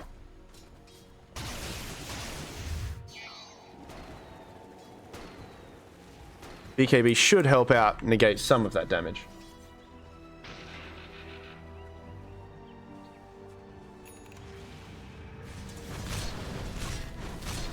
Radiant's bottom tower is under attack. Exodius again. He's really, really leading the charge, and unfortunately, again, I mean, the last 3 times he's used this Dark Ascension, it's been Jin's demise. He's gonna go down again. 99 indeed. He has not been able to use his Blink Echo at all, and he's had this Blink Dagger for a while. Just the pure vision that Night Stalker gives, and look, he's not done yet. They're not respecting it. Leshrac also in trouble. Jins, if he wants to, can scream. Does it clip him? It certainly does, just on the edge there. And that's another kill. And that's a 14k net worth lead. Or Dire. This is Cliff jungling. Top tower is under attack. I mean, LeBron James, they haven't lost a game yet, but this is looking like one of the more tricky ones for them to come back from. Dire's middle tower has With, I mean, oh my god, he's even got a basher now. Yeah, this Abaddon's having a fun time. Well, ulti used. They're going to hold him. He is completely alone this time, though. So they should be able to kill him twice. He's going to make him work for the kill, though. And there we go. Radiant's top tower is A lot of gold going to LeCap. So, see how much gold went that way, yeah. A much needed kill. If he's completely alone, then they can kill him twice. He's got a blink dagger now, though. Managed to buy that before he died. BKB on Gyro. It's a fresh BKB, and he'll go for Satanic next. Radiant's top tower is under attack. Raymond does... Okay, so he's got that Glimmer Cape queued up. So that should help against the Lich ulti a little bit. He also just... They just need to be a little bit more vigilant as to where they relocate, right? Are scanning. They need to be careful not to get right in the center of the fight. They need to be kind of on the outskirts, dishing damage from afar. Still 11k net worth. Despite the death on Abaddon, he's still quite far up there. Oh, Tendi runs right into them. The stun, here it comes. That rocket following. Night Stalker ults to try to help things out. He's going to go on the backlines. And again, Jhin. I mean, it's his mortal enemy. Jhin can't play Dota at all. Exodius is making sure he does not play. And there's that Lich ulti, though. They do separate it this time. Got to be careful. Okay, it's going to linger off, so there's no more of that. The damage coming out. There's a nice scream, but here comes A. Equally so, dishing out a lot. The Raw. Yoshi, really low. He goes down. It's 4 for 1. Dire coming out on top. Can they stun him? No, he gets out. Finally on LeCap. And, I mean, that fight was looking pretty okay for Radiant, but it still didn't work out for him. There wasn't... No buybacks or anything, right? The Tendi didn't die.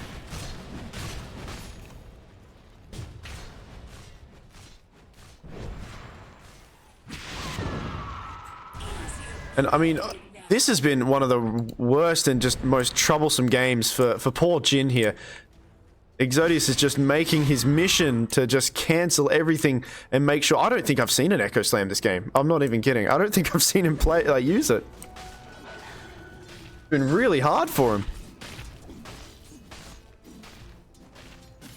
He might have to... What's he going to get? He's going for a Yules. Absolutely.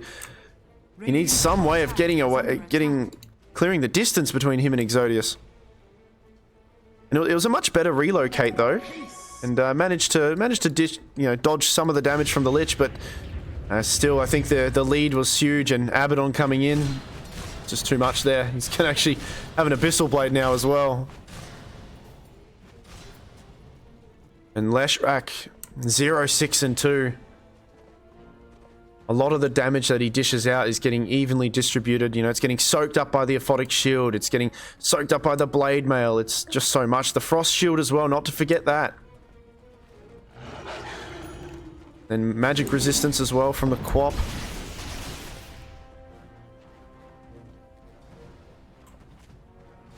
$16k net worth, 31 minutes. Night Stalker, they see him this time under a ward. Raymond lets out a very large gulp as he is extremely scared. And he'll TP out of that situation. Good dodge by them. And this was a first pick Night Stalker, by the way. So they first picked it. And I did say, you know, they didn't really counter his lane. You know, IO and Gyro, they don't really pressure a Night Stalker too much. But for the first pick of this, I think Exodius has been playing extremely well this game.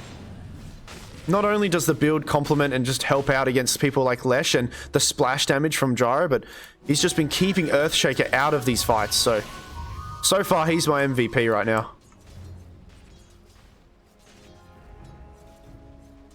Roshan top for another 2 minutes 40.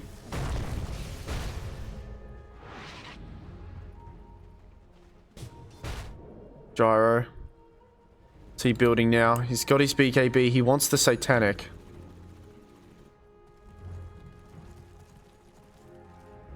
We're just going to start farming a little bit. Wait up. Looks like Roshan is getting eyed up a little bit. Both teams kind of converging around this area.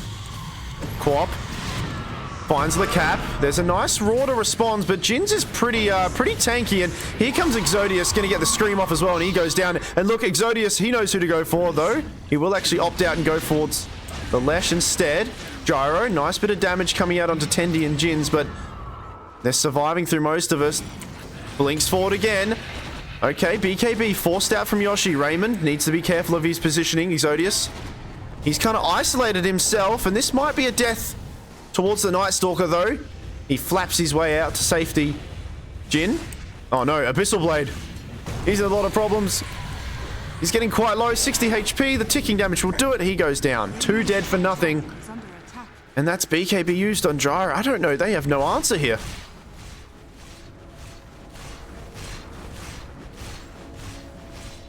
Tier 2 will go down. That's the final tower on the outskirts here, but 34 minutes in, as they've all gone down.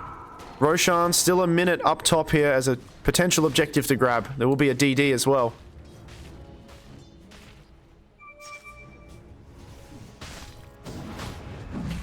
And A will make the call. Heads on towards the Roche pit. 9-2 and 11. 4-0-12. 6-2. Everybody going pretty positively. I mean, even 1-2 and 15 on Tendi. That's amazing.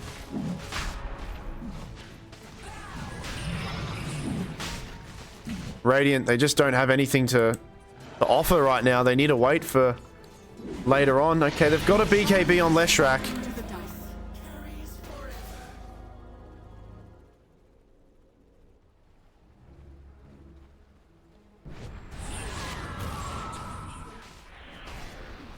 I don't know if Gyro and Io can carry this game. Dire are scanning. Its XP shrine will be pinched by Tendi.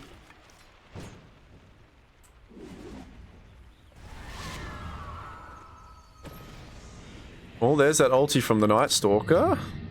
Who's he chasing after? He sees what he wants. Nice relocate out.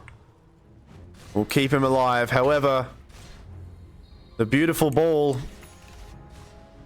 Can't say the same about him, as he'll come back here to his ultimate demise. Invis though. Oh, no detection. All right. Nope. There we go. In the last second, gets that stun off, and Exodius will finish him off.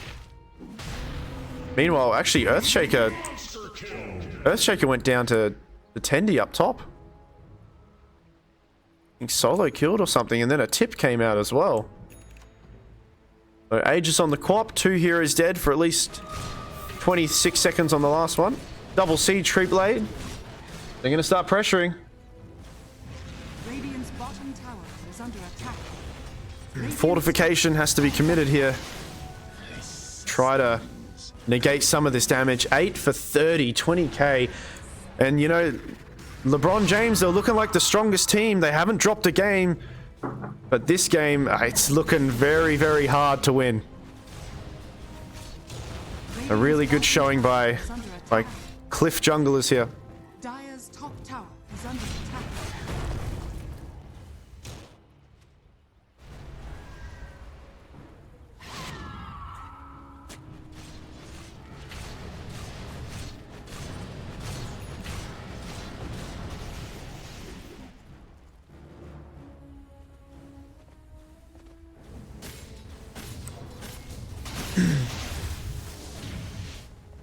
Two minutes 40 on Aegis. They've still got a bit of time if they want to get a few more items. I'm not sure what they're waiting on. They have got the Force stuff now. I think that was picked up on the Venge. Lich equally so. They've got all this mobility, and I think one of the rough times. I mean, this Leshrak has had a really rough game, and now we're at that stage of the game where they've got 4 staffs on the supports. They can outposition and kind of outmaneuver him a little bit. Smoke is a bit of a wrap around here. Very brave play, but they find Io Raymond, he's in a lot of trouble. He heals himself up, trying to stay alive. Echo Slam, there's the Echo Slam we needed, and it's a beautiful one. They finish off the Lich. There's the Roar. They kill Quap once, BKB on 2 of Radiant's heroes, and actually, this might be looking pretty okay for them. Can they kill Jins twice? They lose the IO. Uh-oh, Yoshi, he's out, he's isolated, he's getting hit. The minus armor, it's too much. He had to stand his ground, but his ground is crumbling beneath his feet. Jin, he's in trouble as well, and they're having to run away. LeCap is the final man standing. However, he'll crumble as well and go down, courtesy of Exodius with another double kill. Triple kill make it actually, as this guy, 12, 2, and 10. First pick of the entire thing was this Night Stalker. My god, he's showing how well he can play it. As this is certainly going to be Megas though. Looks like A's making the call. Hey, I've got lunch reservations. I want to go. Let's finish this game up. They use another fortification. Alright, they'll play efficiently. They'll get the racks. Will they go for mega creeps? They probably should. There's no echo. There's not much threat from the Leshrac when he's back. They're gonna just see what A can do. Alright, they'll back out for now. Showing a bit of respect here for Radiant, which some might not agree that's needed, but hey, these careful plays there, they'll just reset a few things and come on back soon. I mean, it was looking pretty okay. They got a nice Echo Slam. They killed the Quap once, but I think the net worth lead is a little bit too high here. To the point where a team fight 5-on-5, it's not really going to work out for Radiant. They need to kill people who are split apart and doing some other shenanigans somewhere else, but it's not looking like that's a thing. Most of Dire are sticking together.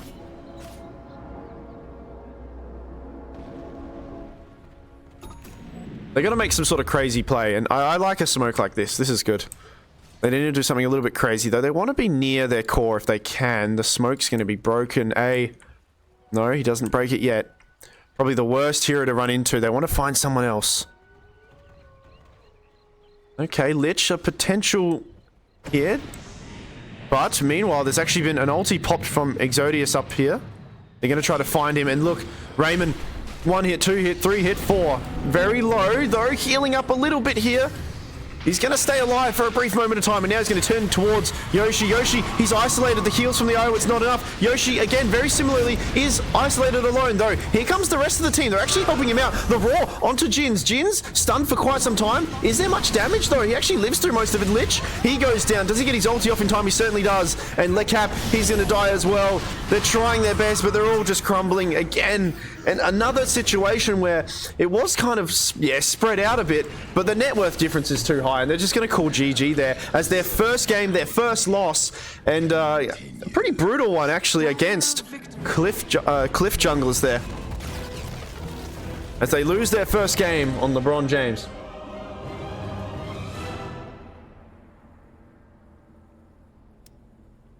Really well played by them. We'll have to come back soon and see what this does to the playoffs, alright? So just give me a few moments, have a look at the graph here. Yeah, it looks like it was going Cliff Jungling's way. I'm going to give a lot of props to Exodius. He played extremely well. They all played really well this game. The Abaddon pick, I think, like I said, I think I would have liked a different hero, but I think this hero did... It was perfect. It was pretty good. The splash damage. He heals himself up through his ulti. So a really nice pick there. And yeah, just really good Dota to watch. So appreciate it. And I'll see you guys in a second. We'll have a bit of an intermission, alright? We'll be right back. Okay, hello to those watching either the VOD or on stream right now. I'm sure you can hear some background noise, and that is indeed, your ears do not mistake you, that is a draft. It's happening right now. I'm just going to switch it over in a second. I'm just quickly munching down on some lunch, but this is the grand final. This is it. This is why we came here. The end game, right? And it's going to be against the two teams that we just saw verse. So it's technically a potential of 4 games between these guys. Yes, very hype. I have no idea who that is, but it's an awesome emote there. Let me switch over for you. But yeah, we're now resetting. It's a best of 3 between LeBron James and Cliff Jungling. Now, LeBron James, they were undefeated. However, the one person to take down the Titan was this team here of Cliff Jungling. So, if there's anyone can do it in a grand final, it's probably these guys, right? So that's why we're here. We're excited. For those who played already, it was lovely meeting you guys. I'm not sure if you'll be in the chat or, you know, if you're here, if you saw me, if you met me, or even if you're just online now. I do appreciate it, and I appreciate everybody here, you know, sticking around and helping out, and also allowing me to cast this. It's been really fun.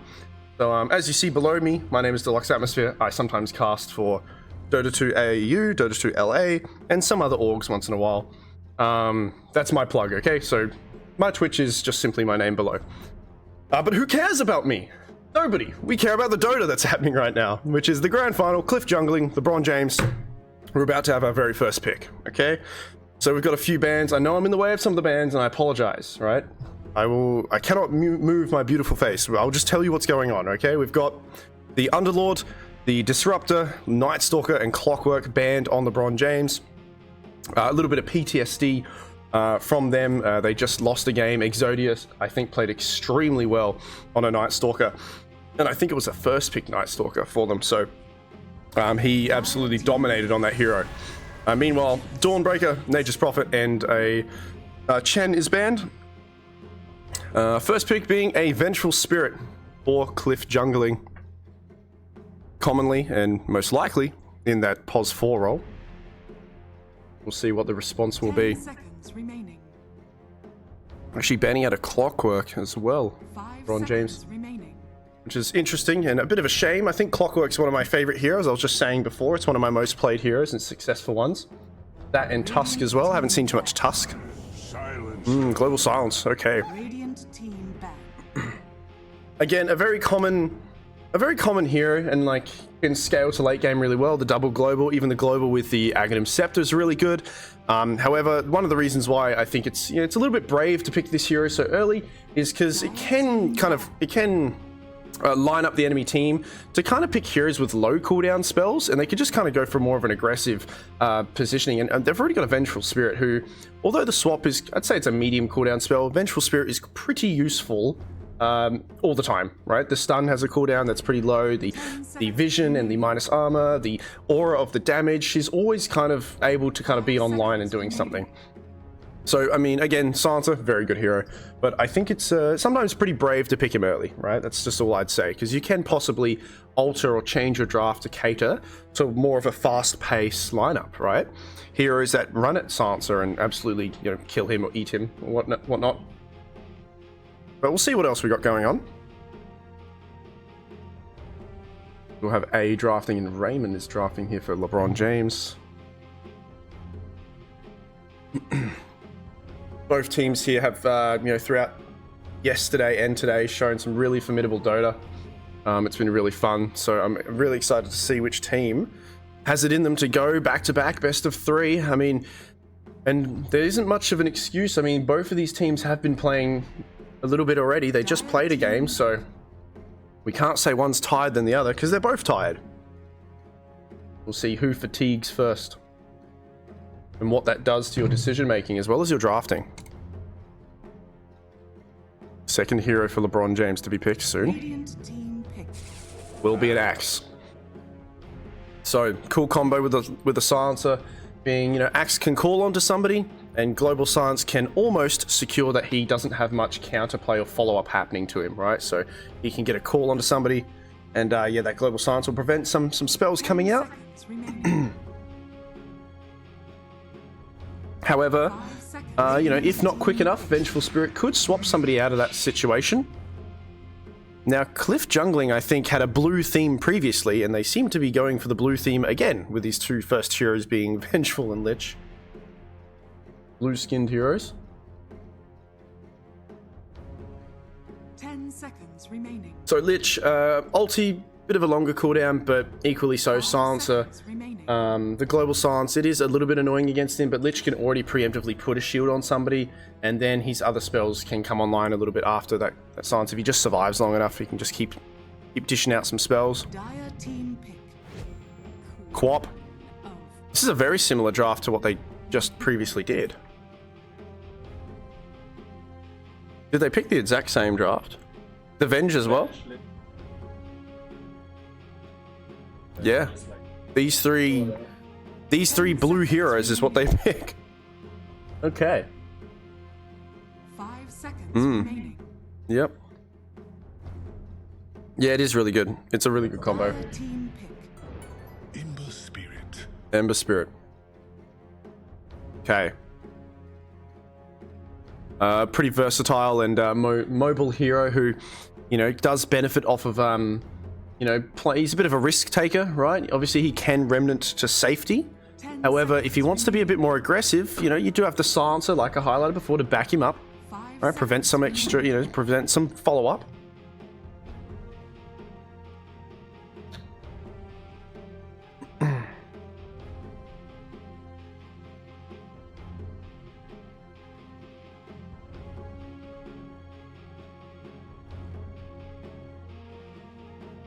And burn through a little bit of reserve time now.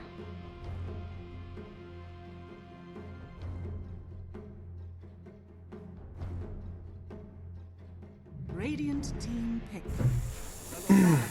Got it, Shaman. Another hero with a bit of lockdown there, backed up by the global. Really good against most of these, you know, Quap especially. She's going to have to be quite careful here. Not get rooted or held in place. There is a lot of lockdown. Maybe a little bit of lack of damage here from LeBron James so far. They can stack a lot of their... Oh, sorry, they can, you know, stretch out their stuns and really utilize how long somebody is in their grasp for. But I wonder what the Ember's build's going to be. But I really hope that they pick a carry who can kind of just smack at them from a distance here. Maybe a ranged carry of some sort. Not necessarily a hero that's been picked lately, but I think Sniper's a pretty cool option. Drow possibly as well.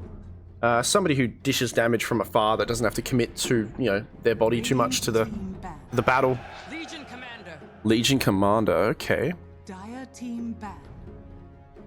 So Legion is going to be hunting for supports here. Silencer, Shadow Shaman, positioning really important. Lich, going to shield the Legion. She'll jump onto somebody, and it's almost a guaranteed victory if anybody else connects. You know, Vengeful Spirit with the minus armor, an extra damage aura. Like I said, Lich with the frost shields and whatnot. Queen of Pain could possibly scream on the person, and that's just guaranteed, you know, a increase of damage coming in. Currency of damage, you could say, I guess, for Legion. Ban out of Medusa. I have one more ban on LeBron James. See what carry they want to go for. It is a Legion Pos 3, I assume. We'll see what A goes for here. Well, you know what's funny? They just... I'm not sure if they've banned it. No, they haven't. Now... Oh, they just did. Alright, hold that thought. I was going to say, they just versed them and beat them with a...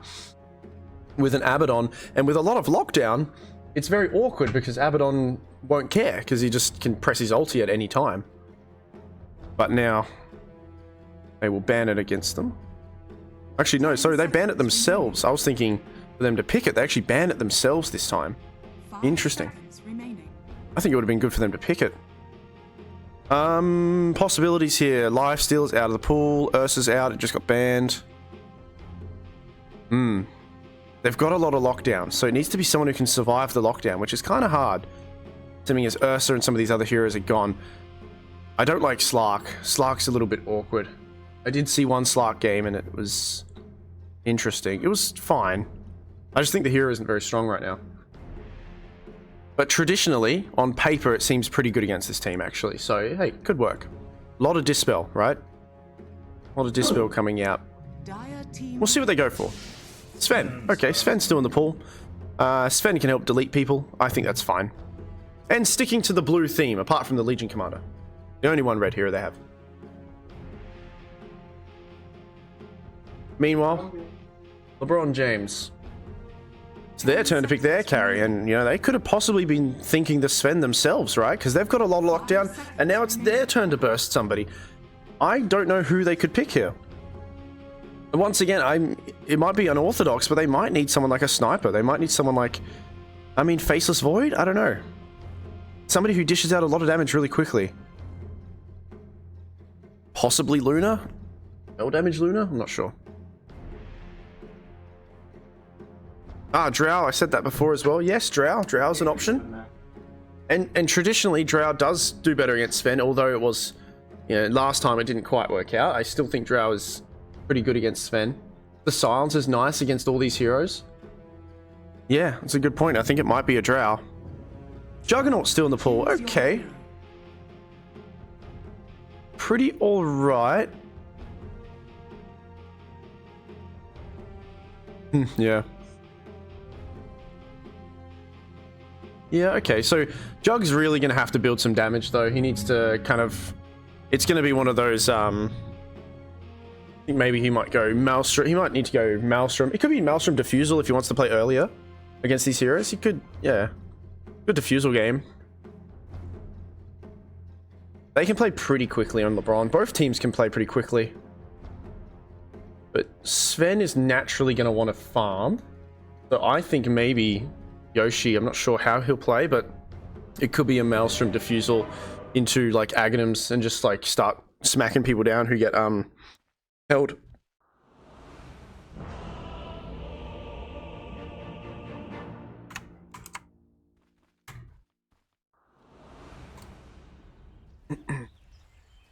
Well, we shall see, as we are starting off this best of 3 now between LeBron James and Cliff Junglers. For battle. With LeBron James being on the Dire and Cliff Junglers being Radiant, both teams heading out now.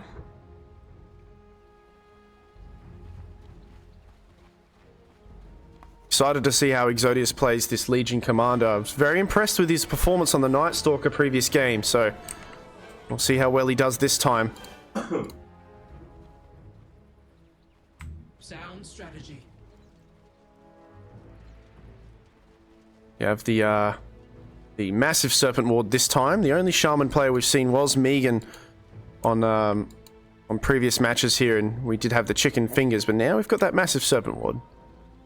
Interesting to see how they can utilize that to get some tower kills or objective pushing. Seconds to battle. Now, I said before, you know, often, you know, Silencer, very nice hero. However, picking it early can mean you pick heroes that don't necessarily care too much about global. And I dare say a lot of these Radiant heroes, especially the offlane Legion, their cooldowns, they're not too big. So they're not too fussed about that. I mean, even the God's Strength as well, it's 100 seconds, but there's not many team fight ultis, I guess I could say, that are really going to save things around, right? So as a result there, they'll have a pretty comfortable draft, and I think it'd be pretty easy if they can find Silencer, they just pick him off on Legion plus another hero. And then even in the later game Sven, it'll be Sven's turn to tag in and do that.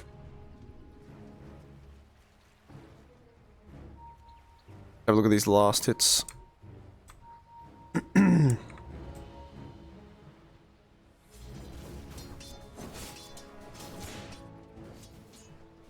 As each team will run back to the lane.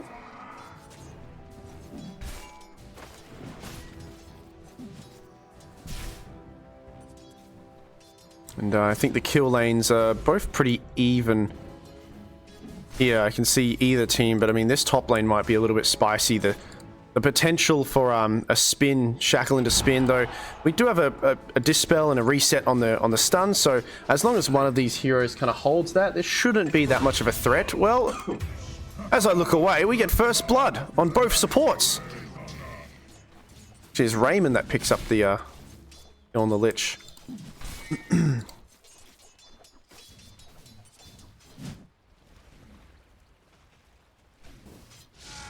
Oh, there's the spin. No stun to reset yet. Yoshi, though, quite low himself.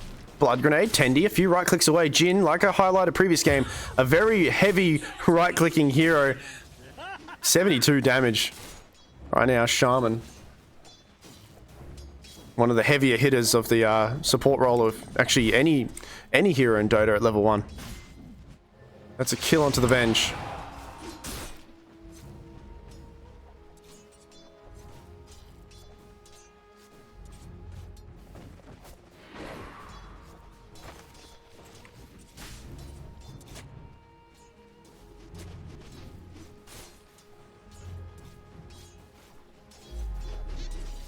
Mid lane kind of going a little bit even with Quap slightly ahead in some last hits. Bit easier for Quap to bully out this guy.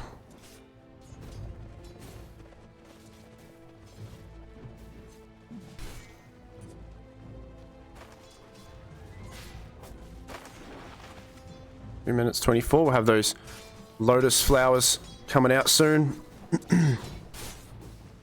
I'm sure we'll have some sort of engagement happen.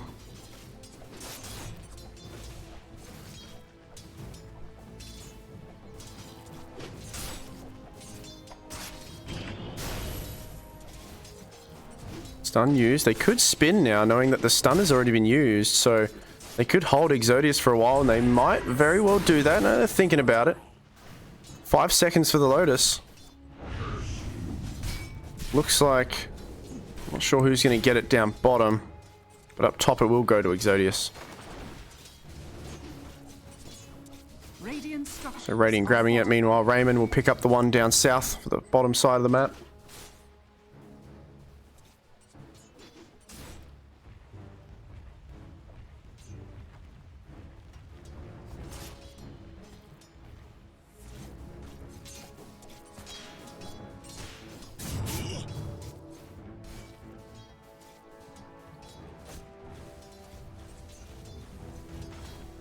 Poking and prodding at each other. The creep wave has gone right under the tower here. Not really wanting to dive though, if you're Radiant. Not necessary at this stage.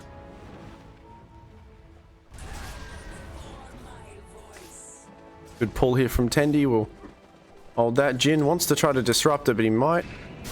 He's gonna have to reset.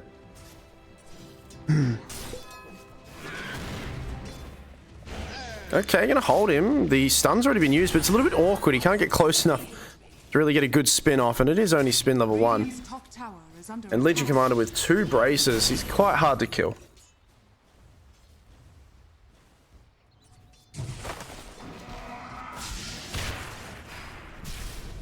Raymond, be careful.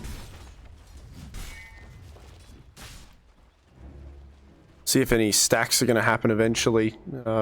Usually it's something that people do whilst these 6 to 7 minute runes and shrines spawn up. Oh, nice use of your spells, Raymond, though. Raymond, Blood Grenade. He's got a nice wand charge. He'll throw his own Blood Grenade. He also has that Lotus, and Axe is really bodying A. He has to get held back by Baby, but then Raymond gets a cheeky little last hit there onto A there, and now a call. He's going to try to drag him back, but the movement speed isn't there enough to really reposition him. And a bit of a unfortunate situation for the Sven there to chase for a bit too long. Meanwhile, up top, kind of diving the tower a little bit.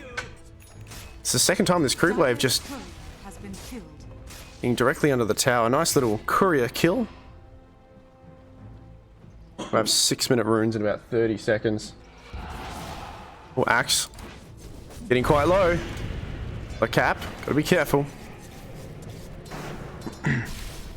Raymond equally so. Oh no. 5 seconds for a stun.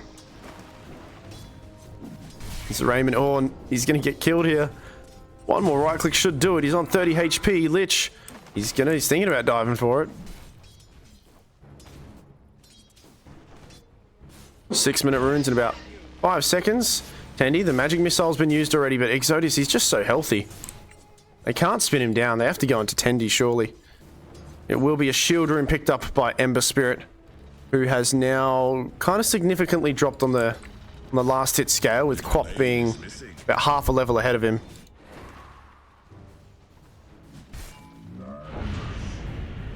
Taking damage from Sven. It's getting quite low. One hit will do it. Lecap picks it up. Killing spree. A nice kill there. This Sven, I mean, 2 deaths now like that. No levels in the Frost Shield.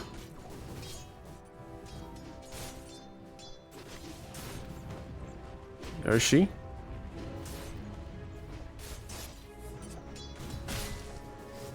Now Sven, he'll port back. 7 minutes. Shrines. Soon to spawn up as well. We'll have Raymond pick up the Dyer's one. Alright, they're going to try to spin him down, but Like I said, it's quite the healthy Exodius, and yeah, they're going to turn it on him, even if it's a level 3 spin too.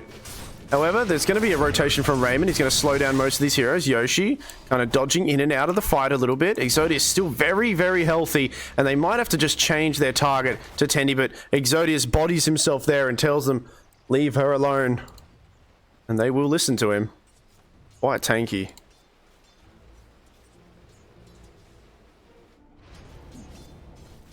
No rotations from the mid laners yet. Shield Rune has just been activated on Ember. Maybe Jins can get a scream kill.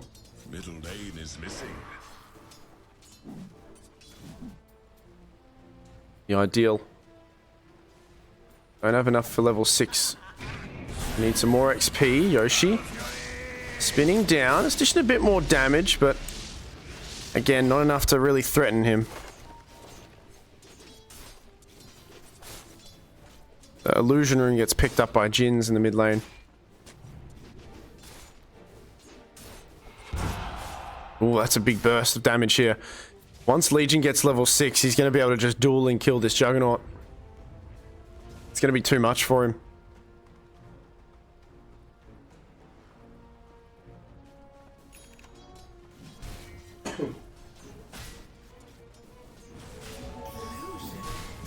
Eight minutes 31 for 4. Pretty low scoring game. And this bottom lane's gone pretty swimmingly for Dire. They might be able to start cutting it now. Axe with a lot of armor to his name as well.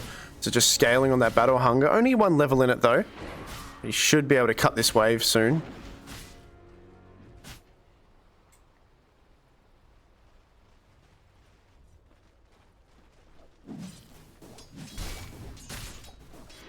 Juggernaut at the top. I will switch over to the net worth very soon.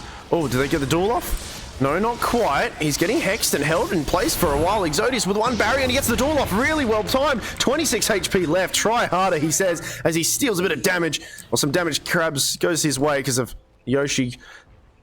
And that was really pushing it to the envelope there. That kill. Good first duel to have. Axe, meanwhile. Gotta be careful of some of the burst damage. He's still gonna go for it though. Goes for the dunk. The dunk doesn't land, but Raymond's ticking damage finishes off baby.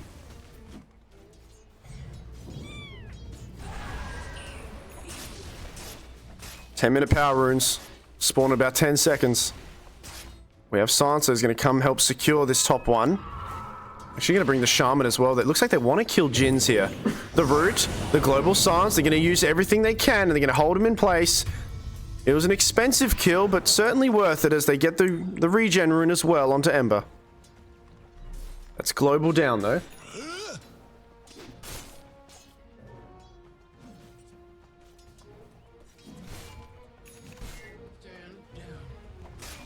Comforting rune of regeneration. Coin for me.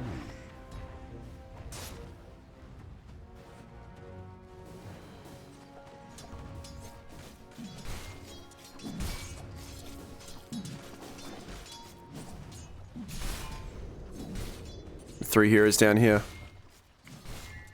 Might want to get another kill if they can. Lich is nearby to help out. He's only got 1 level in the Frost Shield.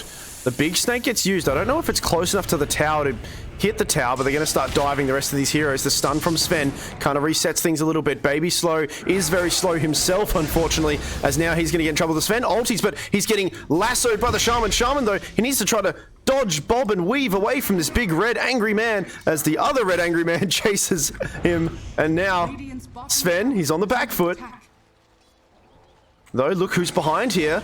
Legion's going to get a really nice cheeky duel onto Jin. If they don't kill Sven here, this is actually really good for Radiant. Look, turn around, duel, there we go. Extra damage, thank you very much. As Sven lives through this, Tendy, swap, Raymond, they've bit off more than they can chew. It's only lucky that they don't lose Cap. They only lose the 2 supports. They did take the tower, but they chased Sven for a little bit too long, and that gives Legion another duel victory. Whilst we'll switch over to the net worth now. And old Juggernaut, he's just going to solo ulti Exodius. Exodius, still pretty heavy though. Spin, movement speed should help him. Yoshi just wanted to test out the limits of his ulti there, seeing if he could crack the armor of him. Wasn't enough though. Rotations from Venge. They know he has no longer got that ulti, but he runs into a lot of other heroes. Then she might have to swap. 1 second left. Can she save him? Certainly can. The barrier's there. Well played. And now, Lich coming in. Sinister Gaze does get used. The spin's used as well. Global Silence to try to help Juggernaut get out of this situation. Quap comes in. Does have a scream. Got to find Juggernaut. He's bobbing. He's weaving. He can't avoid that. Axe with a nice call. It's too late, though. The Juggernaut's dead. Axe, the cap. He goes down as well. Radiant. They're all quite low, but here comes Ember Spirit. Cleaning things up. The Lich ulti bouncing between a lot of heroes and creeps as well. Got to be careful, Quap. Jins, him against the world. They throw the snake down. The snake, it's in range. It's going to kill her. Meanwhile, Exodius quite low as well. A lot of heroes dying on both sides here. We'll have to look at the recap to see who comes out on top of this one. Gotta be, oh no, he got too close and he lives through this. Exodius, is he gonna live through this damage? He certainly is. He makes it out again on a slither of HP. 3 for 3 trade-off. But I think you're happier if you're Radiant right now, despite you keep your core here. You do lose your mid laner, but you take out the Juggernaut. And all in the meanwhile, Sven manages to free farm. So a really good fight for Radiant here. And again, Exodius pushing the limits of that hero. That barrier. At 13 minutes in, we're almost going to have those 14-minute shrines. The Cap going to stick around and possibly grab it for himself. He's got the Blade Mail. Still a little bit away from that Blink Dagger. Meanwhile, 3 heroes up top. They have the swap dual combo if they want to. Legion very close to this Blade Mail. Actually, he's going to have it delivered to him now. Probably not wanting to duel the axe. It could be anyone but him. As those shrines will come up, but nobody's near them yet. Oh, Ember finds Baby Slow. Gonna chase for the kill. Has a remnant if he wants to. He doesn't need to. He's Searing Chains, but he has no more mana. And actually, Lich turns around with an ulti himself. He will die, but Ember's got no more mana. He's just gonna get an easy duel for Exodius. There you go. Thank you, sir. And actually, the neutral creep is what killed Baby. He didn't die to him. The neutral creep killed him. So a last hit from the neutral creep. That's a disaster for this Ember Spirit. Just free damage for the Legion. I think he still gets XP for it. I'm not too sure. I think if enemies die in your location, maybe chat can help us out with that one. I'm pretty sure he still gets XP, but maybe it's less XP. It's like, I think it works similar to like a deny, right? But somebody can confirm that in chat, maybe. Or we'll Google it later. But regardless, whatever it wasn't well. We know it wasn't good. It wasn't good for the Ember. And Exodius 5-0-1 on this Legion. And this is before he has his Blink Dagger. Legions are meant to get the Blade Mail, farm a bit more, and then he starts getting kills. He's already got 40 plus for this victory. He played very well last game, and he's not disappointing in this second one, or at least the reset of this best of 3 grand final now. Jins. Oh, global silence. They put the ward down. The swap. He can't swap. He's globally silenced. He will swap finally. But the barrier, is it enough? He's living through it. He does live through it, and really well played. There's another duel, though, onto another support. And I think it's going to get him some more victory damage. Quap eventually actually goes down, I think, to some ticking damage as well as I think it was the Shaman Serpent. Got a few right clicks on him as well, right? Yeah, the Serpent doing a bit of damage too. So they still managed to get him, but it is another duel victory for Legion. As they're not done yet though, Juggernaut, fresh ulti ready. Also has that Ripper's Lash as well. If he gets that off as well, that's even more damage. Lich, gotta be careful of holding for this. What are you holding it for? Oh no. And that's 2 dead. Yoshi says thank you. Who are you protecting that for? Your Quap was dead. There's now a nice little comeback for Yoshi, and they've actually smoked straight away, and they see Sven. Jin's found him, though. Sven responds. Nice call from Axe, keeping Jin alive, and Jin is going to dispel and run away. Meanwhile, Yoshi gets another kill, and that's 3 suddenly for this Juggernaut in the last 40 seconds. A really big turnaround in net worth now because of that. And it's almost like, you know, although Exodius is Doing really well. Radiant's top tower That climb back from Yoshi, those 3 kills, been really good for him. Gonna go for a Sanj and Yasha here. Wanting to stat up a little bit. Tendi. Raymond a little bit too close for comfort, and yeah, he'll certainly get punished. I mean, Jin trying to help him out, but here's that another duel. Give me another one, he says. As Legion again, 60. It's getting a little bit out of hand here. It's almost to the point where whoever he duels is most likely going to die. Oh, okay, Jin with a very cheeky little play here in the back. However, it might cost him his life. He's going to try to TP out. Do they have vision? The stun? It doesn't. Oh, it does land. Just in time, or at least the right clicks did. He's going to get some damage onto the tower. But the serpent dies.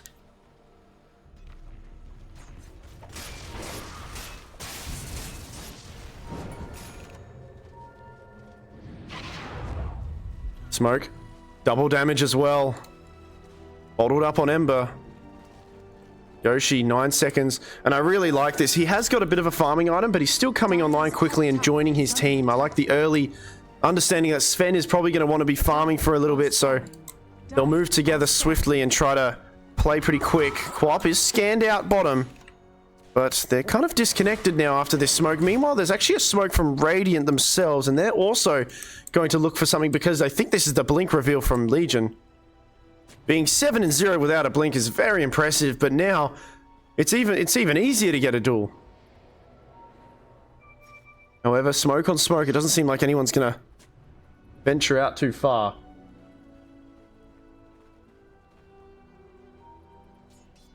Yeah, possible kind of sniffing out and knowing something's not quite right here. Both teams understanding this, especially Dire. They know exactly that something's amiss. But they're still going to wrap around. The smoke will break. They'll finally reveal themselves. They have a pretty good ward here.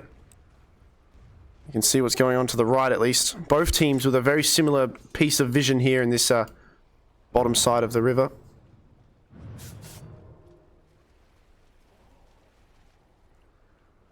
Also got aggressive vision here so they can see anyone running through. Bench. Yeah, gets dewarded here, Jin. Can pop the ulti. They are going to smoke again. Tendi. Okay, the snake is there. It is in really good range of the tower, actually. Jin doing a good job of just getting it to the edge there. No Sven during this fight. Double damage popped on Ember. Can Radiant defend this? Do they want to defend this? Of course they do, but this Serpent Ward, if you get close to it, you're kind of a sitting duck, but yeah, they'll make short work of it. They smoke up straight away. This is a pretty brave play here, actually. Axe finds. There's the Hex onto Jin's, but he gets up to the high ground too quickly. Again, Legion wanting to duel somebody. The Global Science is there. He gets it off on Raymond. No duel today, he says, as now it's time. Juggernaut, Yoshi, Lich. That is a dead Lich if I've ever seen one, as he gets slashed to smithereens and pieces here. Exodius, it might be the first death for him. The swap to kind of help him out a little bit. Ember Spirit stunned, a nice double as well, but then he comes back in with a duel, actually. The Sonic Wave pushing a lot of damage onto them, and they get another duel. They're going to call it quits and try to get out of there if they can. They cannot. Onto Jin. And although they get a nice kill for the Juggernaut onto the Lich, the follow-up and the rest of it is a little bit too deep there. It gave Radiant enough time to swap out and reset things. Though Legion, again, I believe, did get a victory during that fight onto the Ember. So still not dying. 8-0. 115 extra damage already. At 21 minutes in is quite crazy. Sven at the top of the net worth still. He's been farming away. He's got a fresh BKB, so you'd only assume he'd probably want to start fighting with his team now. Meanwhile, duel onto Juggernaut. And I don't think the call was enough to stop what was happening. Le Cap, he's also in trouble now. Silencer trying to discourage the enemy team, but the Legion manages to just dispel that off. He'll right-click a few more times. Le Cap making them work for it. Jin also here. If they stick too close together, I think they're just going to feed more kills to Axe. And, well, there goes Axe. Okay. Here comes Ember Spirit as well. The silence onto a few heroes. They're holding Tendi in place for a short period of time. Lich ulti. Okay, it's jumping around. Tendi, he'll drop. Jin will also drop. It's 1 for 3. Baby slow. He'll crumble down too. They get the 2 supports, but they've lost 3 heroes. All while Sven pressures top.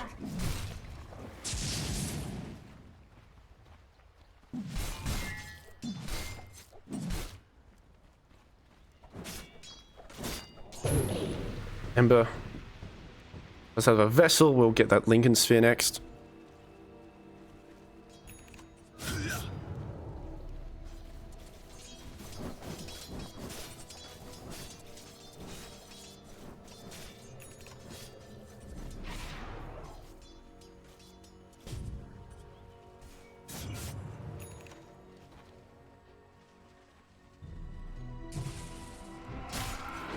The Cap gonna get a BKB eventually.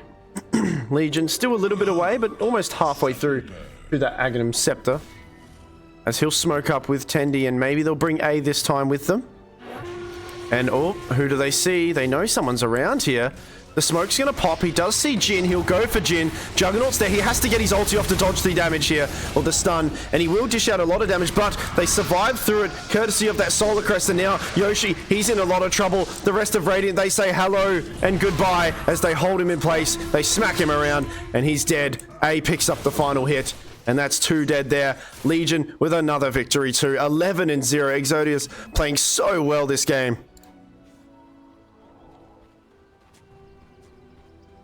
It's a 3k net worth for Cliff jungling.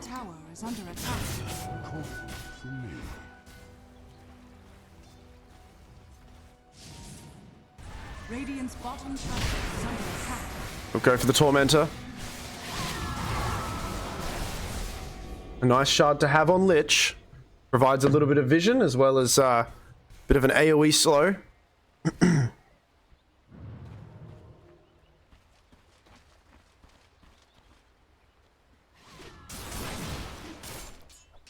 I think Legion's very close to this this Ags. He might actually, seems like he's queued up the BKB as well. I don't know if he's changing his mind, but we'll most likely get the Ags first. 18-18, just before 25 minutes into this game. We have 6k ahead for Cliff jungling. LeBron James still pretty low in some of their heroes' net worth here. Been a bit of a rough time for Juggernaut. Lacking a little bit of extra damage here now. Smoke. Radiant. They want to find more. Exodius, he knows what to do. They throw Sven up without having him smoked. He took a guess, took a gamble.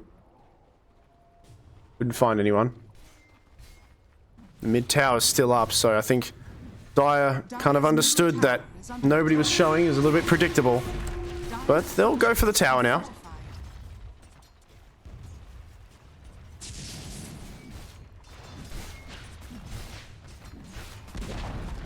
Dire's middle tower has Double damage empowers me.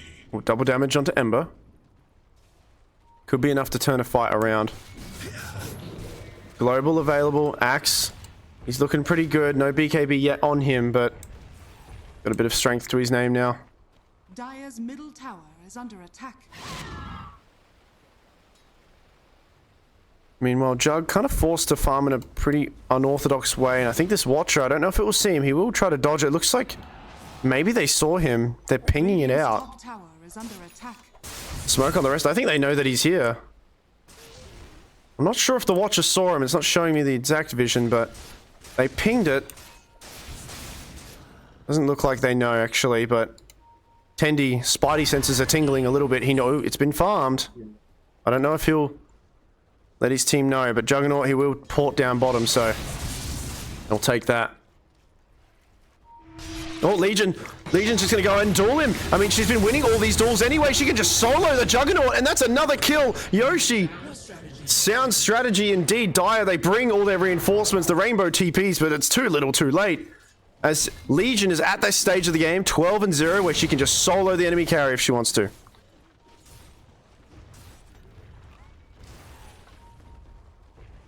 A lot of blink daggers.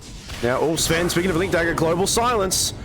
Okay, they're going to hold A. There's the snake as well. They're going to hold baby as well, so that's going to be really good for them as they can actually delete the Sven. Sven biting off way too much to chew there. Very ambitious of him to try this play, as now they're going to punish it. Dire, they're letting them know you can kill our carry solo, but you can't dive like that, as they'll take 3 kills. Disrespectfully jumping forward like that, and Sven gets bodied for it. Really, really quick fingers from Jin. He actually hexes the Sven and then holds the Lich. So 2 heroes out of commission straight away. And the only other heroes that remained were the Quap, which she can't interrupt anything. And I don't think Legion was nearby in time. So good plays there. Then Axe with a nice call.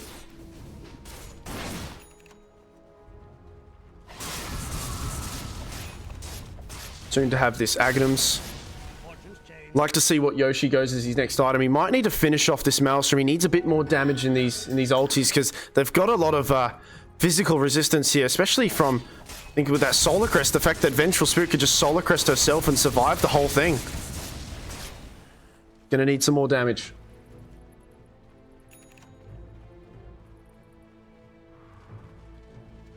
$4K net worth for Radiant. Got the Lincoln Sphere on Ember.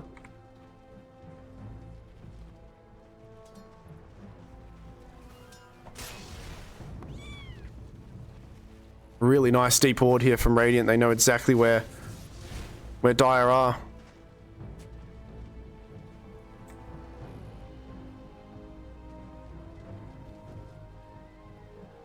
This tier 1 tower is under attack.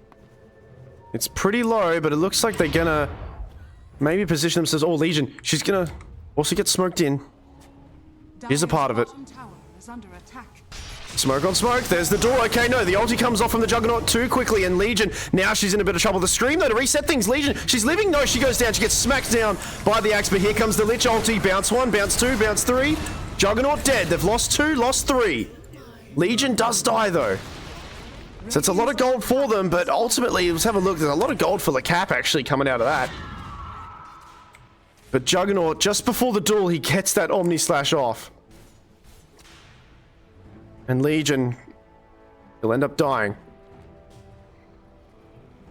Ultimately, there's more kills going in the way, you know, and favorable for Radiant, but that is a big Goliath of a kill going to Le Cap, giving him a lot of gold. So we'll see what he does to utilize it. He's got that BKB, and that's instantly, you know, almost 2.5 grand. Looks like he's going to go for the Aghanim Scepter as his next choice.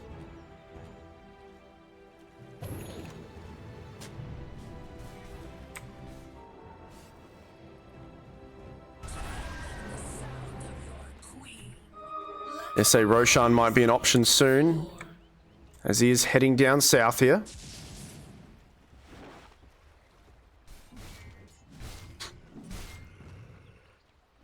Hey, got the Chrysalis. Gonna get a Harpoon eventually. Quap.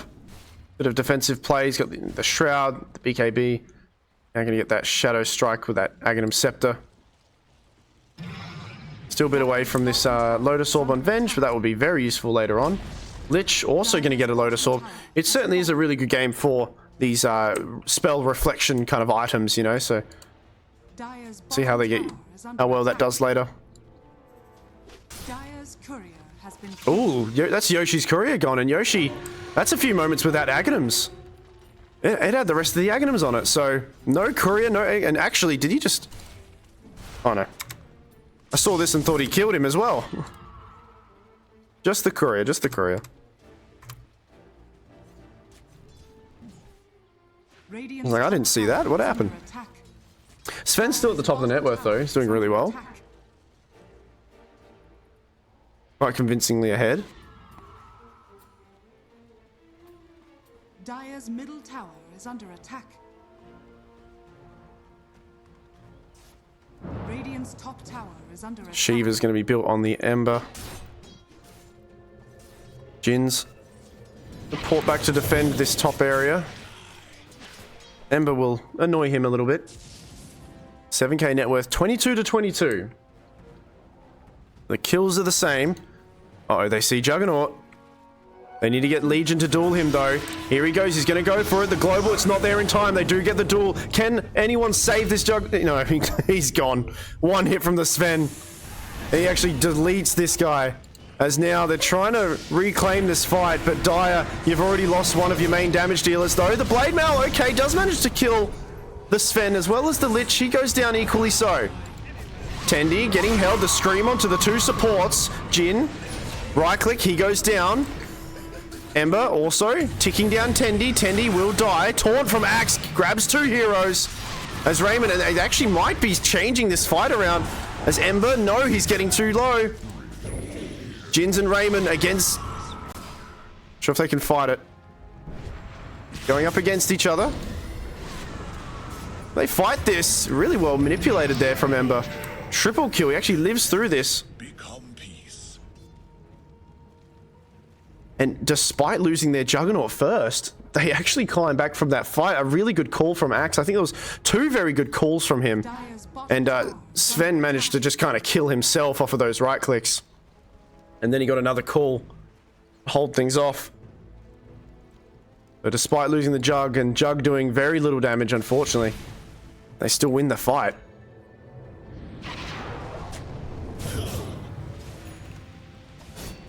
Roshan bottom for another minute 30. Juggernaut should get his Aghanim soon. His courier will respawn. He'll finish off that Maelstrom, turning that into the Mjolnir. I don't know what the next item could be. Possibly a butterfly, something to avoid some of this Sven damage if he ever gets jumped again, as well as the Legion, right? Physical damage from Legion is a lot. It might be one of those butterfly games.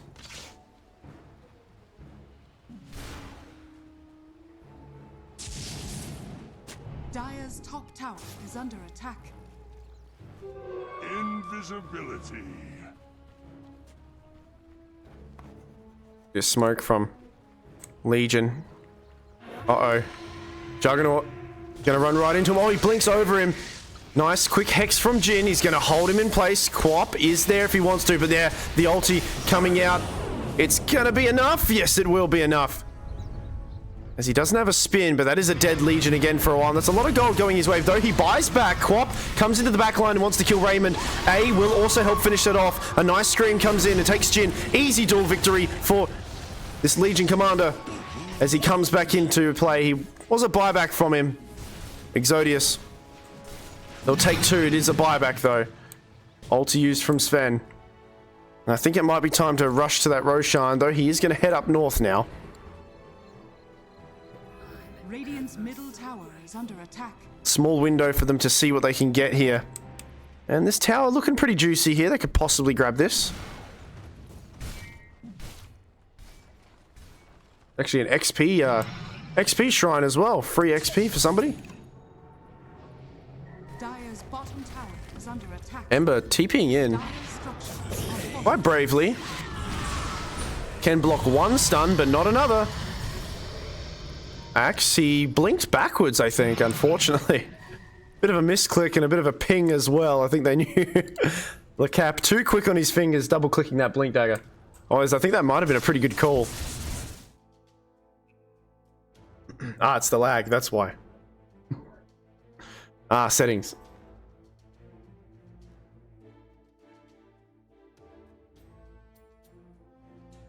Just gonna check a few things out here.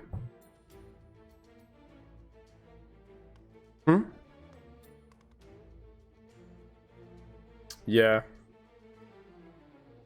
Yeah, Axe. Unfortunately, yeah, double tapping that blink there. There we go.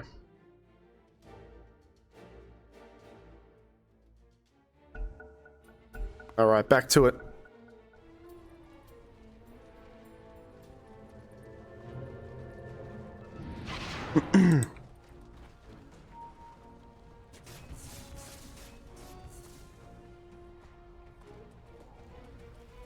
Now, this was a buyback on the Legion.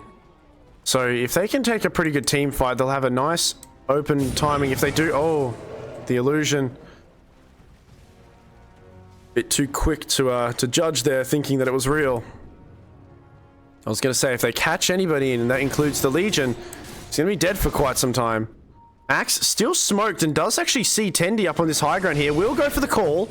Jin following up. Tendi quite low. A little bit tankier with that plate mail, but still will go down.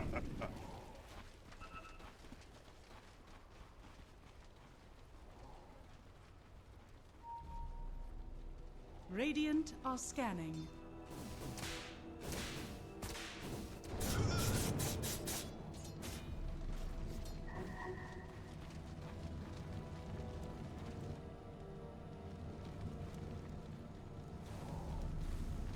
Radiant's middle tower is under attack. Snake. Gonna get thrown mid. And they're kind of daring them to try to touch the snake here and try to stop it from, or the chicken in this case, I guess. Because if they get too close, they've got the cap ready to call on to whoever it is, as well as Jin. They've got multiple ways. They've also got the global silence to help out as well. And the tower will go down. They've even got a deep ward here, and actually there's a global silence that goes off as they actually duel the Juggernaut, and again, too little too late with the global, and they get a kill on the Jug. He wasn't with the team. Very underestimating. You got to be careful against this Legion. She's going to instantly grab you. It doesn't matter.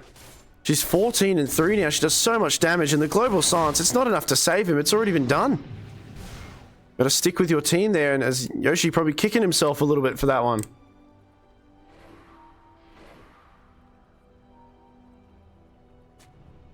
As he's going for, interesting enough, a Satanic. I thought maybe he'd go for a Butterfly this game for a bit of evasion and some more damage, but seeming he can, the fights are going to go longer. He thinks the Satanic for the Dispel and the heal might be worth.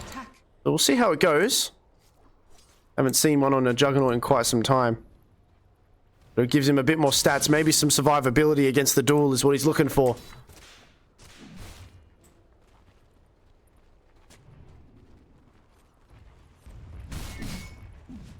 Meanwhile, Sven, 8 and 5, still at the top of the net worth, and he's got his own Satanic. Soon to, he's queued up that swift blink. And they'll make short work of this tier 2 bottom. Jin with a nice defensive ward. Needs to be very careful. Quickly blinks away. Top tower is under attack.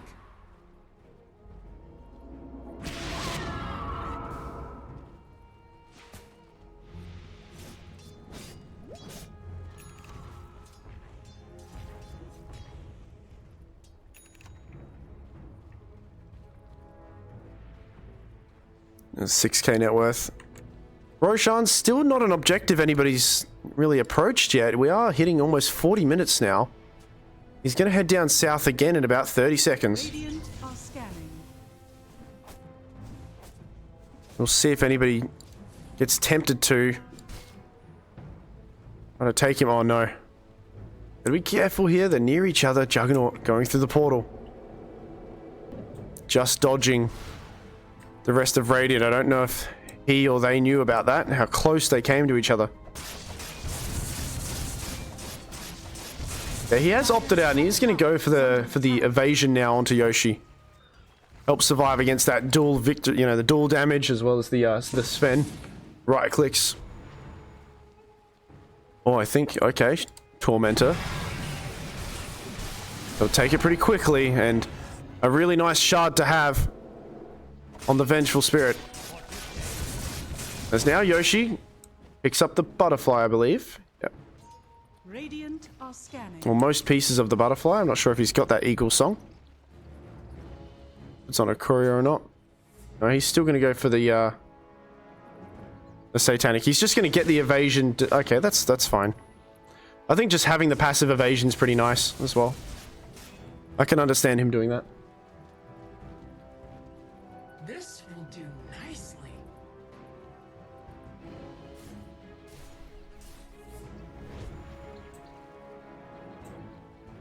Meanwhile, Legion got that AC, wants the BKB, and eventually a basher, it seems. Double damage on Sven. He's hitting like a truck now. He's got 4.2k HP.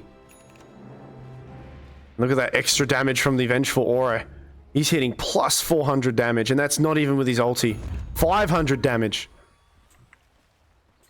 This Sven, if you get caught by this Sven, you better hope that your evasion level is high. Because you are going to melt within 2 hits. They'll move up forward. The double damage will run out, but he might not even need double damage at this stage. 8k net worth. They don't seem to find anyone. As Dire playing very conservatively in their fountain, or in their base right now, sorry. They understand roughly where Radiant are venturing off to. As they have actually a ward. Very similar wards to each other. But Venge will make short work of the defensive one there. Shield Rune spawns top. Legion pings it out and she'll probably pick it up. Now she can play a little bit more courageously. Dire's middle tower is under attack. Roshan, still bottom. Dire are scanning. I think that they're doing it. And the scan will actually just clip them now, knowing that they've just come for this. And now, Dire, they want to smoke. They want to prevent this. This is going to be huge. It needs to be a really good call from Le Cap. They are bunched up a bit, but look at Tendi with a really good positioning here. Breaks the smoke, so they're well aware of what's going on. And now, like bugs under a bed, they're going to all disband and run away. The global silence, okay, Sven is kind of alone for a little bit. BKB comes off from him, the snake gets thrown. The healing ward does get hit down. Juggernaut, he's used everything he has. He's got nothing else. Now, Legion, nice door onto Jin, but he's going to stay alive for a brief period of time because of that.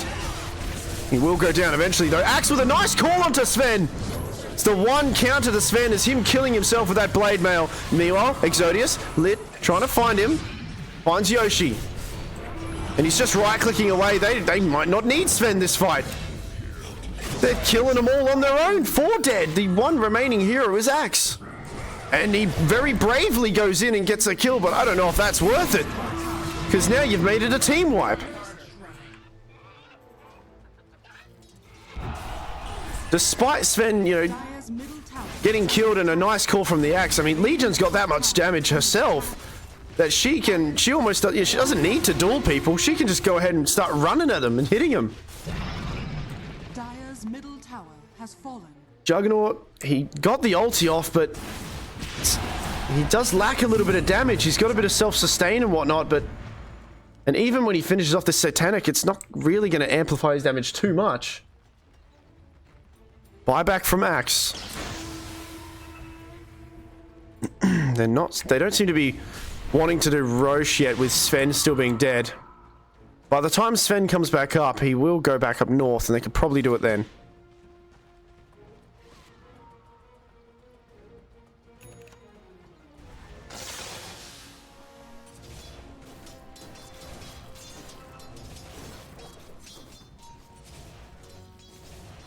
$14k net worth.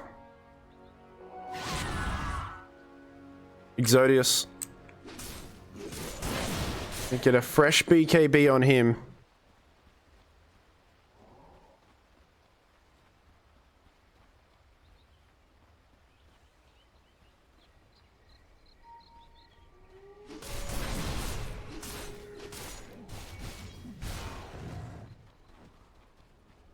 We go to 45 minutes now.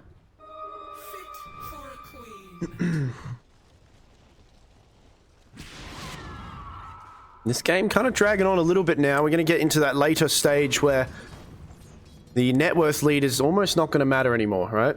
There's just going to be whoever jumps who first and whoever has what objective to help them out. Speaking of helping them out, Roshan, half HP.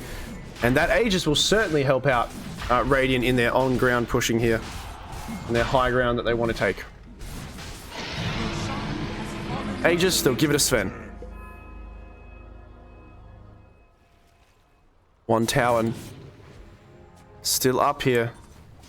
Yoshi, oh, very brave of you to do so, Yoshi. And now you're going to get punished for it.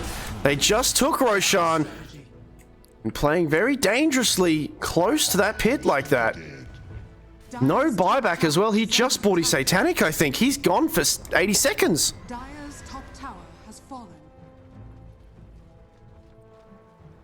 not showing enough respect or discipline there, and he's unfortunately now, Sven, his ult, it's going to run out soon, but he's probably not going to need it. They'll soon just start smacking away at these buildings here.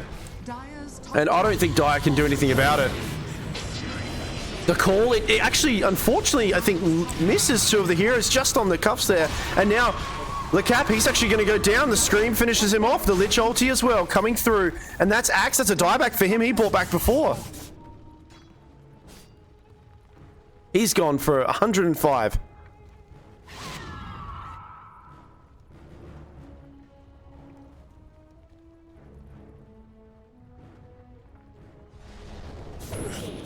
It's 47 minutes. Everything looking pretty good for Radiant right now. Oh, jumps forward. Exodius, okay. They might be able to punish him, though. You're down 2 heroes, so the rest of the squad can come in. The global silence is there to kind of discourage them from following up, because they were ready to counterplay that for sure. And they're just slowly bleeding here on Dire, using a lot of spells. No global, no snake now. Though, you do get Juggernaut back, who has that butterfly.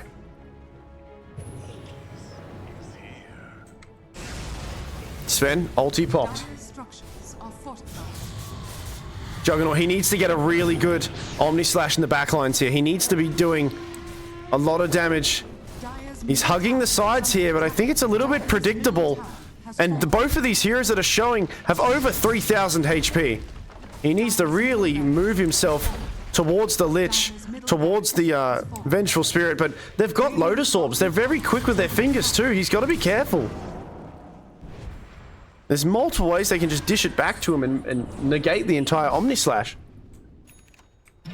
Well, mid-rack's gone. They'll rinse, repeat, and it looks like they'll try it again, though. Legion is bottom. Maybe they smoke now without the Legion. No, they have to address the lane. It's just getting shoved.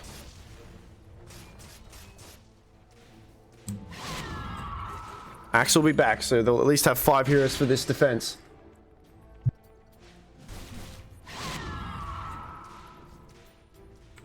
And it's going to be a very tricky one. They have a nice aggressive ward out here, seeing a little bit further than usual who's approaching. Global is available. There's 2 globals, by the way, so we can silence them for a very long time. Axe call. Global number 1. No, but the Omni. No, it's not the Omni. It was just the Swift Slash. He still has it. Here comes the real Omni Slash. I think it's coming through. Juggernaut, he's trying to do his best, but it's just not enough damage. He's going to spin around now. They've lost the Legion. A Scream onto a lot of heroes. It's pretty good. Sven, he's actually living through most of this. The Axe, it wasn't enough. He's trying to hold him in place. Axe, there's the call. Blade Mail, not off cooldown yet. Tendi, a little bit too dangerous now as Ember Spirit. He's tanking a lot though, but he goes down. They haven't killed the Sven. That's 2 buybacks now as they've lost the Vengeful Spirit. Very low. Has another life to play with though if he wants to. They will zap him down finally. Jins also rooted. They'll lose the Quap. Maybe ticks away. No, manages to get out. Stun. Silence onto a few heroes. Ember Spirit. They're holding onto Baby. Legion. No door, but she can jump in and get a few bits of damage off. LeCap. He's gone. No buyback. No buyback for the Juggernaut either. Both supports on Radiant are equally dead. Jins playing with fire here. Very low. He wants to try to find something. There's that duel. Comes onto Raymond. Another bit of damage for Legion. He has 400 plus damage from duels alone.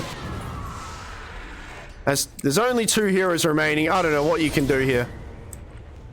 And this is probably game 1. Going to Cliff Farmers here as they'll finish up this last set of racks down bottom. Dire desperately trying to cling onto something here. They're up against Megas. They gotta be careful. And they'll walk away with the base of Dire in shambles here, crumbling away as the creeps overflow. The damage has been done. Buyback status. I see 3 yeses, 4 yeses actually. 3 of them being Radiant and 1 on Dire only being this Silencer.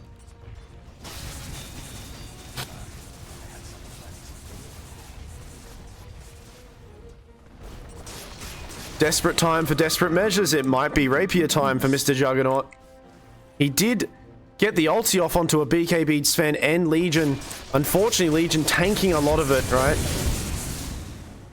That extra bonus armor from the Sven just makes it very hard for Juggernaut to pierce through that. He's got a blink now, and I understand that he wants to kill these supports. But they're making it so hard for him to kill them. They've got very quick fingers with their Lotus Orbs as well. 2 Lotus Orbs to be precise. I wonder if it's just, maybe it's just time for a Rapier or something. We're that late into the game.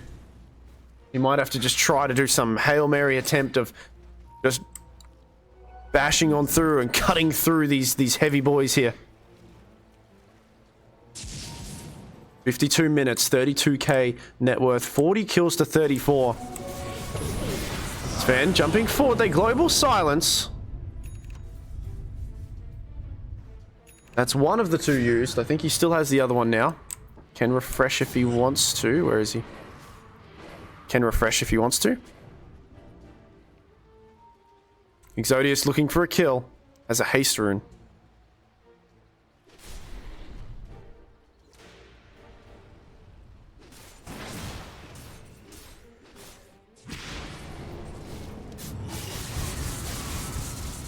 Gotta be careful not to get dueled. They do have the Lincoln Sphere on this Ember.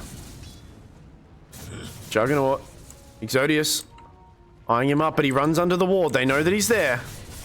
They know that he's shadow bladed. Yoshi's going to be very careful. He's bought the blink, and he's just going to jump forward and get the Omni Slash off into a lot of heroes. It's going to dish out a lot of damage, but it gets evenly distributed by so many people. Axe with a nice call, though. Actually, onto multiple heroes. He gets another call off as well. It's a refresher on the Axe, and they kill 2 heroes. They're both dead. Radiant, they got to pull the plug. They got to get out of here. That's 3 gone as Dire with an amazing team fight. A little bit of out of nowhere here. The healing ward healing them up as well. Axe with another dunk there. A beautiful play by Le Cap. Keeping the hopes alive, though the towers, they're crumbling down. And a refresher on the Axe really won that fight there. As maybe, just maybe, hopes are not all lost here. With a beautiful play. And an Omni Slash that dealt a decent chunk of damage. And I don't think a lot of that damage was the actual Omni. I think it was the follow-up of just right-clicking these heroes who Axe got an amazing double call on. And now buyback. I mean, they have no buyback on a few heroes. They're going to force one. Roshan, the timing, it couldn't be better. As unfortunately, though, the playmaker and the one hero that can deal with most of the AoE, or most of the creeps, sorry, with splash damage would be the Axe. He has to defend. As Jin's actually goes down as well. And things are getting a little bit weird here. As well, I mean, well, look at the win probability. Look what's just happened. The stats don't lie. They still are in favor of Radiant, but God forbid, that's really 92% all the way down to 71. They've got enough buybacks to play with, though. They're going to try to get as much as they can on Dire. And they want to end the game. They're moving forward. They're daring them to buy back. Sven, he won't have to. Quap probably will. Then they're daring them to buy back. Come on, buy back. Do what you can. And here we go. They say, okay, we shall. And Axe comes in with another call. He doesn't have 2 this time. So is it enough? The Omni Slash, I don't know if it's got off in time. No, he still has it. He gets it off. He's dishing out a lot of damage onto the Sven. Sven, though, no, Omni, it's not enough. Sven, he's tackling through this all with a triple kill. But the creeps, oh, the creeps finish it off. Oh, no. As the creeps on the other side of the map finish the Ancient. And damn, that was a little glimmer of hope there. That was amazing. If only maybe they went for that Roshan or something and kept someone defending, but that was a hard game to come back from. But Cliff Jungling, they're going to take game number 1 with a very, very narrow and very scary finish here. It looks, you know, they did have buybacks, right? Both teams had buybacks, but, you know, unfortunately, the creeps there finished it off. And I think I saw Vengeful Spirit. I'm not sure if she did some sort of rat play. Right? Let's actually see if I can download this and see. Oh, we might have to leave Dota, right? Doing this thing. I'll go to an intermission for a minute, guys, okay? And I'll be right back. We'll have game 2 very soon. I might download that replay. And I just want to see exactly what Venge did there. Because that was quite crazy. But yeah, I'll be right back very soon. And we'll be ready for game 2, if not this replay, alright? So be right back.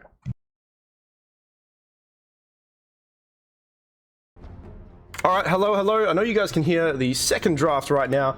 We are into the second game. Give us a minute. It will recognize the 10 game. seconds remaining. There we go. She's here. She's ready. Best of 3 grand final. Cliff Jungling versus LeBron James, with Cliff Jungling taking game 1.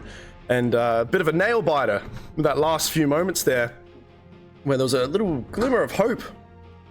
But unfortunately, I think there was a little bit of a rat play. I was trying to look at the replay. I couldn't quite find it, so the creeps and the vengeful spirit finishing off the ancient there. But now, that game's underway. It's now game number 2. We'll have Cliff Jungling pick up the Disruptor. They will be on the Radiant team again, and LeBron James on Dire.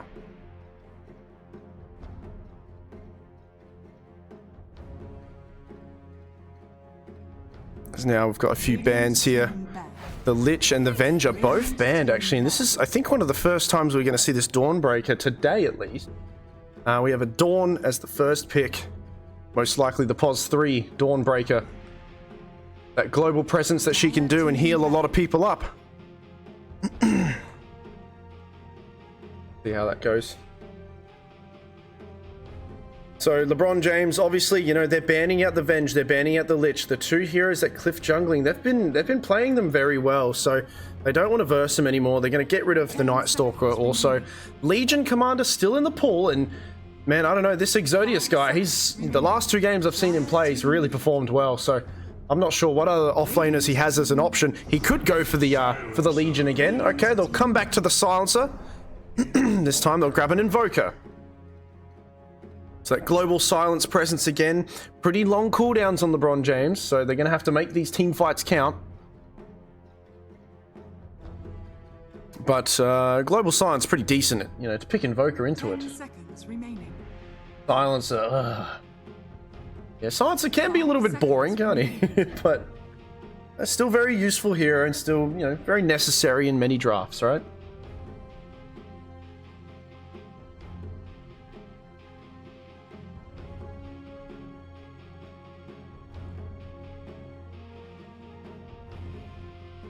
Now I'm going to burn through a bit of reserve here.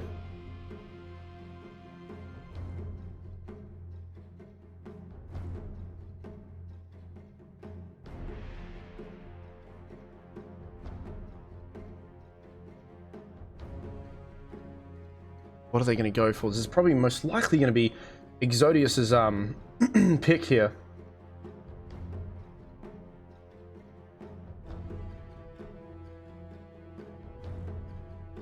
I wonder, maybe it's worth just shutting down his lane if they can.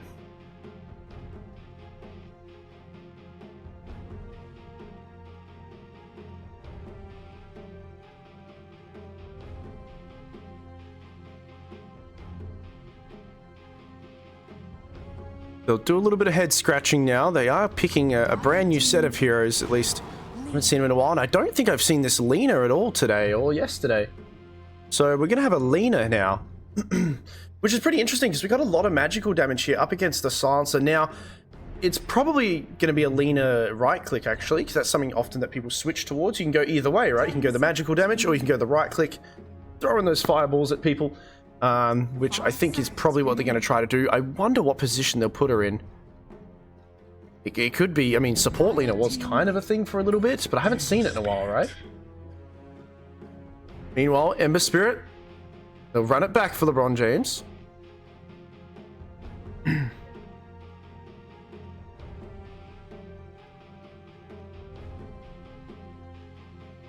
10 seconds remaining.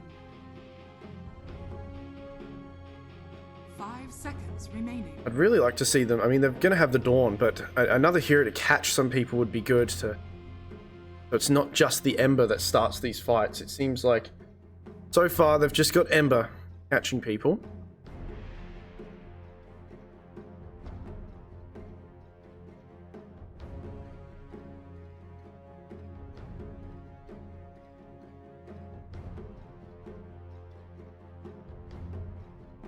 Gonna chew a bit of reserve themselves. Pico. Well, they could make this Dawn a POS 4. Possibly. It will be very slow though. It'll be a very slow and a lot of pressure on Ember to start things, and whoever this offlaner or even safe laner I guess would be picked to start things up. But they could pick an interesting roaming 4. They're really thinking about it. We're going to have some sort of unorthodox pick, maybe. Radiant team pick. Earthshaker. Okay. Radiant team ban. Slardar.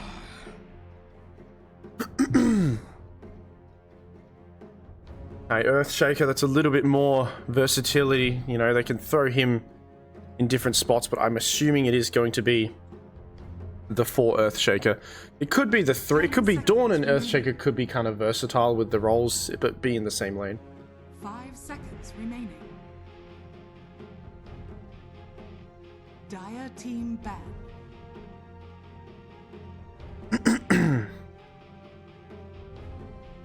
Well, bans, they banned the Faceless Void, which I think would have been a pretty okay pick.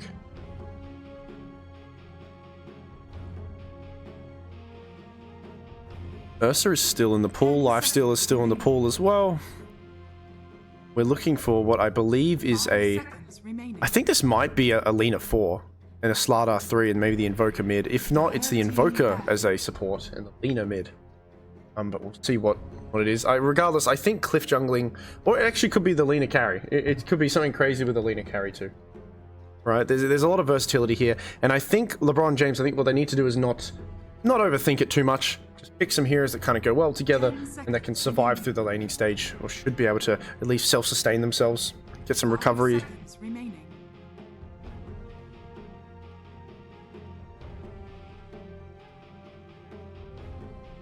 20 seconds. See what they're thinking that they're going to go for. Yeah, they think it's a last carry pick. So unfortunately, like banning these 2 carries, it leaves their own options a little bit dwindled, and I wonder what they'll go for themselves. Meanwhile, Cliff jungling, I mean, they can pick another carry to ban here.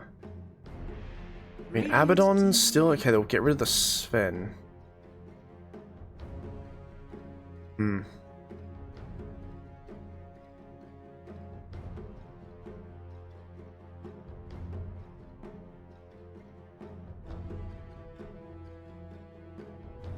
10 seconds remaining. Well, they're going to finish it up with Shadow Fiend.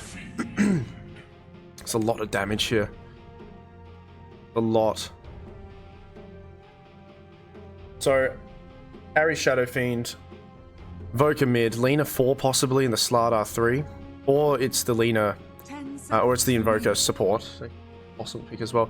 But they finished up with the Shadow Fiend. 5 seconds remaining. Meanwhile, LeBron James, they need someone to carry this game. They need Yoshi's hero.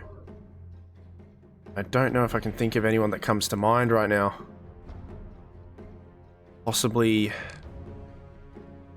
Who feels good here? I don't know any meta heroes right now that would be in this spot. Muerta? Okay.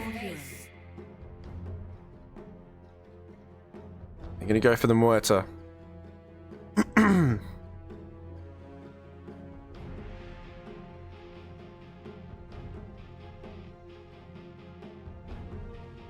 Alright.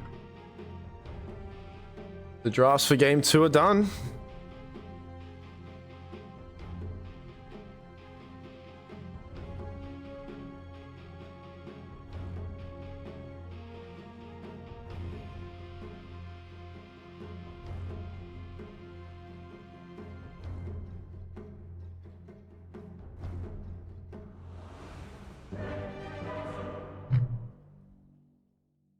Or Shadow Fiend. Pretty popular. Kind of dwindled in popularity in the last few months, but still picked enough. So I think it is the Force Shaker.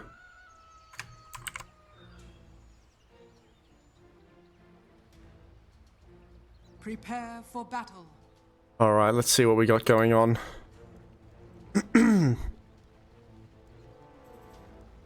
Now, the thing about these 2 heroes that I can find a little bit Endy, Lina, Monkers, yeah, Lina. Right, so support Lina, kind of interesting. Multiple clarities too. The thing that I find a little bit like you need to understand about Dawn and Sansa being on the same team is both of these heroes kind of have a play style generically that are very similar, meaning they'll be off farming, right? So they'll be off farming a lot, and they'll use their ultis when they need to. Now, if this space is engulfed by these two heroes doing this at the same time, it's not going to leave a lot of space for Aotea to farm, Earthshaker, or this mid Ember Spirit, and it's going to just give the information to the enemy team that they're not very, even though they might be prepared for a gank, it's just going to give them like a target on their back, like come kill me. So I wonder, and I do hope that maybe they kind of understand who needs to be where at what time. Often a lot of Dawnbreakers, what they'll do is they will kind of tunnel vision into that thought process of like, I need to be away from my team and I need to ulti in. You can still be next to your team. Sure, you ulting in might not... Nice block off from Jin. Sure, you ulting in might get cancelled and probably will get cancelled. They actually killed Jin though. I thought I saw that in the Alright. forecast. Think there was a Sunstrike? Yeah.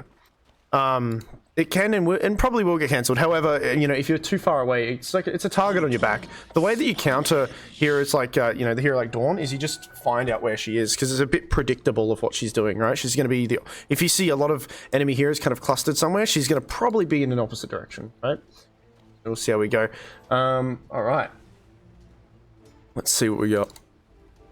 Was it side picks? Yeah, I flipped the coin again. So... I'm not sure who had picked priority. I accidentally flipped the coin. So but they didn't mind, right? Just remake. I think it was LeBron James had priority pick. But that's alright. Okay, Lecap, Jin.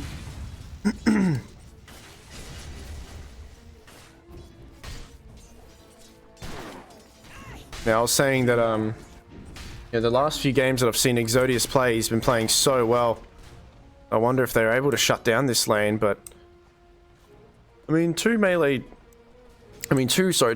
heroes going to be poking and prodding at this guy, though there is Tendi as well. You've got to be careful, level 2 on Slardar.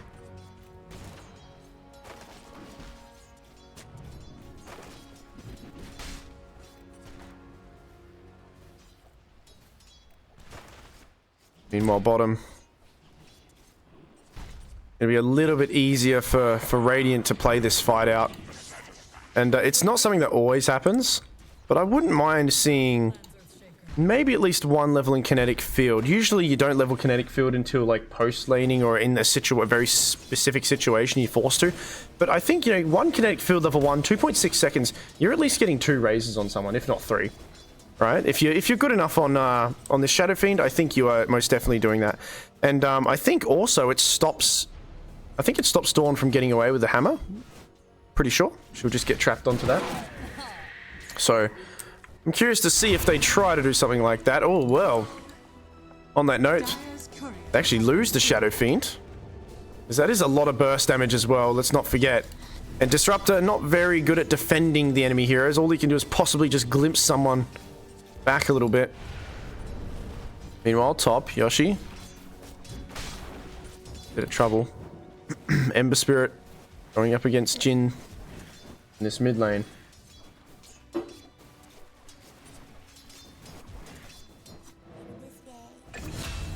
And actually they lose.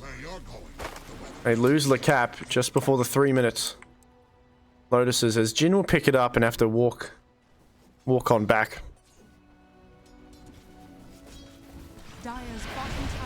Meanwhile, Exodius, he's the one that picked it up in this top lane.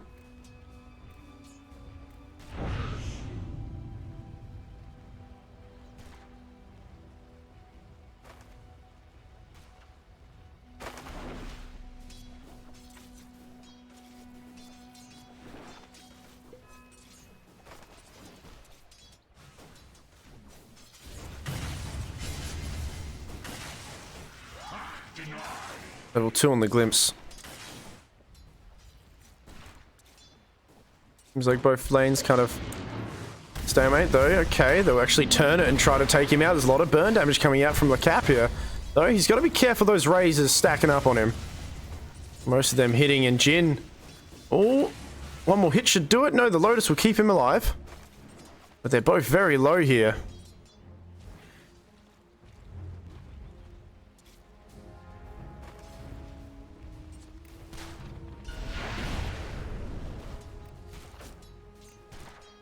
Andy being very annoying.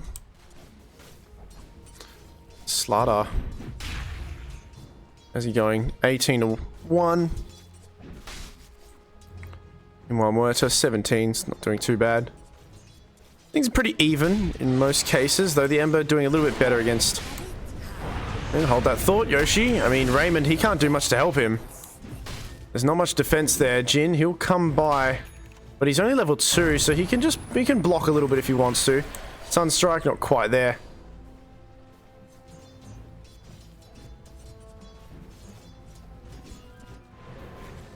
Oh, meanwhile, Le Cap are very low. A lot of these Dire heroes, they're not really able to handle some of the damage so far that they're dishing out from Radiant in the laning stage. It looks like they'll switch the lanes up maybe.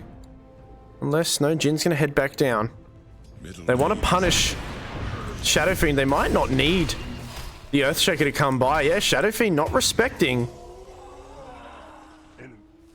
Being too far forward there.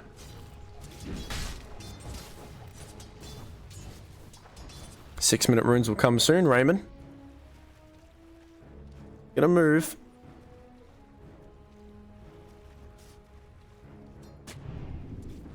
Evoker.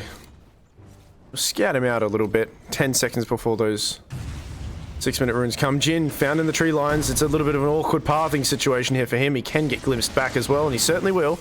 And then a level, courtesy level in that kinetic field. Finish him off here. Meanwhile, the rune, it's a double damage, and it goes to Ember Spirit.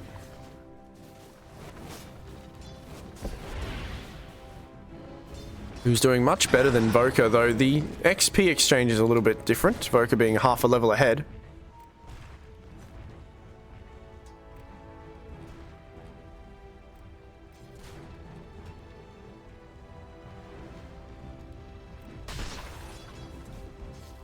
Raymond, be careful. Hit those 7-minute XP shrines soon.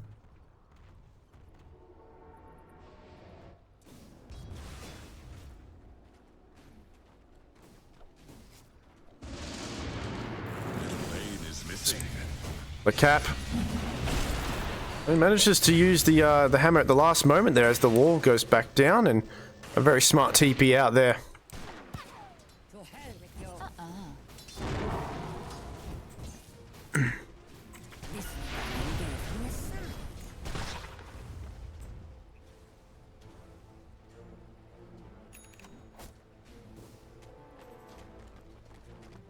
Shadow Fiend.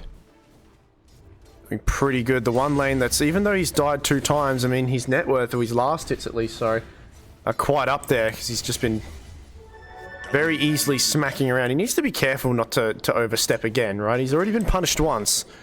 And it looks like Silencer is coming down here to possibly punish him again. As the stun lands on him, it's not like the Disruptor can help with much. He does glimpse back one of the heroes. And actually, it will be enough to kind of keep him alive for a little bit. As now Lena went to TP, but does cancel it. 8-minute runes. Double damage will run out, but he'll replace that with a potential illusion rune here.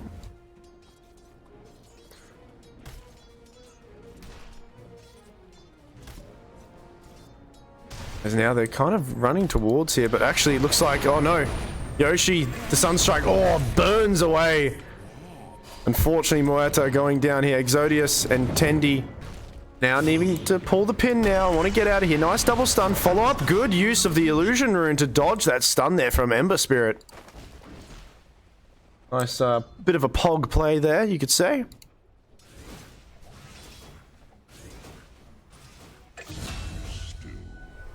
Oh, it's a Sunstrike. Jin's like, whoa.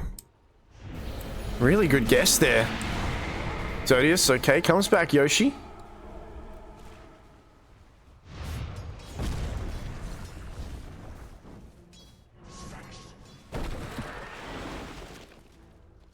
Have a look at the net worth.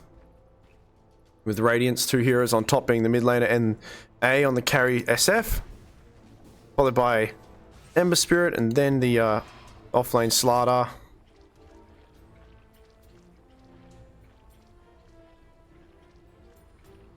How's Moeta doing? Having a bit of a rough time. We'll eventually get a Mithril Hammer and Javelin. That's the go. It's going to go for the Olnir build. Glins is at, yeah, Sunstrike God. He's been playing really well, right? Really good Sunstrike there.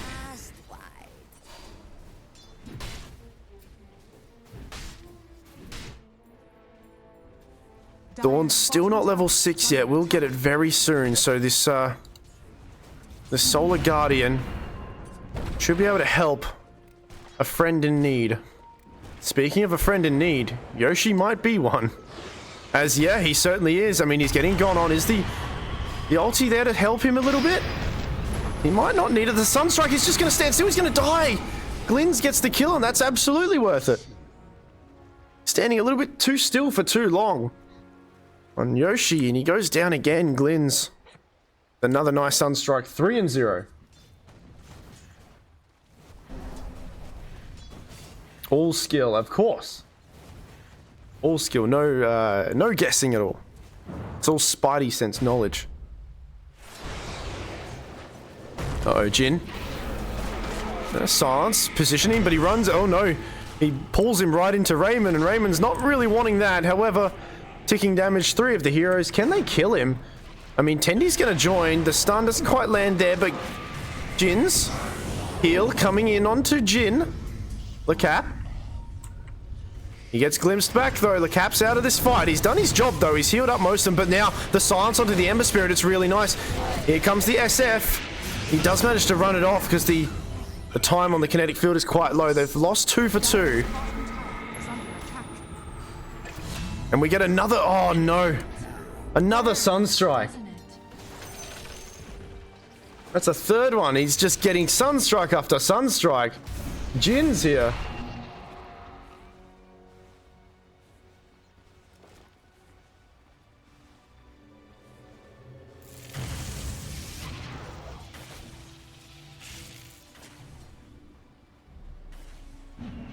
I think every one of his kills have been a Sunstrike. Maybe not all, but he's 5-0. And this net worth difference is already kind of significant here.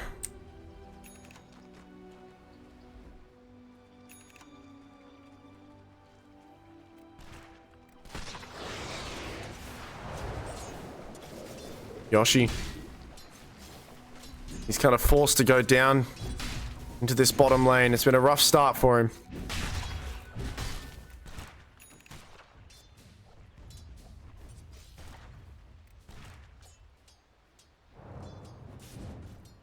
$10 for 5, 2k net worth.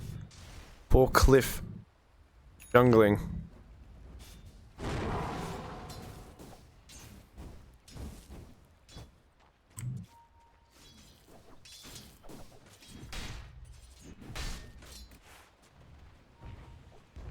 Earthshaker. Still a little bit away, but he will close in on an okay timing in the blink.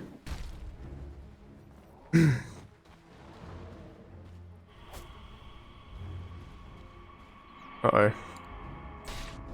Forced to use the ulti there.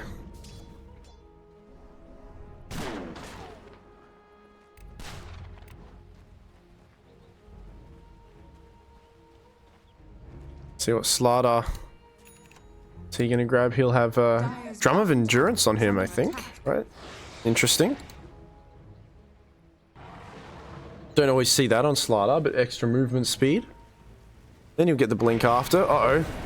Silencer. Raymond. Raymond goes down.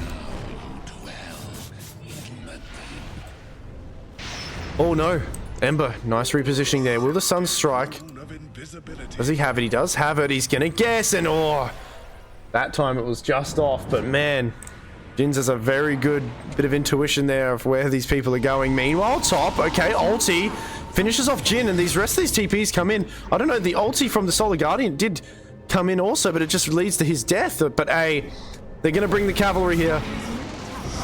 Glimpse back. Okay, so there goes the Muerta. She's out of this. He's healing up on this SF. He will eventually go down. Voka, he's brought himself here as same as Exodus. Dire's middle tower has fallen. Zodius will. Raymond. Dire's top tower is under attack. It's a 4K net worth now. Look at that recap. 3 for 1. SF doing a lot of damage there. Dire's top tower is under attack.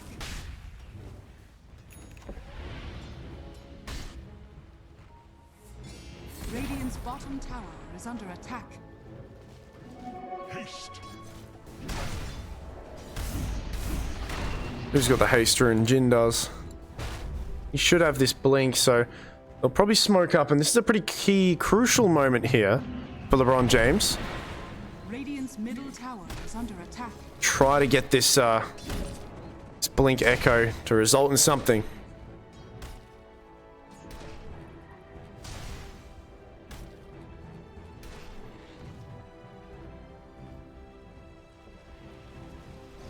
Boka going straight BKB as his next item.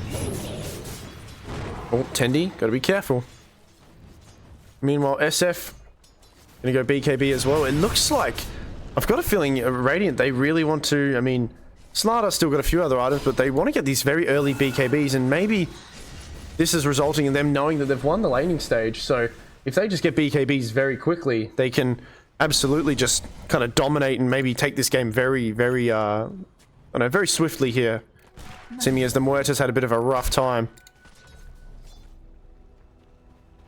Smoke from the both of the supports here. Jin, he does have a blink echo, but I don't know, is it going to be enough? He's going to run into a few supports of Radiant, and they see him. He's certainly going to go down. The sun strikes there, finishes him off. Jins picks that one up.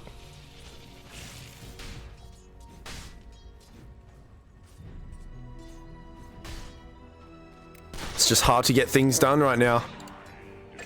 A little bit passive, and now, oh, the cap, he gets taken out. Jins picks him up. They need to start moving around with this Earthshaker and Ember.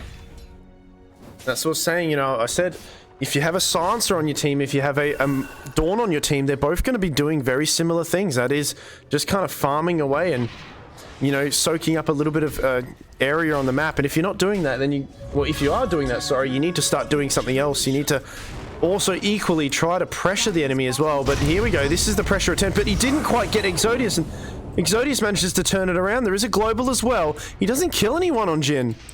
Raymond, Ember Spirit trying to help out, but the Sunstrike, it's beautiful. It's onto Jin. He's only got 30 HP. He has to get the hell out of there. As Baby goes down, Yoshi also there. Ember very bravely moves forward. Tendi will go down. They've lost two. It's a buyback actually from him. He wants to see if he can glimpse someone back. He certainly does. It is the Silencer. Earthshaker. Yoshi. Moving forward, but a nice ulti from A.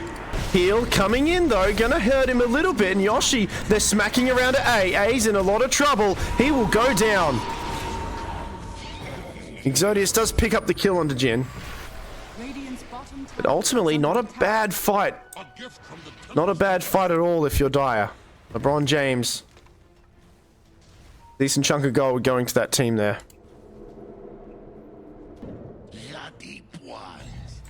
But with those ultis down, they'll immediately smoke. They'll smoke on Radiant. And they'll know, no global, no Dawn, no Echo Slam.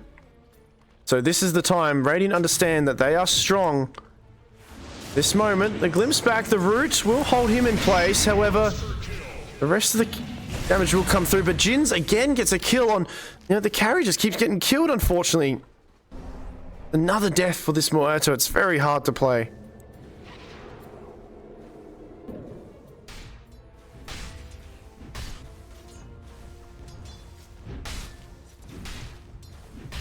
They're going to close in on BKBs at a pretty nice time.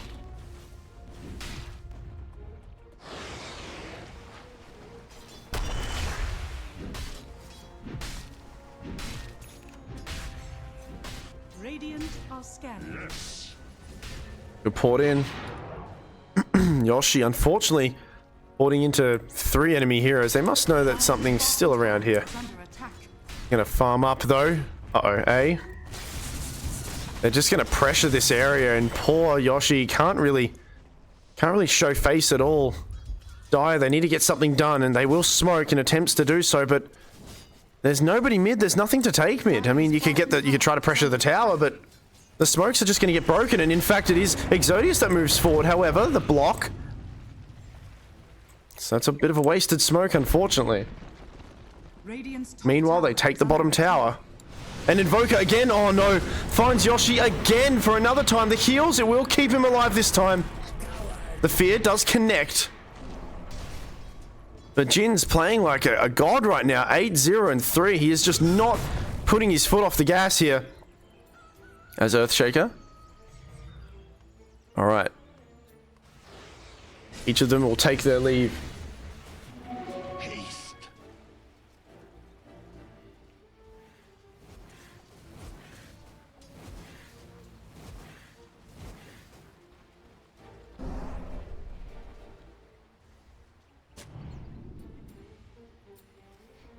A lot of heroes just farming up a little bit here. Lena working on the solar crest will be very useful.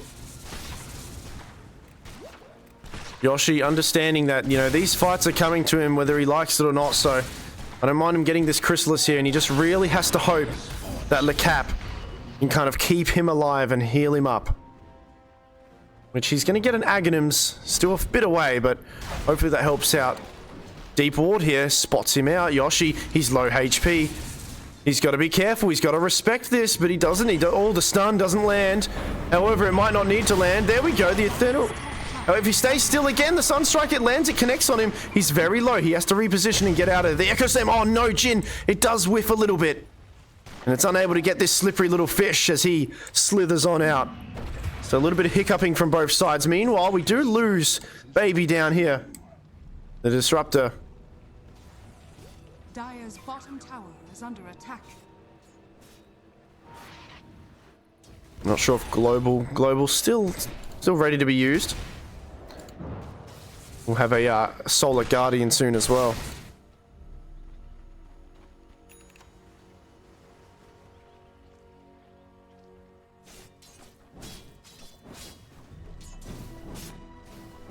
$7K net worth, 22 minutes in, just about 20 to 10, so doubling their kills. However, Exodius in a bit of trouble.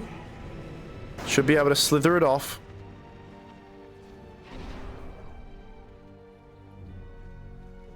My spirit echoes. Yoshi continuing to farm.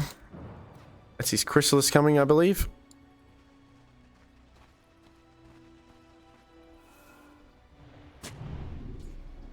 Meanwhile, SF, he's got his fresh BKB. Invoker probably has his as well. That's 2 BKBs ready to play with on Radiance, and they're not going to care too much about the globals. They're not going to care too much about all these other spells. So, oh, they find one. Le Cap, pretty healthy. Blade Mail, if he wants to, he will do it now. Earthshaker wants to try to block off. Beautiful block there by Jin, helping his offlaner. However, Ember, he wants to find more. It's a little bit awkward here. They'll have to, yeah, send him home.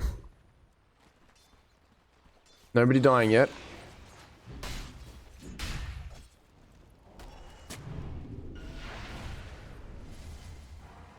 That's the global use, though. A is showing mid.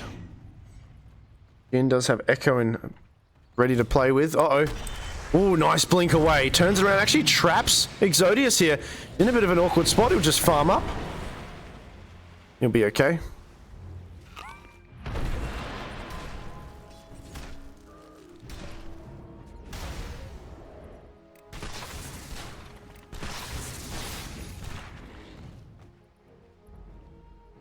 Gonna get his own blink dagger. I think I can understand this with how much, you know, they're kind of running at you here. He needs to put himself in a favorable position to right click them down.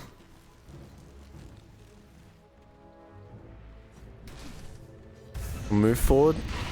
A gift from the Tempest. Radiant will take over the jungle. They have a bit of vision here on Dire though, so they kind of see what's going on. Dire's top tower is under attack. And as a result of knowing that, they are going to smoke up. Muerta with a little bit more damage. We got the Chrysalis, the Maelstrom as well. No blink yet for her. Now there's no Invoker. Dawn can help if he wants to. They silence one. Baby, there's the Echo onto two. The follow-up as well. It's a lot. And Shadow Fiend can't get his ulti off. The heals come through as well.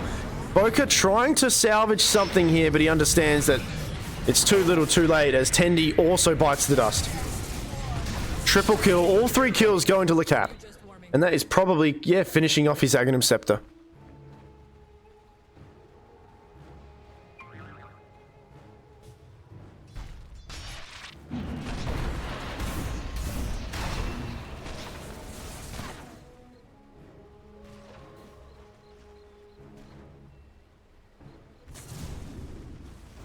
Now they'll move towards the tower top. They are going to fortify it on Radiant.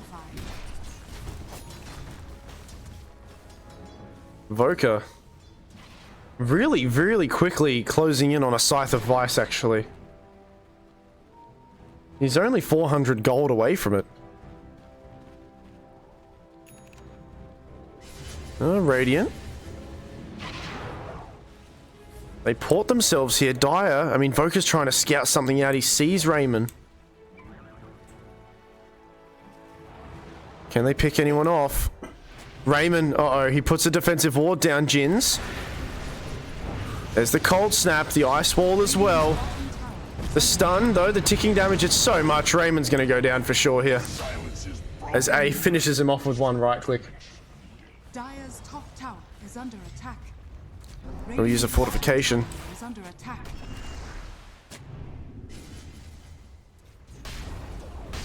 Oh, Slaughter. Has fallen. Dire's middle tower is under attack. And both teams kind of lingering in this spot here, the tier 2 top. Don't think Dire want to give it up yet. It's really important to hold this area. Especially if you want to guarantee your Muerta having some farm. Exodius trying to find a pick off. Doesn't quite land. Radiant's bottom tower is under attack. Net worth is huge here. Boka still has not died yet. He's got a fresh Scythe of Vice as well. BKB, Scythe of Vice, 27 minutes in. He's quite farmed and he's worth a lot. Now with the minus armor on the Roshan, they're going to make short work of it. Dire, I have no idea if they know about it. They are scanning. I don't see where they're scanning though. Nope, they're scanning down bottom. They'll scan again. Now they know. But it's too little too late. They want to keep trying. I mean, Voka, he's going to break it. And yeah, he finds Jin. Jin's going to have no mana. He's going to be silenced. He's in a bit of trouble as the magic damage comes through and he goes down. Now Dire, they need to abort mission. It's Ember.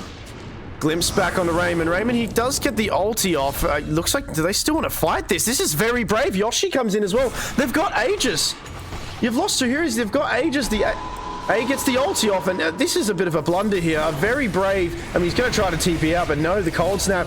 Yoshi's dead as well. 3 gone. Ember, he's trying to move away. The Glimpse, does he have enough mana? He does in a few seconds' time, and there you go. Brings him back. Hex, and that's 4 dead. Very brave of them, and all whilst, I mean, Dawn, I guess, understood. That was a lost fight already. As soon as the Earthshaker goes down, they should have just backed out, but the Global was committed. Ember went back in. And I don't know, they thought they could go in and fight it?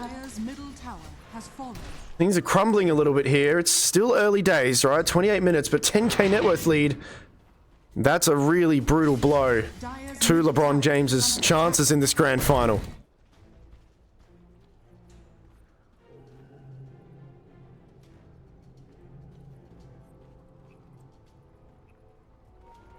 Is now probably just having to rethink and reconsider what's worth taking and what's worth, you know, just leaving for the enemy if they catch you.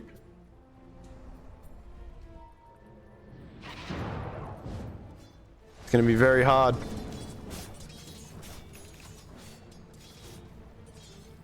can see the net worth difference here, and the cause is just huge.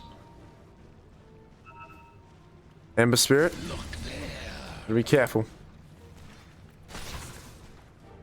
Dire, they're still wanting to hug onto this tower. They've got Aegis on Shadow Fiend. I don't know if this is wise. They've got this aggressive ward as well. They see it though.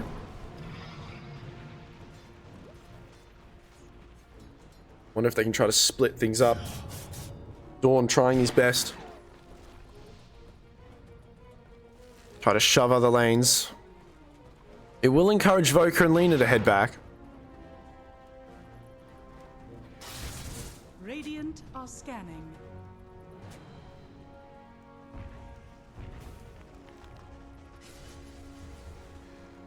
Radiant are fully aware that they've still got some heroes behind this tower on Dire.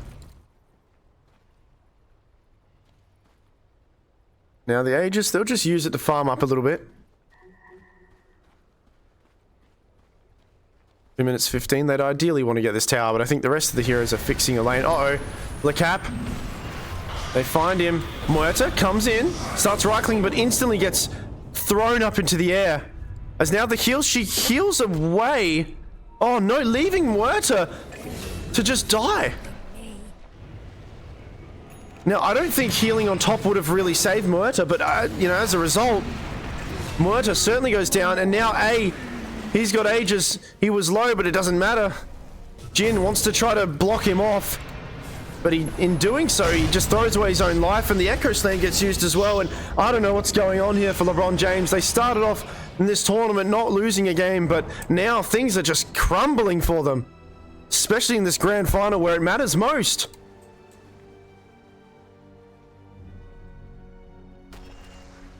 Just kind of a bit of reactionary Dota, I guess, or some panic plays. It's looking really hard for them. The pressure is certainly on.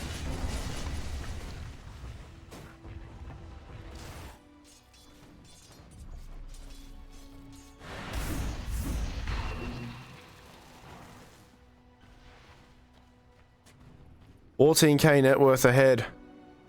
Or Cliff jungling. With an Invoker who is 9-0 at 31 minutes and has not died yet in this game. And is going to close in eventually an Octarine core. A bit of a different build than the usual Vokers you see, with usually rushing their Aghanims, but I really do like the speedy pickup of this Scythe of Vice. It's very useful. He had it by 25 minutes. And now the cooldown on that's just going to get even better.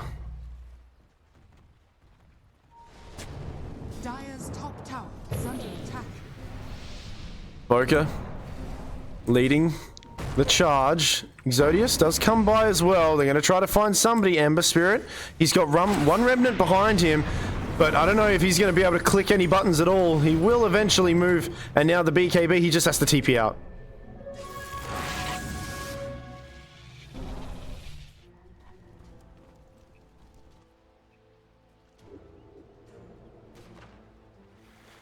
Yoshi trying to farm up his own BKB.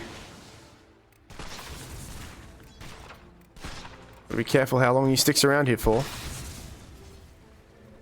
Yeah, he won't even finish the creep wave. He'll go away.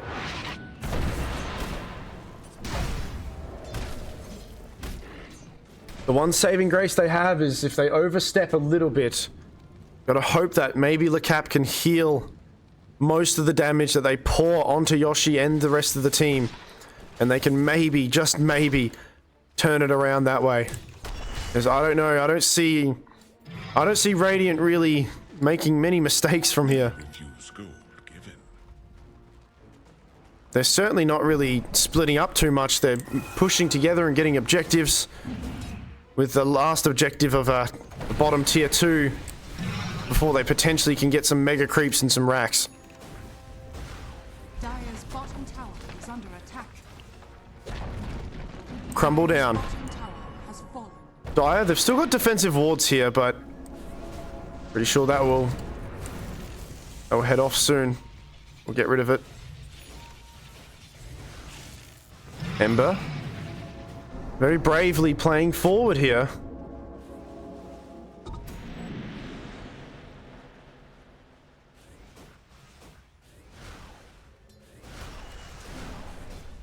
Boka will TP away.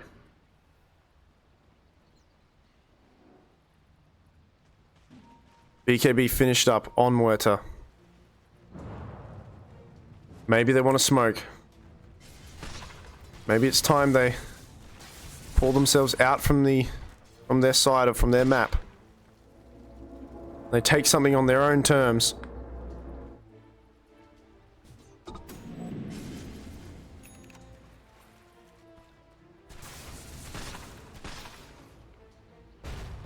Shield rune. Gonna be there ready for Muerto if he wants to pick it up, but he will actually opt out of it. Gonna give it to the Ember instead. I think it's important to have Yoshi survive most of these fights if maybe he wants to give it to him in the bottle. Or maybe they're just not wanting to take a fight yet.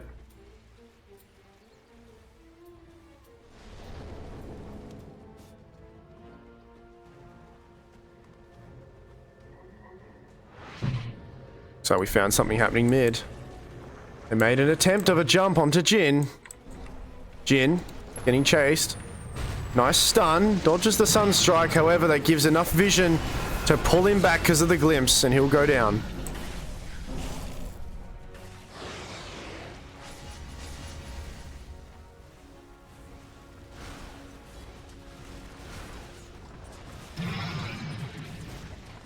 They're going to continue to pressure and just farm up.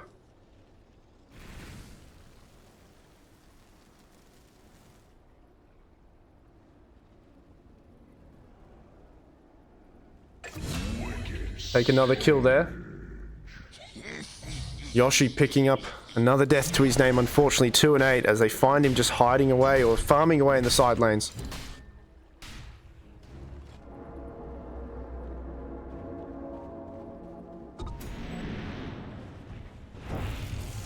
$15K net worth.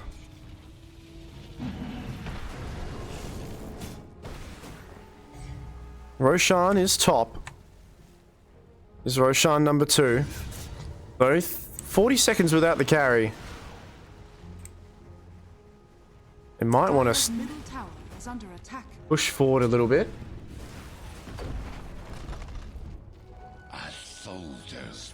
Playing very confidently here. I think they understand the position that they're in and the lead that they have. Not to the exact extent, but they know that they're ahead. However, Roshan, always a good option to grab. They'll force-staff him forward. The block off, it was a nice attempt there. Ember, though, he's going to trade his life for it. It's going to cost him his life. The heals, it's going to come through, but it's not enough healing. And now the Cap's in a lot of trouble. No, Muerta coming in, right-clicking. Oh, no, Jins, he goes invis at the last second here. A, getting quite low himself. He'll go down. They do find A as a kill, and that's still... It's not the Invoker, but it's still a very high net worth hero. A lot of money going to Yoshi. Now, I dare say... Radiant probably considering grabbing Roche now. They go to high ground. That could have been disastrous for him.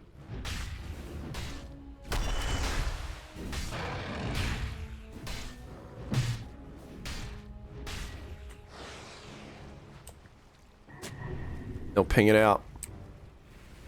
They know if they want to do it, they're going to have to get this Roshan. Radiant's middle tower is under attack.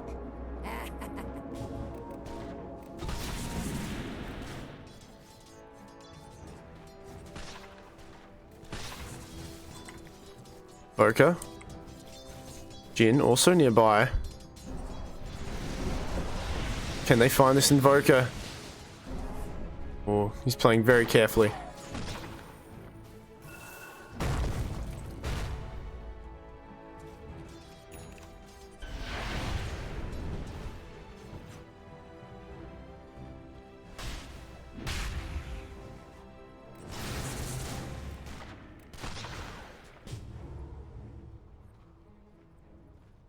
Small damage item for him.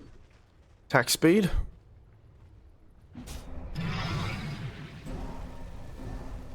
They haven't really touched Roshan despite having a Slardar. Looks like they'll finally, well, as I say it, they'll make that call now. Time to get the Roche. Minus armor, will do a lot there.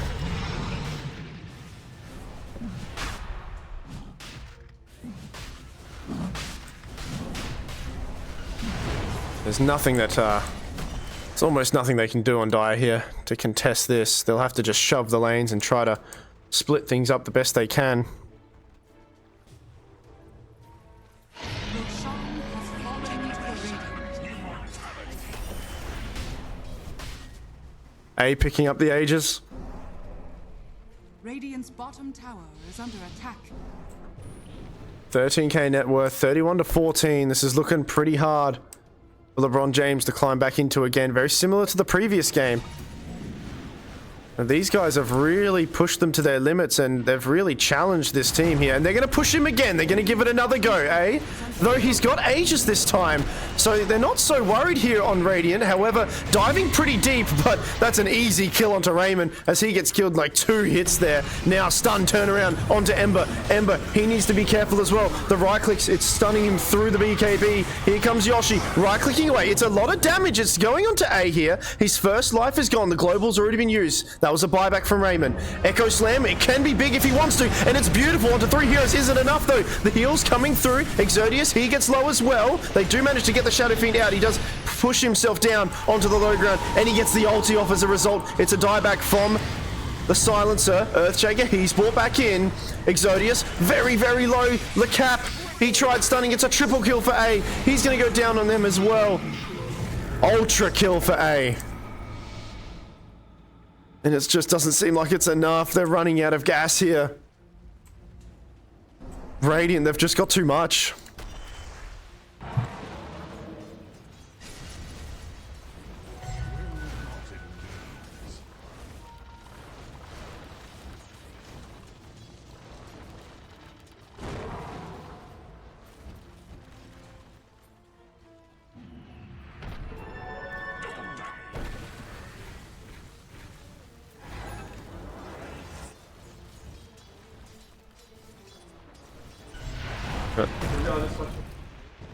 Yeah.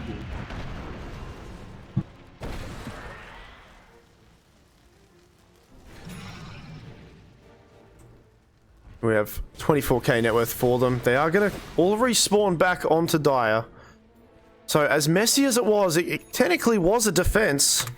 We'll have a look at the buyback status and see a lot of... How many buybacks? 2, 3 buybacks were used for that defense though. And even still, I think Radiant did have the capacity to keep going if they wanted to.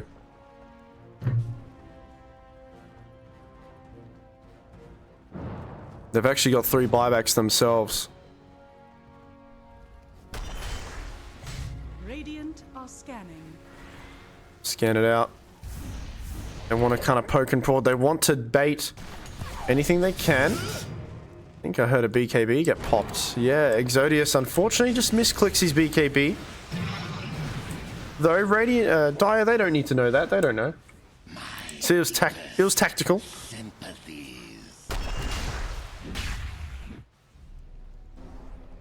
Muerta does dish out a lot of damage now. But I don't know. I don't know if it's going to be enough.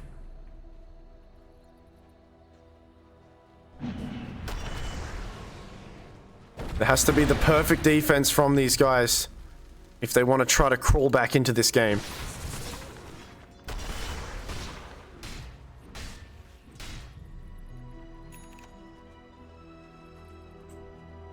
They're going all in.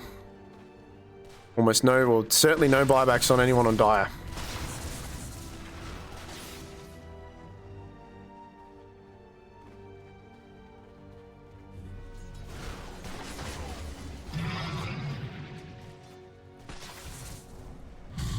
Ember. Gotta be careful, Voka. He can hex him, and he certainly will. He's gonna dish out everything he can. The meatball comes down. The BKB popped on the Ember. BKB usage. Wasn't too sure what else was to come. Meanwhile, Lina, with a pretty interesting build, going for the Guardian Greaves now. A little bit of extra sustain for this push. Oh. Jin gets found by Baby Slow, and Baby Slow will glimpse him back. And now Jin is most likely going to die. Meanwhile, actually, Muerta, Yoshi gets force-staffed by Silencer, and now Tendi moving forward, though. Okay, Yoshi with a very brave play will turn it around and try to kill Tendi, but Tendi, he's got the Solar Crest, but oh no, Exodius. No, he can't blink yet. Nice hold there from Ember, rooting them both in place. These heroes have a lot of HP. There's a heart on Slardar as well. Dire's bottom tower is under 60 seconds without Earthshaker. And look at this A, making short work of this bottom racks. They're gonna fortify.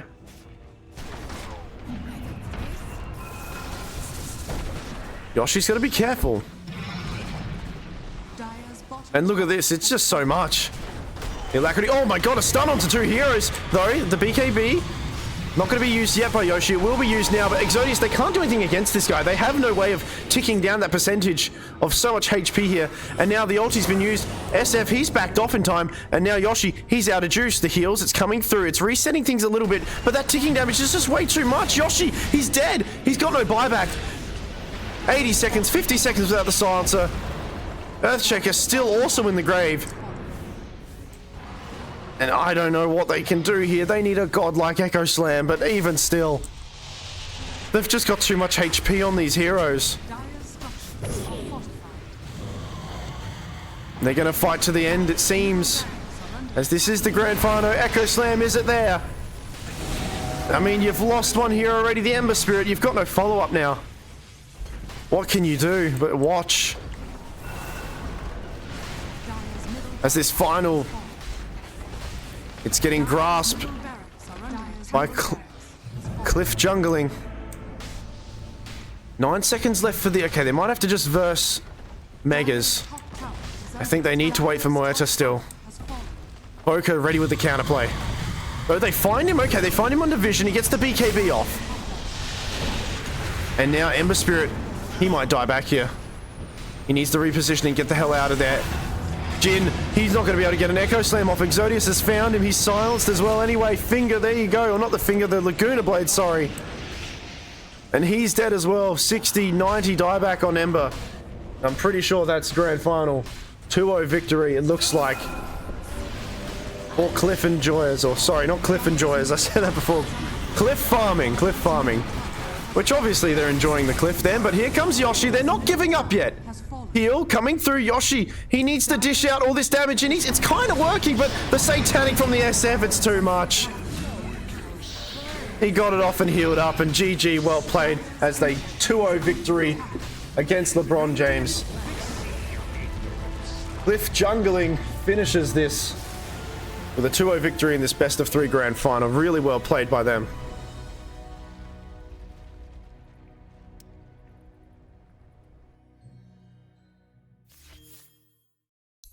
A pretty convincing win on that second game as well. They really came to play this grand final. They're really well played. We'll have a few messages maybe, and I'll have a yap with you guys in a second. We'll just have a little bit of a break again. There's no more games. That is the grand finals. That is done. But we'll say thank you and maybe, you know, plug some stuff in that. But just give us a few moments, okay? We'll be right back. All right. You tuned in at the end. Ah, sure. Yeah, right. No, we believe you. That's okay. That's the end of that, right? There we go. Cliff Jungling with a really good showing here in that grand final. 2-0 victory. They did really well. Equally so, though, LeBron James, a really nice team to watch as well, right? So everybody played really good. I think it was really good Dota to watch throughout all of it, right? But yeah, so congratulations, and I appreciate everybody coming in and saying hello, even if you're in the Discord, if you're in the Twitch chat, or if in person you physically rocked up here. It's really nice of you guys to do that. Yeah, it was a really good tournament. I had a lot of fun. So I guess this is where I'm going to bid goodbye. I had fun doing this, right? I've said this before, I'll say it one more time. I sometimes cast Dota. I like it. It's a really fun thing to do. So I'd appreciate it if maybe you guys like checked out my Twitch channel. It's just like below. It's just like what my name is, right? Deluxe Atmosphere. And there's a few communities. You can look up Dota 2 AU, Dota 2 LA, Phoenix Dota, and I think that's all I know so far. And sometimes I just cast for it. I don't necessarily represent those orgs, right? But I sometimes like chime in and cast and do that sort of stuff. So yeah, I appreciate it if anybody, you know, said hello or, you know, thank you. I appreciate it. No, it was really fun to cast. I had a lot of fun. So I'm going to pass it over to Isaiah in a second if he's here. And he'll say a few things before saying fare thee well to the stream. But this is me saying fairly well on my end, okay? So thanks again. Yes, I believe there will be VODs. They will be uploaded, and I think Isaiah said that there might be some edits together and snippets, right, of some key crucial moments. Not sure when that will happen, right? Yeah, some of the best moments, but thanks for the casting. Good tournament. No, thank you. Everybody played really well. It was really good. No, thank you so much for interacting, guys. Yeah, there'll be some snippets and stuff. I'm not sure who, what, when, where that will happen, but that's probably what this guy's about to talk to you about. So that's me. All right, I'm going to fly home very soon, so I'm going to go get some rest, okay? I appreciate you guys. Thank you so much. Home in 11 hours. 11 hours. 11 yeah, I got a flight at 10 and a half hours. You'll be on a plane. I got a flight at like 4 a.m. or 5 a.m. Yeah. All right.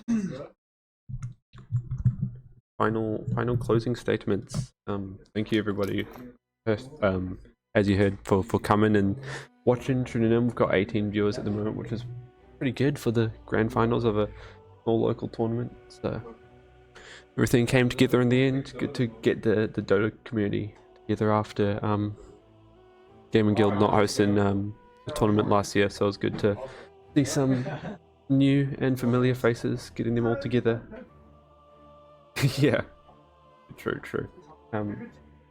So I've got a big box of prizes next to me, and that we'll get that to the winning team as they're playing online for the finals today. I will contact you guys about shirt sizes, because we have 5 shirts that are all packaged, but they may or may not be the right size for you. So, but they're willing to send the right sizes, so that will be sorted out. But yeah, again, run through the sponsors real quick. As I said, those prizes sponsored by Spark Game Arena on the screen at the moment. So that will be 5 mouse pads, 5 tops, and 5 gaming sleeves going out to the winners today of today's tournament, which is pretty hype. PB Tech, of course, continuous sponsor for these events. All the tech that we're using, sponsored by PB Tech. They put so much effort into maintaining the space, and the amount of money they've put into it and trust they've put into it and me is insane. So we really appreciate that. And of course the continued support from the council of being able to use this space in particular, which we have got for next year as well, confirmed, if you guys didn't know that already. So will be definitely more things to come, more tournaments to come. So if you're watching and you're a Dota fan, or if you're not a Dota fan and you play other games as well, we'll be hosting other events like this for other games in the future as well. So just to do a little plug for the space in general, if you're not already in it, which I assume probably most of you aren't. Yes, Nick, we might do some Rocket League. I was in here the other week with 4 high schools doing a little Rocket League tournament during school time, so that was fun for them. As you saw, you reacted to it on Twitter. But anyways, oh, I can't send it on there. 1 second, I'll get you guys a Discord invite. This is the Discord invite for the anything official that's going on in this Rirako esports space. So any like big tournaments coming up that PBTech are hosting, or anything the fighting game community is hosting, anything Gaming Guild's hosting, most likely will be announced in there, or at least also announced in there. They'll be announced other places as well, but all the big events, all the small events coming up, make sure you keep your eyes on that server as well. If you're not already a Gaming Guild member, University of Canberra Gaming Guild member, would appreciate if you guys could sign up if you have not already. We're getting close to 400 members, which is record breaking for us, which is great. And a lot of that growth is due to the esports community, and seeing how much support we've been getting both locally and online for that. So it has been outstanding this last year, especially for me to be a part of this team and building events for all you guys. So it has been a pleasure. As you can see, all the other sponsors rolling down at the bottom as well, which I didn't actually get around to mentioning as I was going through them. Aotea Communications, and that's the other one, Esports Otautahi, always helping out as well, being a part of things. But yeah, if you are not a member already of the Gaming Guild, here is a form to complete. It takes 2 seconds. Everyone from this tournament that's done it has put Dota as their favorite game. No surprise. But before this tournament, we only had 2 people out of our like 350 members who had put Dota as their favorite game. So the more people that sign up and say, I like Dota, can we do Dota? The more Dota we'll do. So keep signing up. Sign up next year again. Keep coming back and we'll keep doing more Dota. But yeah, that's about it from me. I'll contact the winners about their prizes soon. We'll get that VOD all spliced together. Obviously we had stream yesterday, stream today, and games that weren't streamed and recorded, so we'll throw that all together in a long video, and then I'll try to figure out what's happening in Dota and try to figure out what the good plays were and put them together in a little montage over the holidays if I get some time. So we'll at least get a full VOD out, and then maybe a little something, so little hype moments of the caster. So, and of course, big thanks to Callum, who was on here before, the Lux Atmosphere. I couldn't have casted this at all. I had no idea what was going on. So big ups to him for coming all the way from Adelaide to come and cast this for all of us. Funnily enough, we've gone up to 20 viewers, which is kind of crazy. Finishing the stream, we're trying to leave and you guys are coming back. But yeah. You guys play other games as well. We have UCGG has spaces for a league that's very active, got a Valorant server, Minecraft, Dota server that most of you are probably in already, Marvel Rivals as well if you're into that, as well as just our normal space. So do a lot of different games as well as casual stuff, so make sure to check that out if you play other games. But if you've just played Dota, keep hassling us about doing Dota and we'll keep doing it, and we'll do the same thing probably again next year as we were doing before. But about it. If anyone has any closing questions in the chat, happy to answer that. But other than that, that's my spiel really.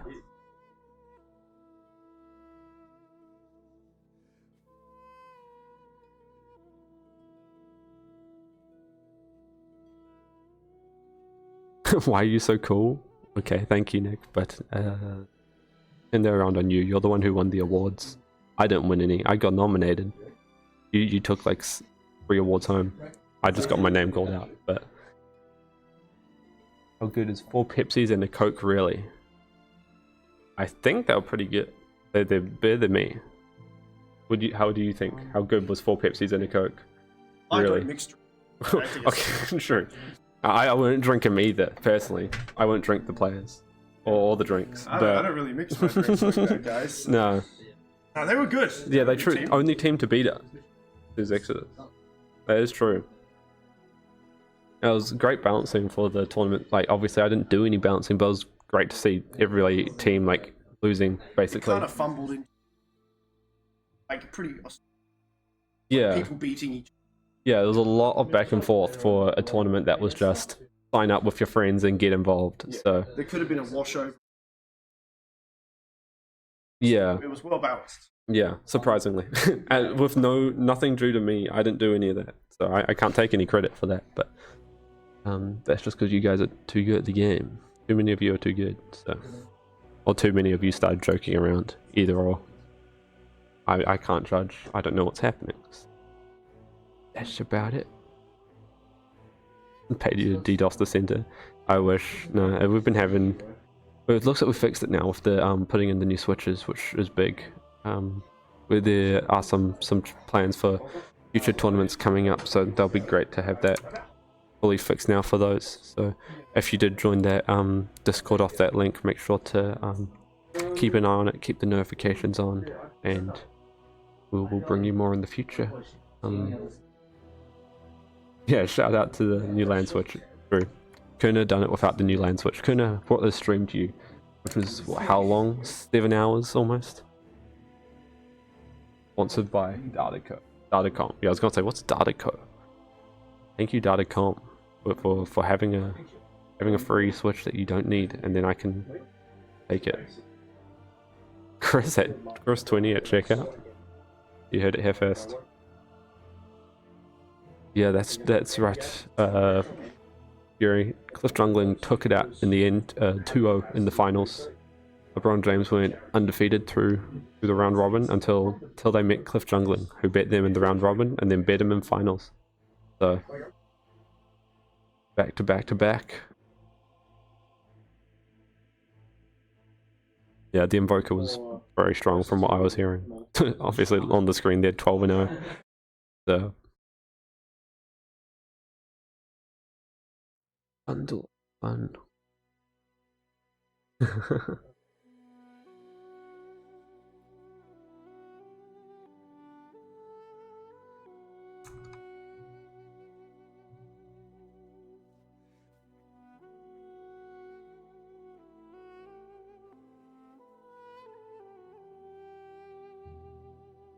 Well, they're still in the room. If you would, if you want me to check with them.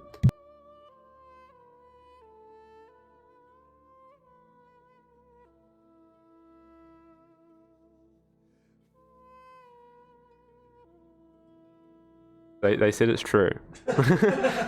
I don't know what that means, but apparently it's true. Yeah, I was asking the crowd, asking them about their team. Yeah. Your things? Yeah, for the winning team. I'll get it to them with sometime. They at least all live in Christchurch. So. Do they? Or was there one? No, they were all here. Yeah. I'll get them out. But yeah. I've kind of just been rambling for the last 5 minutes. And we've somehow gained viewers. So. What do you guys want? I don't know. What more can we give you? What do you want? We went from 16 to 20 viewers. Fury, how'd you go today, by the way? True, we didn't watch. We were too busy watching our grand finals. How was your games? Did you win? Well, you know what? We can check. We could. Go Liquidpedia. It will be on there already. Probably, right? Let's check Liquidpedia and make fun of Fury for a moment. Oh, he beat them, he says. Don't read chat. He's a liar. He's a liar. What comes? Okay, so type it. This. Here we go. That one? Yeah, that's their next game. What's the date today? 10th. Oh yeah, let's have a look. Oh. I tried doing this yesterday, actually. That one. Hey, there you go. Alright, Fury, let's see. Have a look? Yep. Sorry. Oh, you're good? Where are you? 10th, right? The Essence one. What's the date today? Oh, 9th. 19th. 19th of the 10th. So that's gonna happen... Wait, hold on. That's happened, it's just not updated. That was 4 o'clock today. Ah. Yeah. Oh man, what did you draft? Maybe I can see it somewhere. No way we can see it? We can see it. It's either gonna be here or it's gonna be... Yeah, let's see here. 29 minutes ago. That'll be it. Yeah.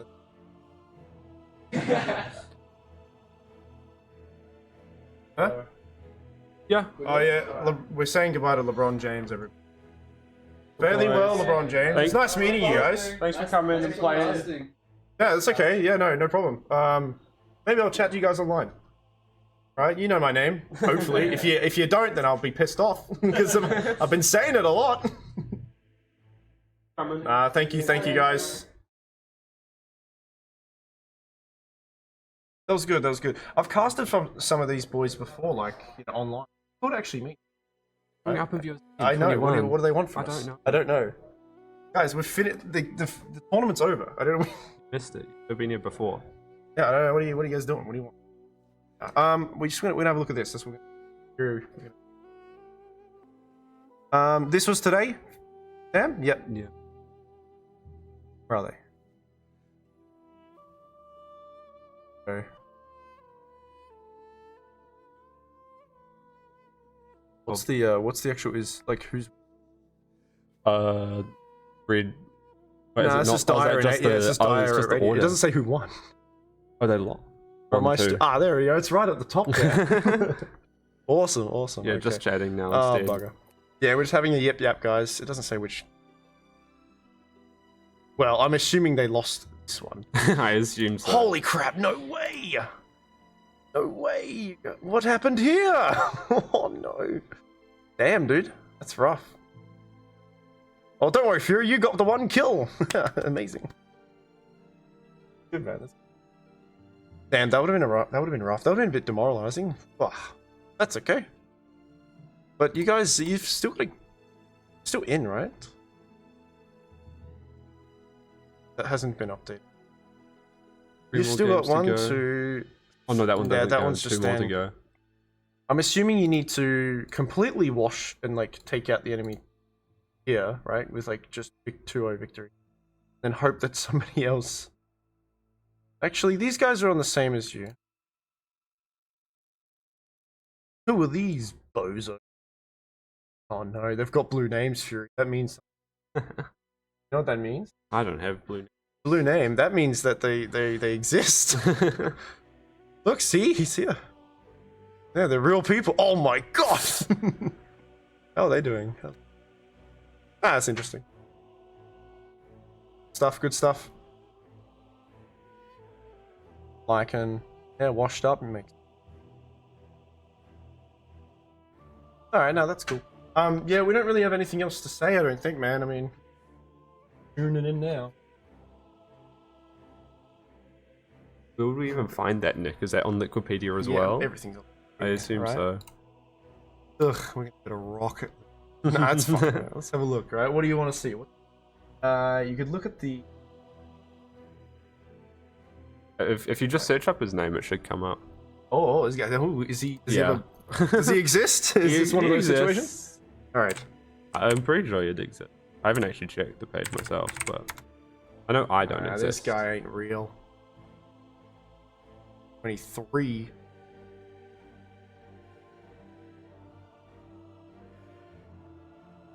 Was it? Where are you? There he is. It was in Sheeple. Hopper Sheep.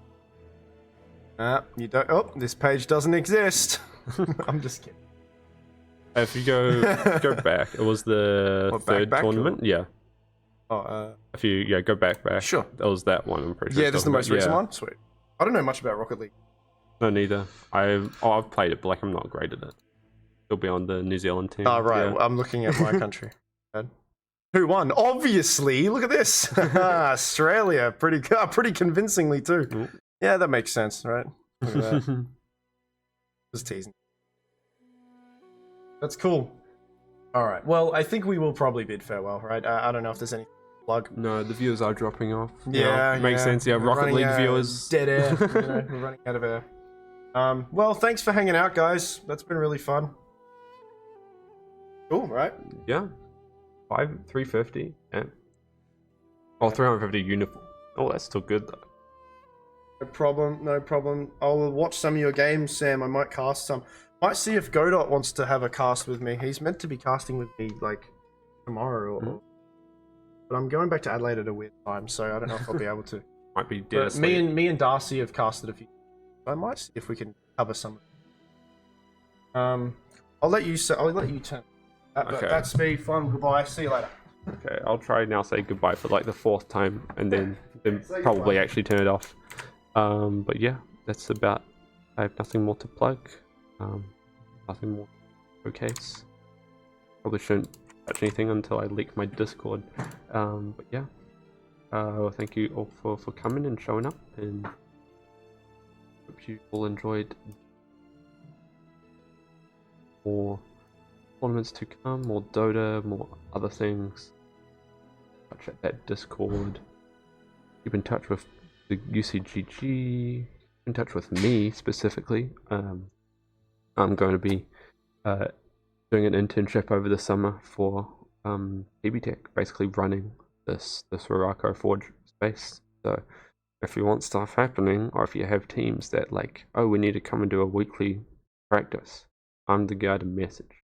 So if you want in here, I've got access. I've got the unpaid internship to do it. So I need volunteer hours to fill for that. So feel free to hit me up anytime, and I try to organize something, get bookings done. So thank you all for coming and joining the stream and the tournament. And is Isaiah Moyaman 83 signing off wherever my Streamlabs is going.